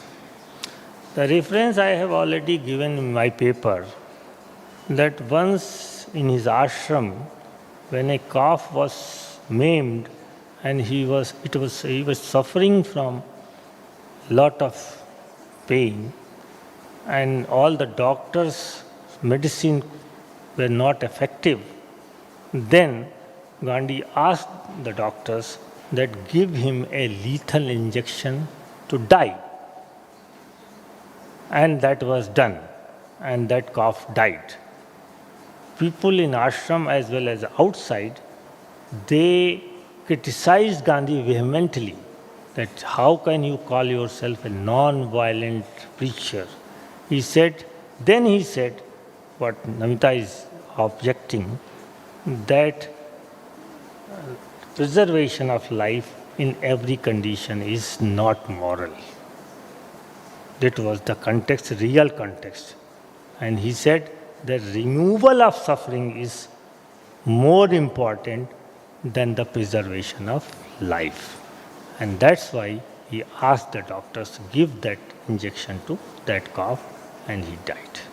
So in a similar manner, one can say that Gandhi was not absolutist in ahimsa. He was a very minimum type of hinsa he allowed every time, most of the time. And that's why many people, very good commentary by Bandurang, they call him militant violence. So many times he used and allowed for violence and did not criticize that. That is the part of history also. In the case of not only individual calf also, but Ambikaji cited that he allowed for sending the troops to Kashmir to fight against the Kabilians' attack there. So it was not absolutist. That's what I said, it is different from Jain Ahimsa. That in any case, but there was a criteria. When himsa, the violence is done out of compassion for the benefit of all, for the benefit of the person individually also, then that is not morally unjustified. That was his position. So one should understand how Gandhi, that was also strategically, when sometimes he thought that this movement has gone in a wrong direction, he would hold back and he would say that violence is not allowed. So this type of strategical non-violence was also part of that movement. And you must understand that most of the people who were in freedom struggle and in Congress, they were not as much believer of non-violence as Gandhi was. They all saw this as a tactical move, as a strategical way of uniting the Indian public. So Gandhi has to take into consideration all that also. There was another consideration we must understand, that once violence goes out of control, Savarkar's strategy, he was against Ambedkar's way of looking at things. Why? Because his chief purpose was to get India freedom from the British rule in a non-violent manner. So he made compromises, he made mistakes also. I am not a hard devotee of Gandhi. I have my own criticism of Gandhi. But what I am trying to emphasize here is that this is the way to reconstruct the elements of Sadharana Dharma for the modern age, for the challenges of modern age. If we talk about aparigraha, this is not in this paper. What kind of aparigraha you will practice in this modern age?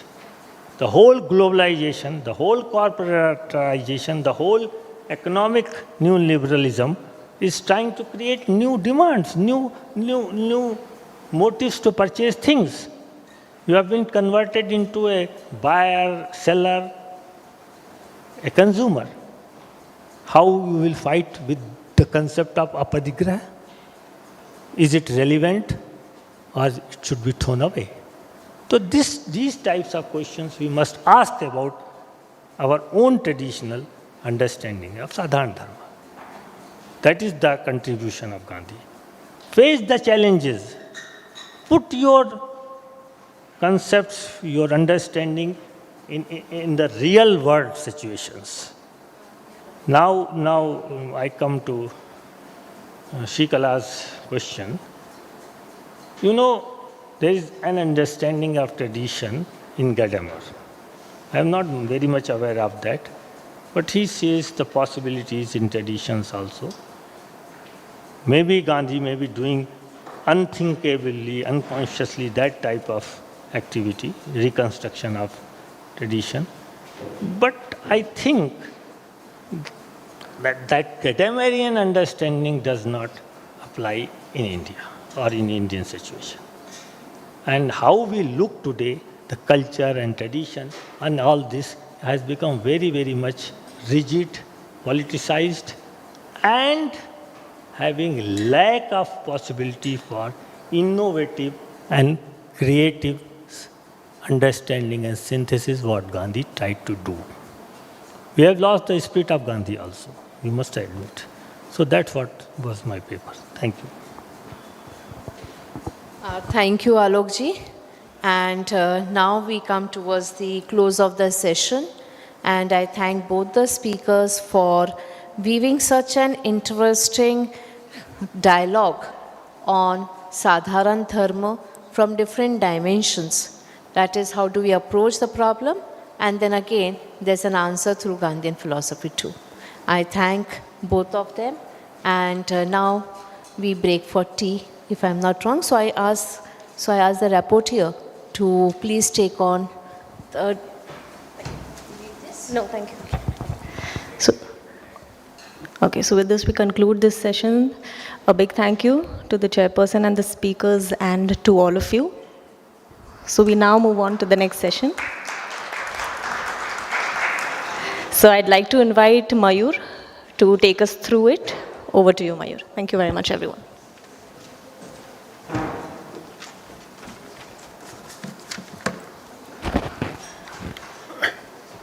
Hello everyone. Now we have come to the last part of the first day of this national seminar. I would like to invite the chairperson, Professor Srikala Nair ma'am, on the dais and take the chair.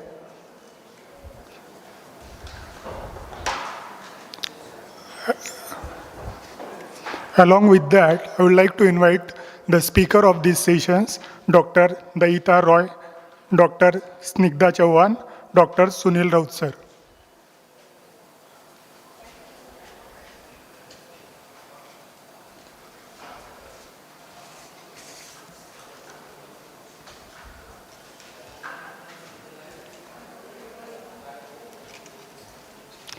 I'll just give a brief introduction of the chairperson, Professor Srikala Nair ma'am. Professor Srikala Nair is currently working as a director, International School for Sri Shankaracharya Studies, and also as a senior professor in the Department of Philosophy.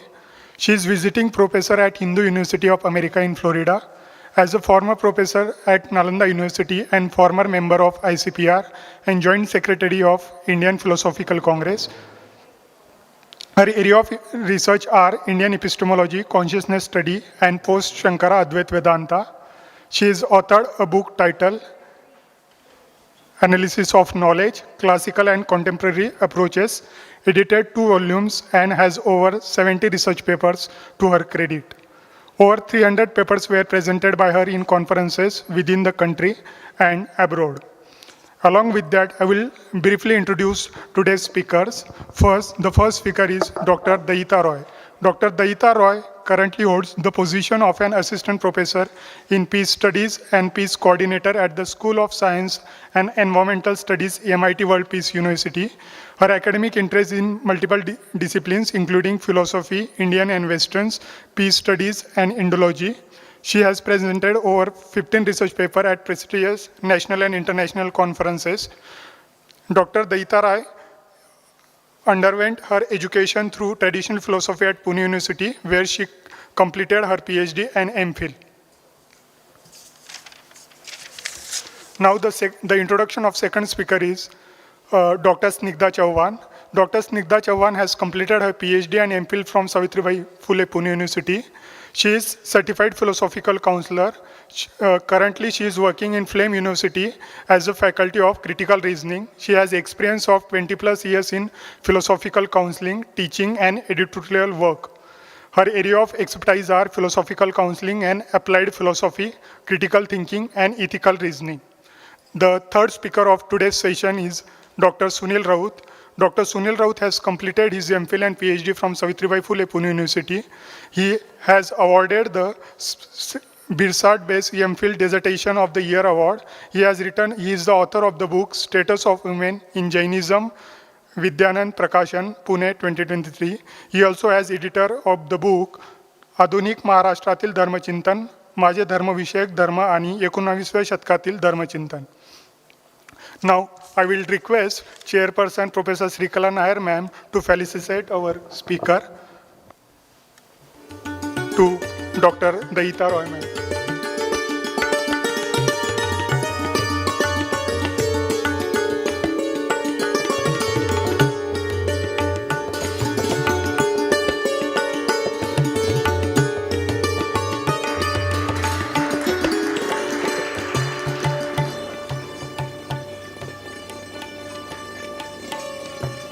Thank you, ma'am.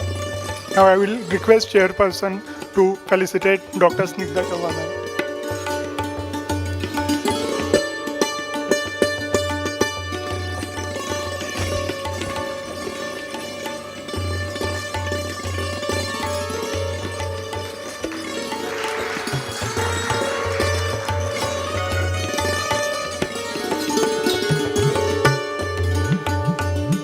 Now I will request the chairperson to felicitate the Dr. Sunil Raut sir.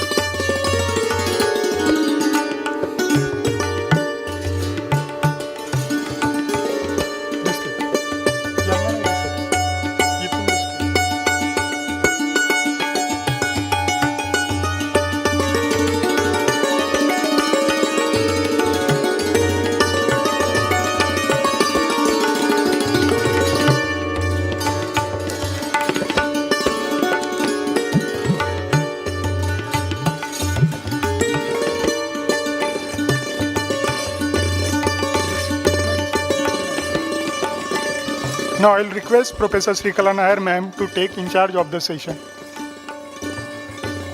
Thank you very much for this wonderful opportunity. We have come to the fag end of the session. I appreciate your patience and the love for philosophy. The best moderator is the one who speaks the least.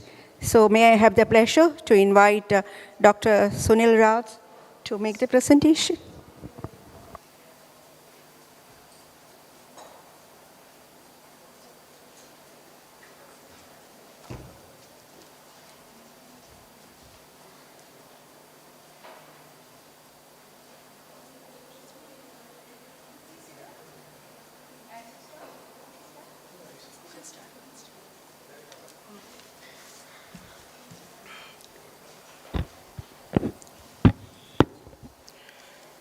Good evening, respected chairperson.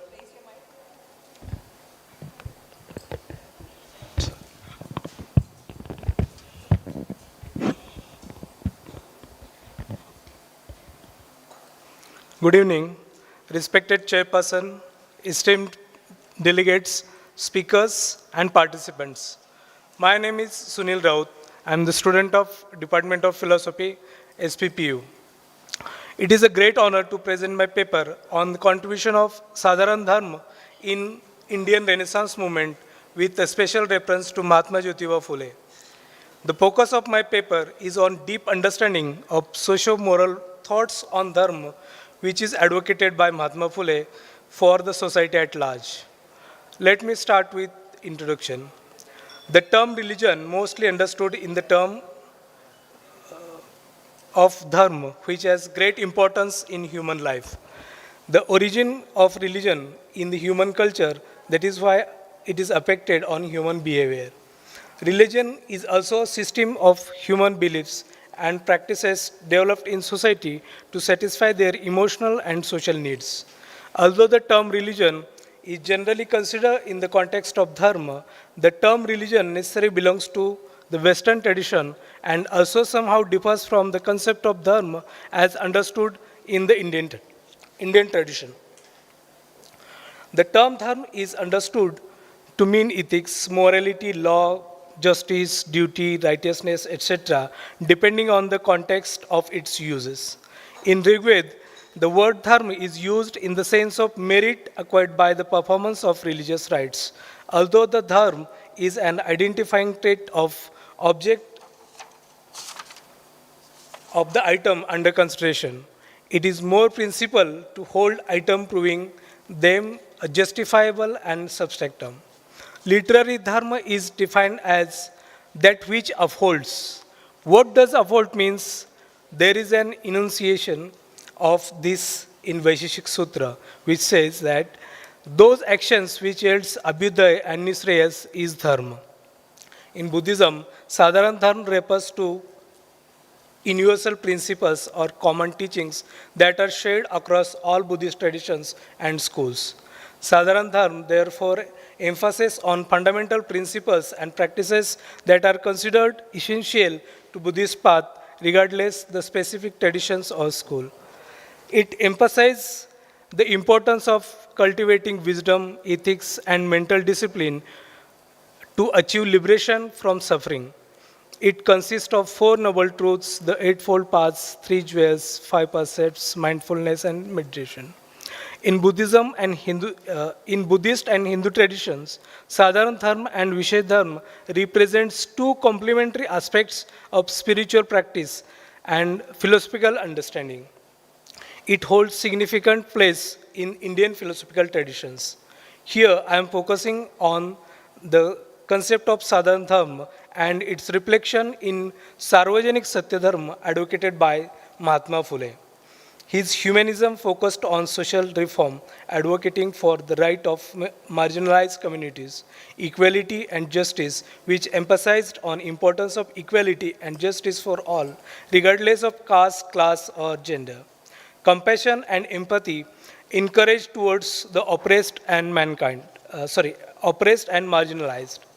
Sadharana Dharma represents in universal principles that govern human existence, which is common to all and which is fundamental for spiritual growth and for the development of virtue.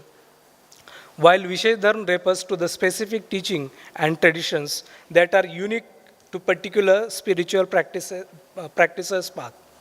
Understanding the interplay between these 2 approaches can provide a deeper understanding. The interplay between these 2 approaches can provide a deeper appreciation for the richness and diversity of Eastern philosophical traditions. Renaissance in India from late 18th and 19th century is said to have ushered in new era in Indian history. Indian Renaissance shared the European Renaissance with its approach as well as style of thinking, that is, the rational and scientific approach. In India, it has a deeper relevance to the socio-economic and political circumstances. That is how the Indian Renaissance is different or distinct from European Renaissance, both in its aims and objectives. We are well acquainted with the fact that our social and religious reformers' contribution, their efforts in betterment of society. Such a reformation was basically in the field of religion. In and before the 19th century India, Dharma was not a personal matter, it was the central point of the social control. We may not find any personal matter which is excluding Dharma. Therefore, all the root cause of decay in the society were laid in Dharma. Reformers concentrated on such factors and results of which is seen in the society. The learned people examined the principles of Hindu society in the light of modern education acquired by them.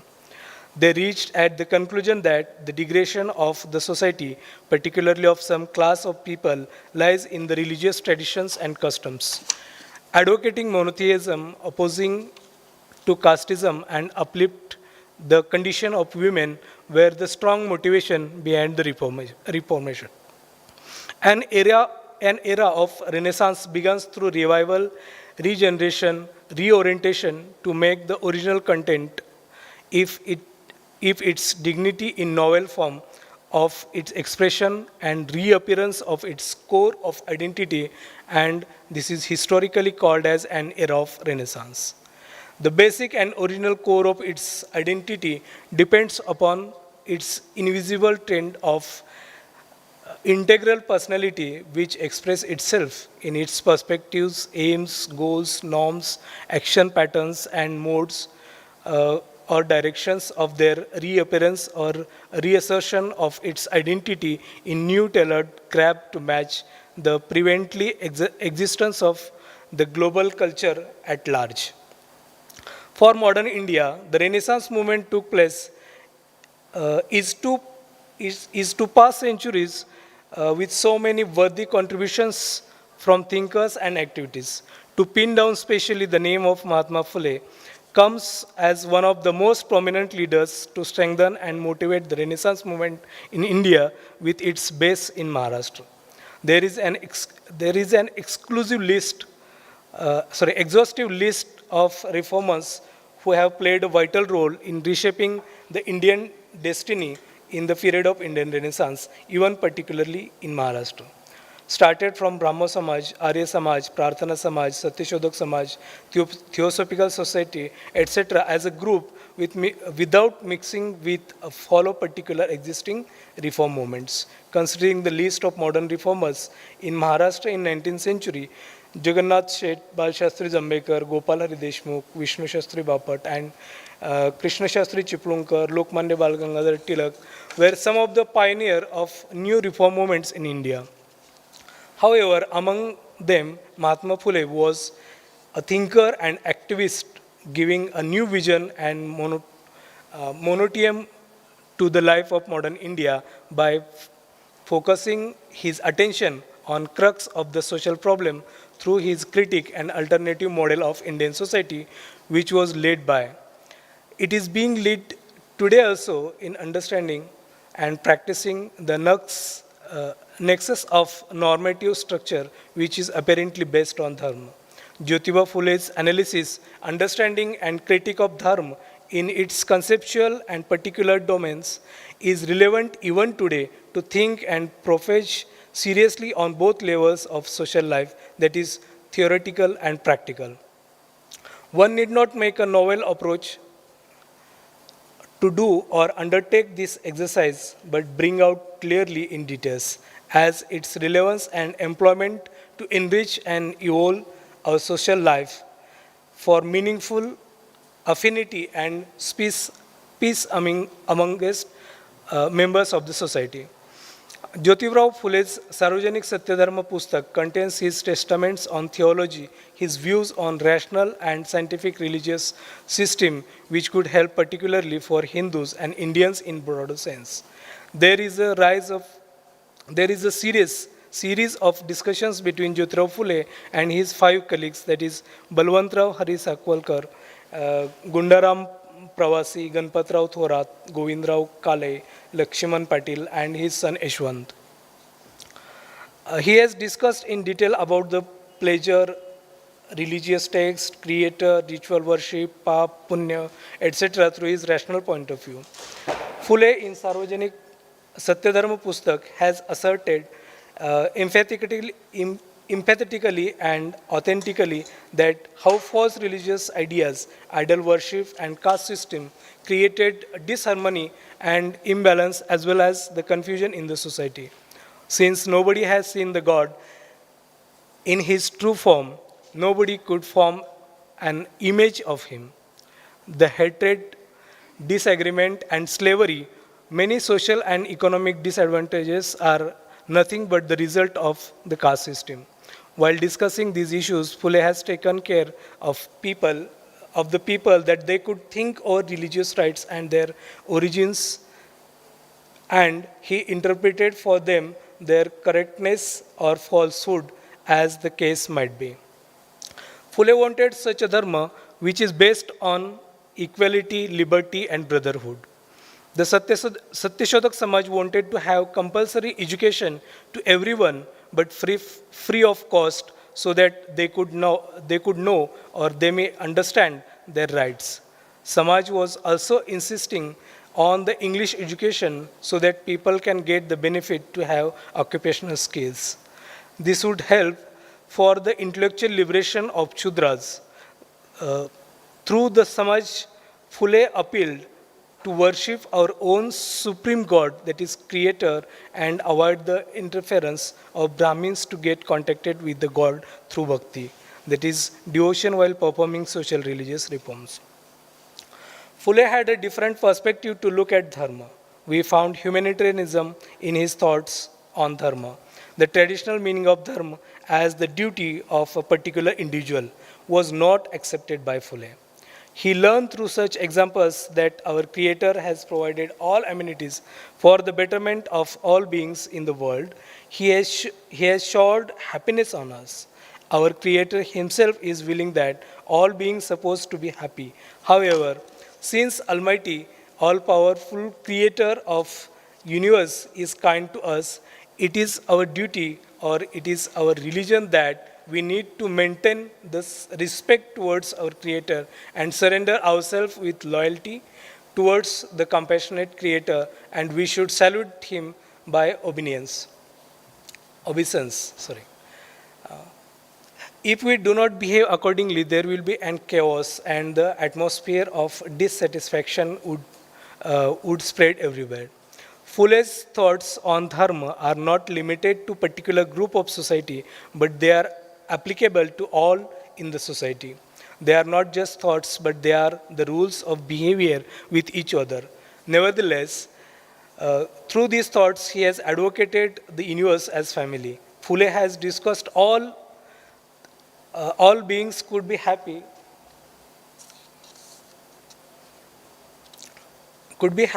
forever for following their behaviors based on the truth. Fulle said, truth is the whole and soul for all beings. It is foundation of all happiness. Truth is root of all dharmas. While following truth, nobody will be unhappy. In short, truth is necessary condition for the happiness. According to Fulle, Satya is not the entity of any proposition that we find whether the statement of knowledge is true or false. Rather, it is way of life. In the logical sense, we may say that truth is necessary and sufficient condition of being happy, and it is a universal truth. Since Jyotiba Phule was influenced by Thomas Paine, he did not accept any name as God. However, by following Thomas Paine, he has agreed that somebody must be the creator of universe. Therefore, he denoted such power or threats of the world as the Nirmik. I am omitting some part of these discussions. With relation to the rule of conduct, Phule made a statement about the morality, that is, all people needs to behave with our fellow men by keeping respect and fear of our Creator, that only can be called morality. Such code of conduct is expressed from the people, including Christian, Muslims, Satyachodak, etc., in the society. Further, Mahatma Phule's interpretation on Sadharana Dharma is discussed. Mahatma Phule's whole life was spent for the betterment of Shudra, Atishudra, and women. However, Phule's social philosophy is found to be inspired by many great Western philosophers, which was based on the rationality. The French philosopher Rousseau made an impression on Phule, was regardless the principle of humanitarianism. Phule also found the insisting on liberty, equality, fraternity, and justice. Mahatma Phule was one of the first social reformers to fight against Brahminical patriarchy and caste oppressed. His idea of Sadharana Dharma was rooted in justice, equality, and rationality.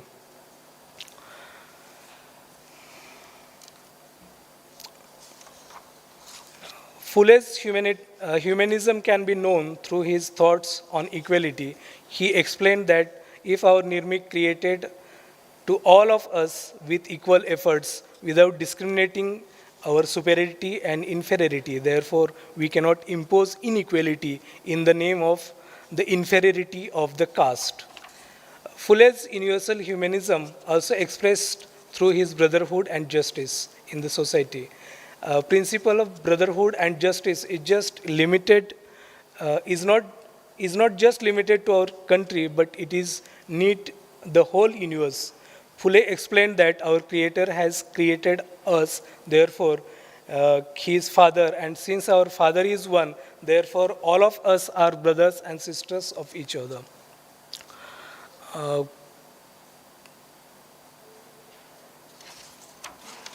And last one point I want to mention here is Mahatma Jyotiba Phule's philosophy of Dharma is not limited to particular group. Dharma he has been advocating is a universal religion.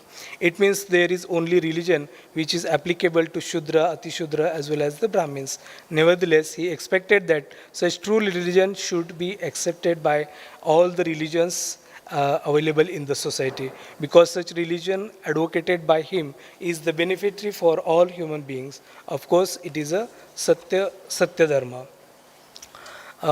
In Fule's quote, he says, "Khari हीच नीती मानवाचा धर्म, बाकी अधर्म ज्योती म्हणे."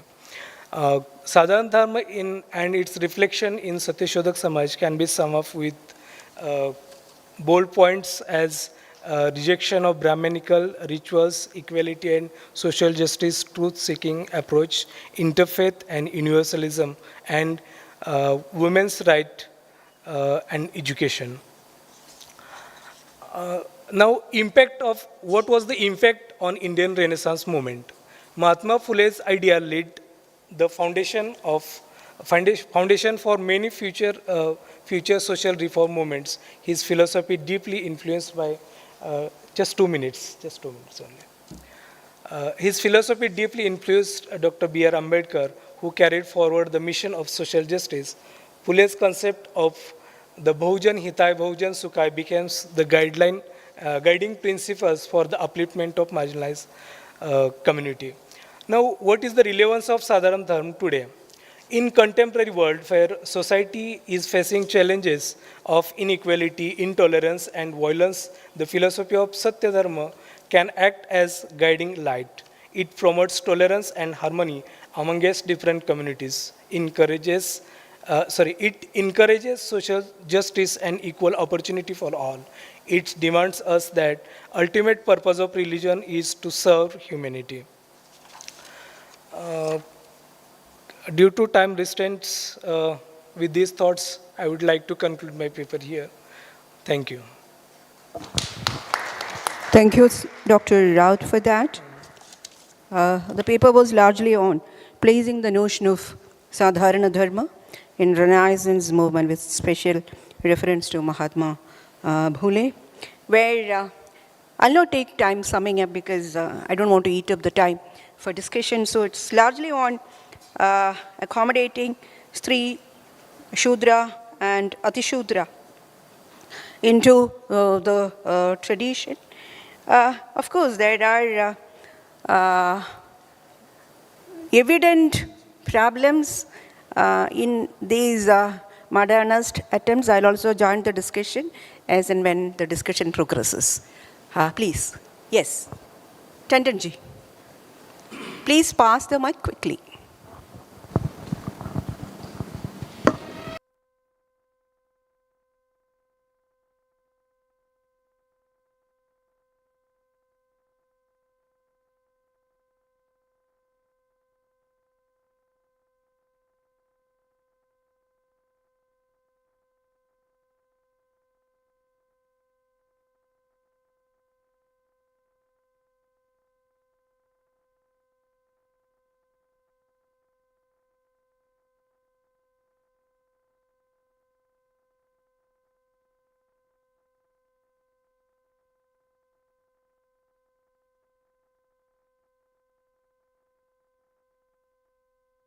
Last question, which is perturbing me for the last 15 days, is where has Indian Renaissance gone? We are back to that Puranic religion, that religion of myths and irrational beliefs. Thank you. Anyway, actually, the concept of Dharma, according to Mahatma Phule, is too much different from the traditional concept of Dharma, we can say. He has advocated a different framework of Dharma, that is Satyashodhak Dharma. He has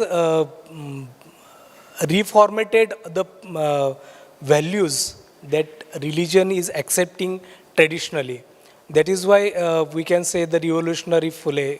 And Ambedkar, you are saying in which sense Ambedkar has influenced by Phule.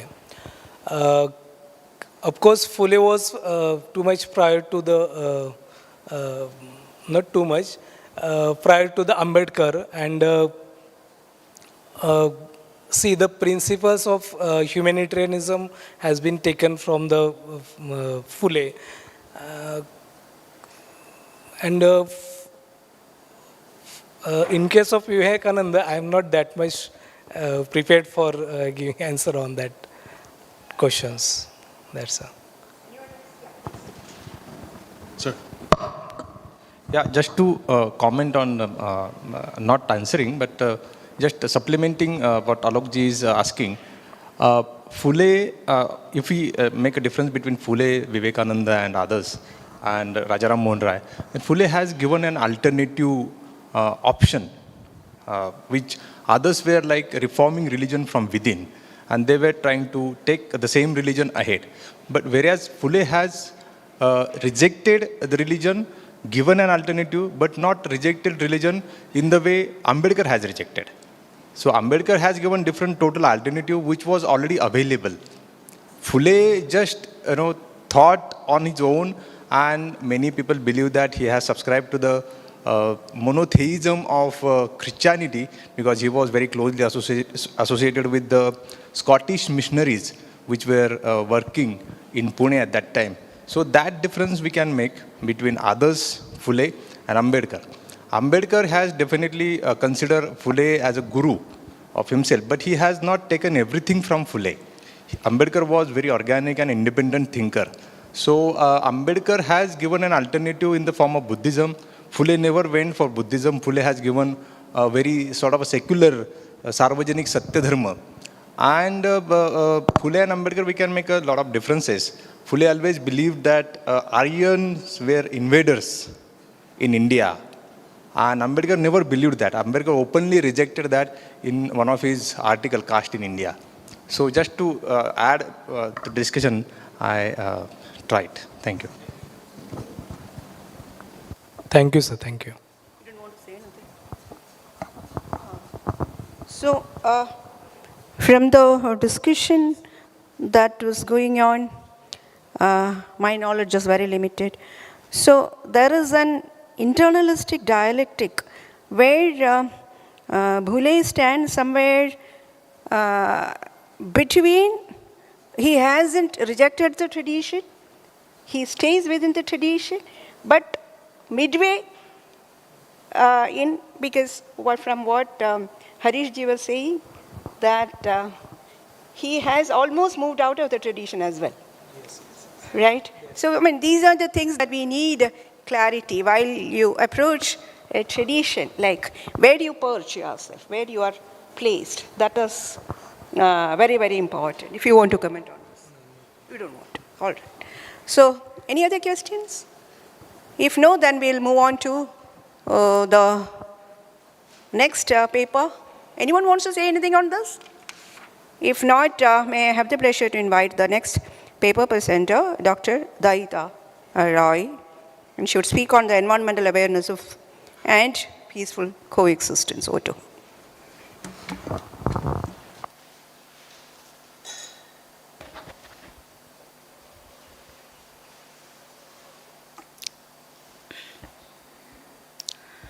Yes, very good afternoon. A warm welcome to all of you.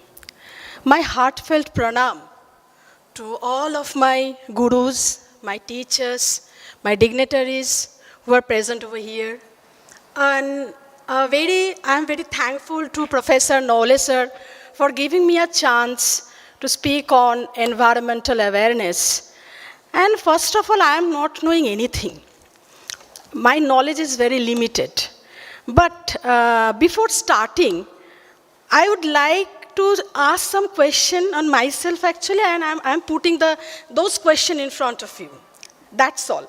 So my point is, first of all, I would like to thank and congratulate for arranging this beautiful seminar. And the objective of this seminar is very thought-provoking. Why thought-provoking? Because nowadays we know that humanity is at risk, high risk. So the question comes, will we survive? It's a very big question. Actually, I am asking this question all the time. And that's why we should go back. We should think about our Indian culture, that from morning session, we are just hearing all the points. This is very, very beautiful and very creative, very innovative, very good ideas we are gathering. So now this is the high time to churning, to rethink, to reshape. And it is not only bounded into this room. So we should take some lessons and go out. We should teach our students and youngsters that what is the meaning of Sadharana Dharma in a very nutshell form. So I think in this context, the objective of this seminar is really good.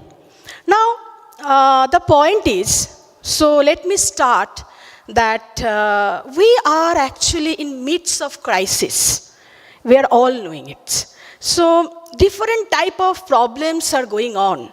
If you see that our Mother Earth is crying, are you listening?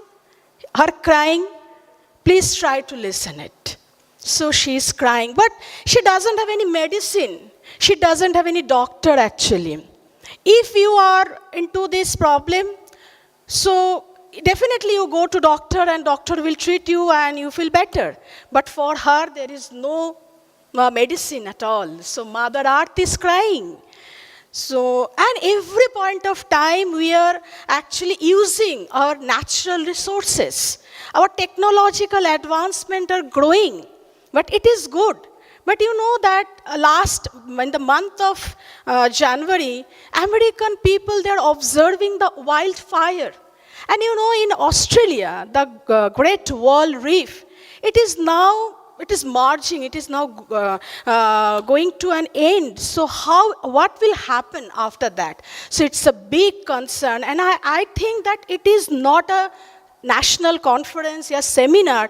It is a platform where we can take an awareness. We can think about what we can do for our Mother Earth. So my topic is environmental awareness and peaceful coexistence through Sadharana Dharma, a contemporary exploration in the light of Advaita Vedanta. And before starting actually, I will just think about that my presentation, it is not a presentation at all. For myself, it is an opinion. From very beginning, I am saying it is my opinion. And first, I would like to say about the Indian ideology.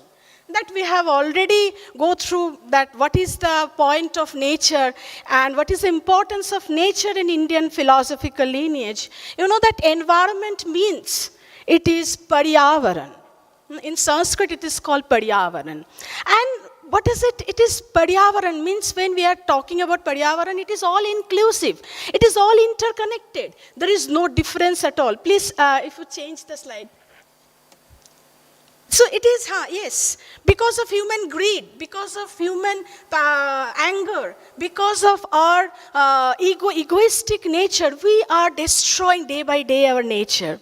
So that's why I start my presentation or my opinion from the Indian point of view. And that time, nature was the predominant. Nature was the worship as a divine. And it is already presently, we are worshipping like Tulsi and all these trees like as a divine.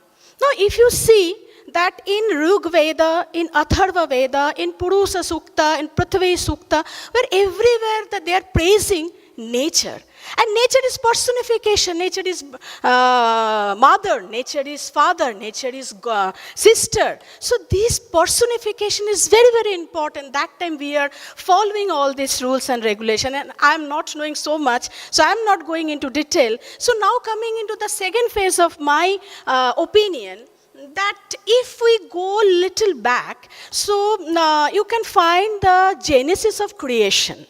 So Genesis of creation, it is in Bible, where we can find little, I have little idea, but not much more than that. So that is, Genesis of creation is all about anthropocentric, where there is talking about, please could you change the slide? Yes, Genesis, next slide. yes, that is, I will tell you. This is the genesis of creation. So where humanity is the top, there is a hierarchy. So if there is a hierarchy and nature is something, the explanation of nature is there is a point of reference. So when you are talking about the point of reference, so there is something. Who is that something? Human being is a something. So from that time, the creation, of genesis of creation, from that we are thinking about, yes, idea of dualism creates. The idea of utilitarianism is creating. Now if we go little later, so in the 19th century, we can see that there is a scientific thought process advancement is going on. So that time, and Western world, the approach of Western world is something oriented to the dualistic approach. So there is a living and non-living idea has came to the foreground. And Rene Descartes, Herbert Spencer, they're talking about the duality. They're talking about the human-centric. Nature is meant for the human. So human being, whatever they are wanting, they're using their nature. Now, there is another philosopher, Arne Næss. He is a Norwegian philosopher, and when he came to the picture, he introduced the word deep ecology. So deep ecology first coined by Arne Næss, and when I read little, so I got to know that he was a kind of critical philosopher, and he make a bridge between the Western critical approach to Indian wisdom. That is the main point. And where we can think about that there is a kind of making bridge between Indian and the Western, and where he, in one interview, he was saying that I was inspired by the Vedantic way of thought. So Vedanta way of thought, why it is? Because it is a big, it's for us, it's a very big concern, because when we are talking about the dualism, there is a living and non-living, nature is different from the human being, and human being, and it's a totally different. But only the philosophy, that is Vedanta Darshan, is talking about the non-dualistic approach. So there is a oneness. So this is how, if we want to protect our environment, so we should think about this oneness idea, okay? So now coming into my third phase of opinion, that where we are talking about the Sadharana Dharma and Advaita Vedanta.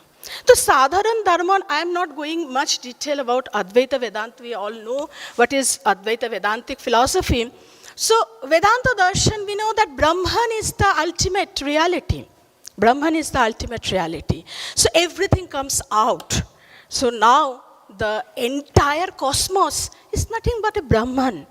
It is nothing but a Brahman. So if you think, so we are talking about pollution, we are talking about disharmony, we are talking about conflict, we are talking about all different calamities, and you know that coronavirus, kya hua tha wo time pe. So according to Vedanta philosophy, that we should think, we should change our attitude. So attitude change, it is another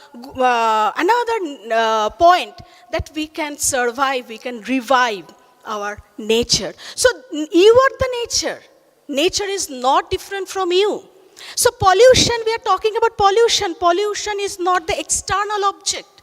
Pollution inside us. We are creating pollution all the time. So if we think about the consumerism, so that is our dharma. So our dharma, that is ahimsa, sattva, asteya, aparigraho, these are the sadharana dharma, list of the sadharana dharma. So not only we are just talking about, we should understand, we should internalize, and we should practice it. So that is the main focus of my opinion. So unless and until we are not practicing it, there is no point of talking about the sadharana dharma and the essence of all these things. So that's why when we are talking about the Vasudhaiva Kutumbakam and the Vedic word that is Yatha Pinde Tatha Brahmande, the word that means you are that. You are not distinct. You are not separate from this entity. We are all one. So this approach again builds the Vasudhaiva Kutumbakam idea. So when we are talking about dharma, automatically karma will come. And if you are performing your karma according to dharma, so that means you are create something new platform for our another future generation. So it is my opinion. I am concluding my topic that can you change? So this is a picture where nature is within me. Nature is not different, and that's why I'm just preparing my PPTs with all the photos so that it will tally my whatever I'm saying, it will match. So that's why, because I have limited knowledge, I don't have any deep knowledge, so it is very superficial. And this is being a peace faculty, I would like to spread peace in terms of compassion, in terms of love, in terms of empathy. So these are all the qualities that we have. We should nurture. This is a high time. We should nurture. We should inculcate. We should just we should take the teachings and go out for the future generation. That's all. Thank you so much for patience hearing, and thank you so much again. So thank you for that. Dr. Roy has started her presentation resonating Heidegger's concern over the crisis that technology might bring in. And then the paper drew insights from Anania's deep ecology. We know that Ananias is a great appreciator of Gandhi, but I always felt that he did not understand anything about Advaita Vedanta. I know it was an oversimplification of Advaita Vedanta, but let that stay. Now the paper is open for discussion. Yes.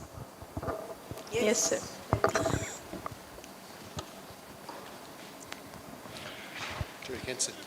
No, okay. Many times these days, we hear about Advait conception of man and society, Advait conception of the whole universe. Okay.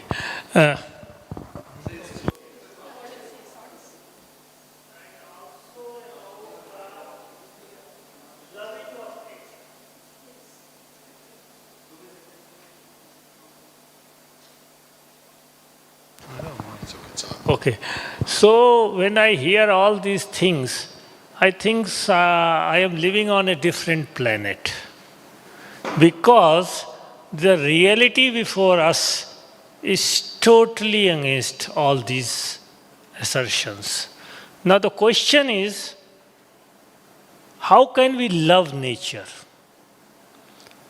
A nature that gives us flood, a nature which gives us pandemics, a nature which has given such harsh surroundings throughout history, and human beings have very hardly learned to keep with them. Nature was beneficial, nature was helpful, but nature has got the darker or the other side also. And we have struggled to cope with nature. With the knowledge of science, after all, we can learn to control nature. So how can we love nature? This is the question. Thank you so much, sir. So I will try to satisfy you. I don't know whether I will do it or not. So my point, whether I am correct, I don't know. But see, actually, yes, everything it has two dimensions. One is that you said that dark side of nature. So point is, nowadays we are exploiting our nature, and we are using our nature. We are not thinking about the cutting trees and using plastic and all these things. So that is in a way that nature now rebels. Nature is now rebels. Because at certain point of time, and if we think about the love, so love is the essential characteristic according to, Indian philosophy is talking about the love all the time. So love is our inner quality. So it is comes within. It comes within. So that is, we can conquer, and we can change the things with the help of love. It is possible. And if we think like this way, so if we are not thinking, yes, then Prakriti is devastating, and it is because of Prakriti we are facing lots of problems. So this is my way of thinking. I don't know, yes. Dvaita, आपके जानकारी के लिए और आपके उपयोग के लिए मैं केवल संदर्भ बताना चाहता हूँ। बृहदारण्यक उपनिषद में एक जगह ऐसा रेफरेंस आया है कि ब्रह्म की उपासना वन के रूप में करनी चाहिए, फॉरेस्ट के रूप में।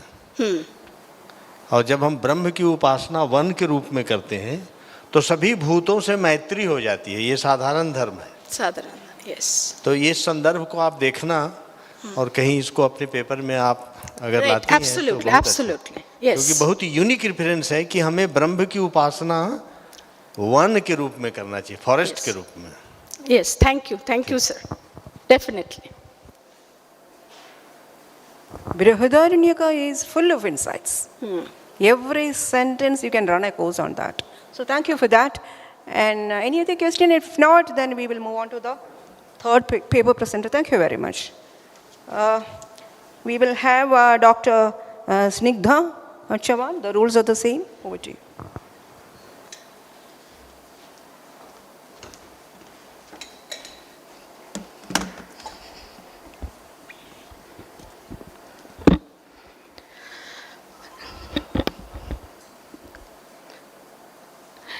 Very good evening to one and all. My topic is androgyny as a philosophical bridge between Sadharana Dharma and Mahayana Buddhism, an ethical and spiritual study. So actually when Professor Navle called me and asked me to write a paper related to my PhD thesis, then I was thinking, how can I relate this Sadharana Dharma with androgyny, because my PhD work was, the topic was androgyny, understanding androgynism in Buddhism. And I dealt, mainly focused on Mahayana Buddhism in my thesis. Then I was thinking that, and I came out with this, and happy that I'm happy with this paper. I found certain things, some similarities, and I can say that androgyny can act as a bridge between Sadharana Dharma and Mahayana Buddhism. So how it is? Here is a question, like how does the concept of androgyny bridge between Sadharana Dharma and Mahayana Buddhism? I started with this, and there the next step is, what is Sadharana Dharma? So since morning we are listening to all the speakers, and now we have an idea what is Sadharana Dharma. Mostly अगर थोड़ा सीधे तरीके से देखने जाएं तो it is universal duty, बहुत ही simplified form में, and ethical foundation we can say that it is universal duty and ethical foundation, which refers to universal moral duties, which is applicable to all, which is universal, it is applicable to all. The key principles I have taken here from Sadharana Dharma is Satya that Gokhale sir was talking about it, and other speakers too, and which is ethical righteousness, and Karma, that is selfless duty. Also I have taken one more concept here, that is Shiva Shakti, that is Ardhanarishwar concept from Hinduism, I can say, from Hindu philosophy or Indian philosophy. So this is this few concepts, only these few concepts, points I have taken to show how it can act as a bridge. Let's see what is Mahayana Buddhism. What are the points that I can get from Mahayana Buddhism? What are the androgynous principles in Mahayana Buddhism? First one is compassion. I mean, no one can deny that. Mahayana Buddhism talks about compassion, karuna. Also wisdom, that is prajna. And non-duality. So we have the whole concept of Advaya. So what is the androgyny connection here? It is Advaya, that is the non-duality thing that dissolves rigid gender distinctions seen in figure like guanine, that is, it's a Chinese term. It's otherwise known as, in English, gender fluid bodhisattvas. I'll be talking about bodhisattvas and all those things one by one. Philosophical insight here is androgyny aligns with the Tathagata Garbha, that is another concept from Mahayana Buddhism. Tathagata Garbha is Buddha nature, which is there in every individual, yeah. All beings possesses awakening potential. Anybody and everybody is having the potential to realize or have the best form of his or herself. Advaya, this concept, the non-duality thing in Buddhist thought, what is it? It is beyond gender dualism in Nagarjuna's philosophy. Again, it rejects any kind of fixed distinctions. Also, Nagarjuna says that reality is neither fixed nor separate. Gender is a conventional construct. Before going to all this, I must tell you something about the basic about androgyny. What is androgyny? Androgyny is a latest, I can say, modern development of feminist philosophy. That is, andro is male and gyne is female. It talks about masculine and feminine characteristics in every individual. It talks about any sort of, there is no gender discrimination, no duality. It rejects all sorts of fixed distinctions. Connection here, Advaya, how I am connecting Advaya to androgyny. The androgynous state symbolizes transcendence beyond rigid classifications. All dualities are empty of inherent existence, conceptual constructs, not ultimate realities. It says, all dualities are empty of inherent existence. These are conceptual constructs. These are not ultimate realities. It is an illusion created by the mind. Reality is neither being nor non-being. Again, this, Mahayana Buddhism, it talks about samsara and nirvana also. And they say it is not separate realities. They exist in non-dual interdependence, just like wave and the ocean. That's one continuous reality. They look different, but they're not different. That's a continuous reality. The another thing is prajna here. It is seeing through conceptual dualities and embracing the middle way or madhyama pratipad. So here, this is how I have taken Advaya, concept of Advaya, as well as taking here, in this concept, then I have taken compassion, wisdom, and prajna. Wisdom is prajna. The next point is androgyny in spiritual tradition. In spiritual traditions. In Buddhist spiritual traditions, what are the androgynous principles or things that I have noticed or scholars have noticed? One is symbolism and ethical implications. There are various symbolisms in Buddhist spiritual traditions. Again, androgyny represents the integration of masculine and feminine energies transcending rigid gender roles that I already have talked about. Ethical and spiritual relevance promotes equality and harmony in ethical thought. Bodhisattva figure from Buddhism, Mahayana Buddhism, Bodhisattva figure, and this Ardhanarishwar, Shiva Shakti, this thing, some kind of similarity I find. Connection to non-duality, that is androgyny embodies the balance of opposites, reflecting Advaya. What is the conceptual framework of androgyny? It's, in this paper I have tried to show that, a bridge between traditional and Buddhist ethics. Mainly three pillars of this study. The main three pillars of this study are philosophical foundations, first one, that is Madhyamika and Advaya. Second one is ethical implication, that is Sadharana Dharma and its universal values. And spiritual insights, that is androgynous representation in Mahayana Buddhism.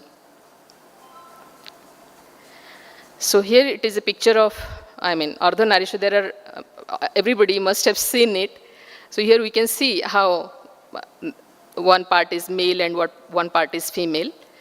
Both in one, it is an embodiment of androgyny. This is how I tried to interpret symbolism that transcends this symbolism. I'm talking about this particular symbolism. It transcends binary roles, promoting unity. It promotes unity. Harmonizing masculine and feminine in Indian philosophy. And philosophical insight here is, it reflects the Madhyamika middle way, neither extreme duality nor complete oneness. It's neither extreme duality nor complete oneness. Another picture here I have taken is Enso, that is Gen circle, the symbol of non-duality. Something similar, like Ardhanarishwar. What is this Enso? It is balanced and unity in Buddhist thought. This particular symbol talks about or symbolizes balance and unity. A hand-drawn circle symbolizing wholeness and balance. What is the connection to androgyny? It is just as Enso represents completeness beyond divisions, androgyny transcends rigid classifications. Androgyny transcends rigid classifications. Key insights here are it emphasizes spiritual unity rather than social constructs of gender. It emphasizing spiritual unity, and it is rejecting in a way the social construct of gender. Another thing I have taken here is mirror reflection. It is, again, this talks about unity in duality. How? Connection to non-duality, again. It integrates opposites within division, seeing beyond surface differences. The example is like a bodhisattva embodying both compassion and wisdom. A mirror reflects multiplicity but remains whole.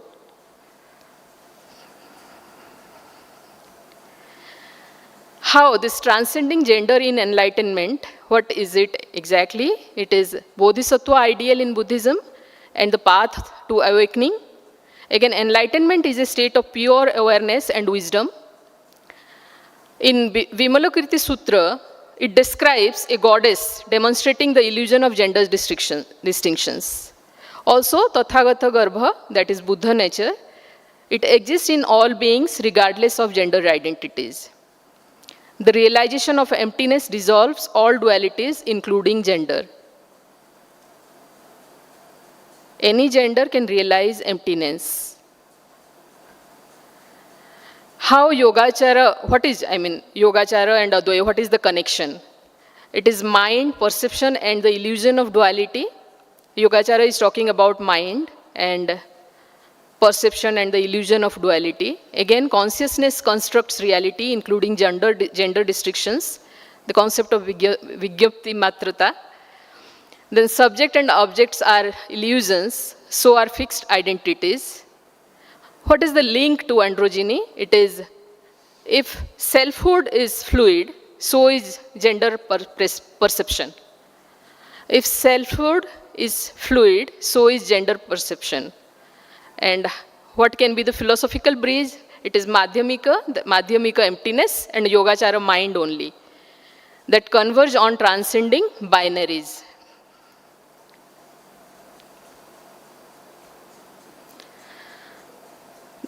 I talked about Bodhisattva, the concept of Bodhisattva. We usually see a picture of Bodhisattva standing on a lotus, and what this symbol, this particular symbol speaks about or talks about, it is the symbolism of the lotus. We all know that it grows from mud but remains pure, symbolizing enlightenment beyond worldly divisions.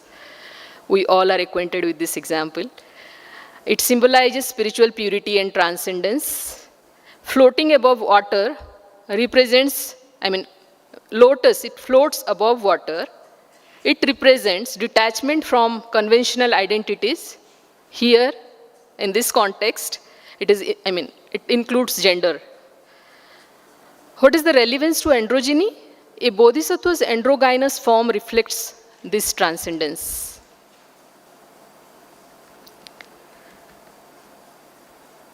So why androgyny fosters ethical universality?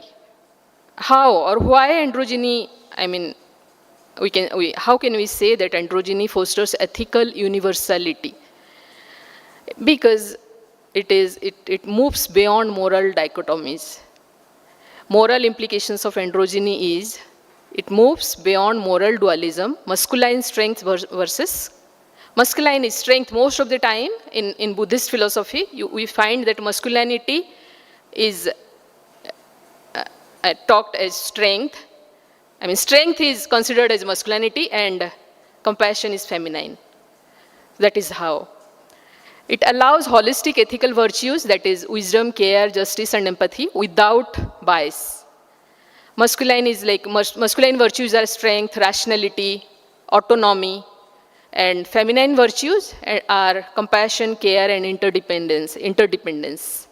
And by integrating these qualities, androgyny dissolves the restrictive binary. Virtues are accessible to all.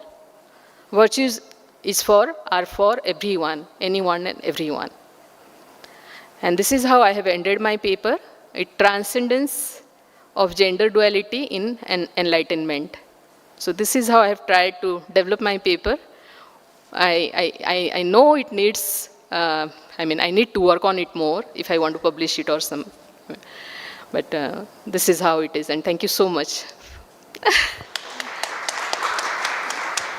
Thank you for that. The paper apparently is an attempt to place androgyny, which transcends the rigid gender divide in Mahayana Buddhism, and she spoke both about Nagarjunas as well as the Yogacara. Probably we need to have a bit of discussion. I did not grasp much what you are trying to impress. So the paper arguably is trying to bring in androgyny, and she was trying to argue that the gender, are you trying to say that the gender, the Mahayana Buddhism transcends the gender divide? Yeah, concept of androgyny, it transcends all sorts of gender discrimination, gender opposites, extremes, yeah.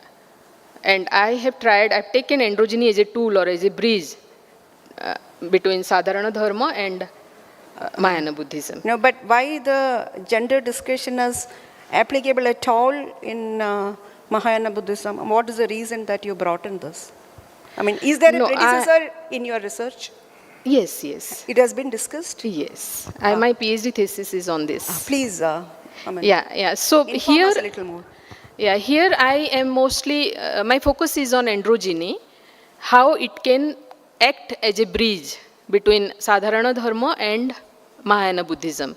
And to show that, Sadharana Dharma, we all know that it talks about Satya, like the concept like Satya, Ahimsa, or all these things. And I have taken certain things from Mahayana Buddhism and I have tried to show the androgynous principles in that, within Mahayana Buddhism. Yeah, please. Probably things will be more Sure. clear as we go in for discussions. Gokhaleji, please. Up.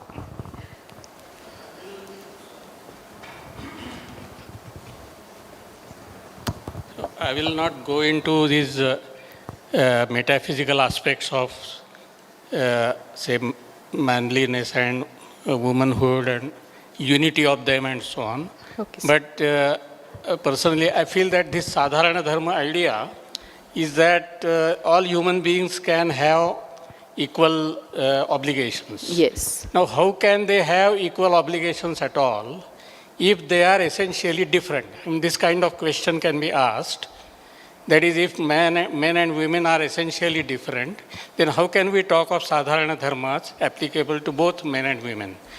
A similar question, when you are talking about Sadharana Dharma and Vishesha Dharma being in contrast with each other, somebody can hold that when, for example, Brahmins, Kshatriyas, Vaishyas and Shudras, they are essentially different, how can we talk of the same dharmas applicable to them at all?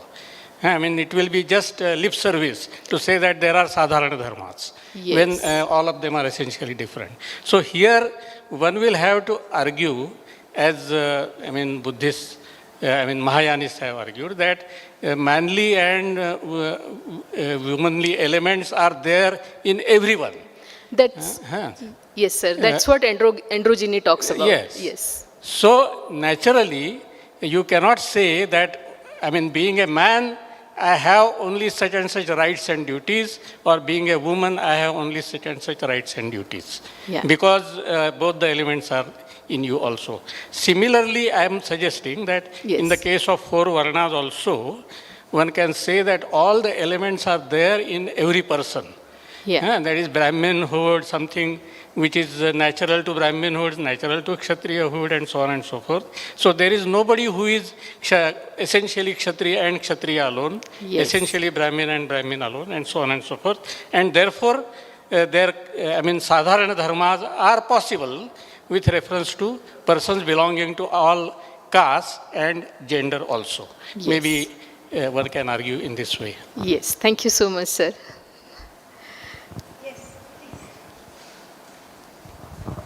I think much of what you were saying, that was based on this Madhyamaka kind of vision, no? Put Nagarjuna and so on, right? Yes. Now, I have no technical competence to comment on this, especially this is Professor Gokhale is here sitting in front of me. But what does it have in the Madhyamaka perspective? Would even androgyny, leave aside masculinity, femininity, does it have any positive ontological content, status? Because you seem to be hypostatizing androgyny. I'm saying seen from a Madhyamaka point of view, you are, what you're saying amounts to a hypostatization of androgyny, which seems to me problematic in the first place. Okay. Actually, Nagarjuna himself does not argue in that way, as far as I understand. Yes, yes. He talks about oneness and manyness, and he examines both, and then he says that there is neither oneness nor manyness. So shunyata is something which is beyond unity and plurality, Exactly. unity and duality. That is a different metaphysical position, but these ideas occur in Mahayana sutras, where such issues occur. For example, I am not acquainted with the sutra you are, maybe you are Vimalakirti having Sutra. some other sutra, Yeah. but in Vimalakirti Nirdesha Sutra, there is this problem. One Devata comes and she's, I think, there is one Bodhisattva who thinks that women cannot attain liberation. So she says that I will transform myself into you and you into myself. And then when he realizes that, okay, I am also can be like a woman and this woman can be like a man, so liberation is possible equally for men and women. So Exactly. this is the soteriological aspect Yes. of this androgyny, I think. Yes, sir. Yeah. Just one sentence. I mean, just you mentioned, use the term soteriology, but then the practical aspect, you look at monastic life, and there is Vinaya, I mean, that there is a code of conduct, where women, the women members of that order were systematically discriminated against, unless I am vastly mistaken. So that even an old woman was supposed to actually follow the orders of a young monk. If I'm not, please correct me if this is empirically incorrect. Yeah, it was there earlier. Sir is there, so he will answer. Yeah. Now the million-dollar question still remains whether the gender concerns are that way applicable at all in the by and large space of Mahayana tradition, which that way, I mean, the very research topic has been put to question because, see, when they were, as Professor Gokhale was saying, when they were ruling out the plurality of one and many, it doesn't amount to gender. They were not addressing gender. That is much, much below. So, I mean, that is what I was asking. No, that's what let me complete. Who all are your peers in this research field? Like, where have you taken up these insights from? Sorry? I mean, where have you taken these insights from? Who all are your peers in this? No, I have, this is based on my PhD work. Androgyny is was the topic of my PhD work. And there I dealt with all the metaphysical, epistemological and spiritual aspects of Mahayana Buddhism. I mean, I tried to show the androgynous principles in the whole Buddhism.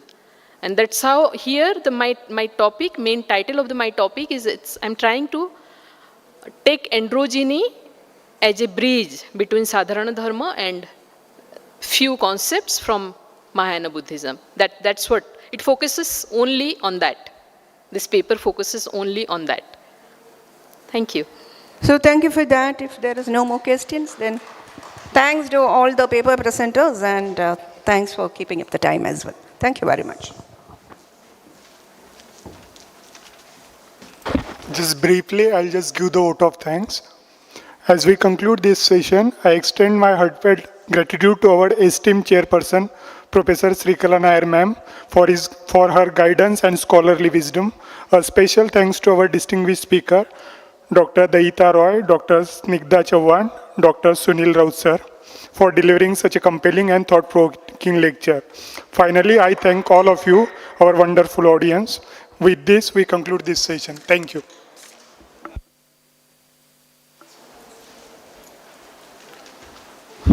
Requesting all the participants and speakers to just, we'll just go outside and take a photograph, group photo. It's okay, sir. We can do here also.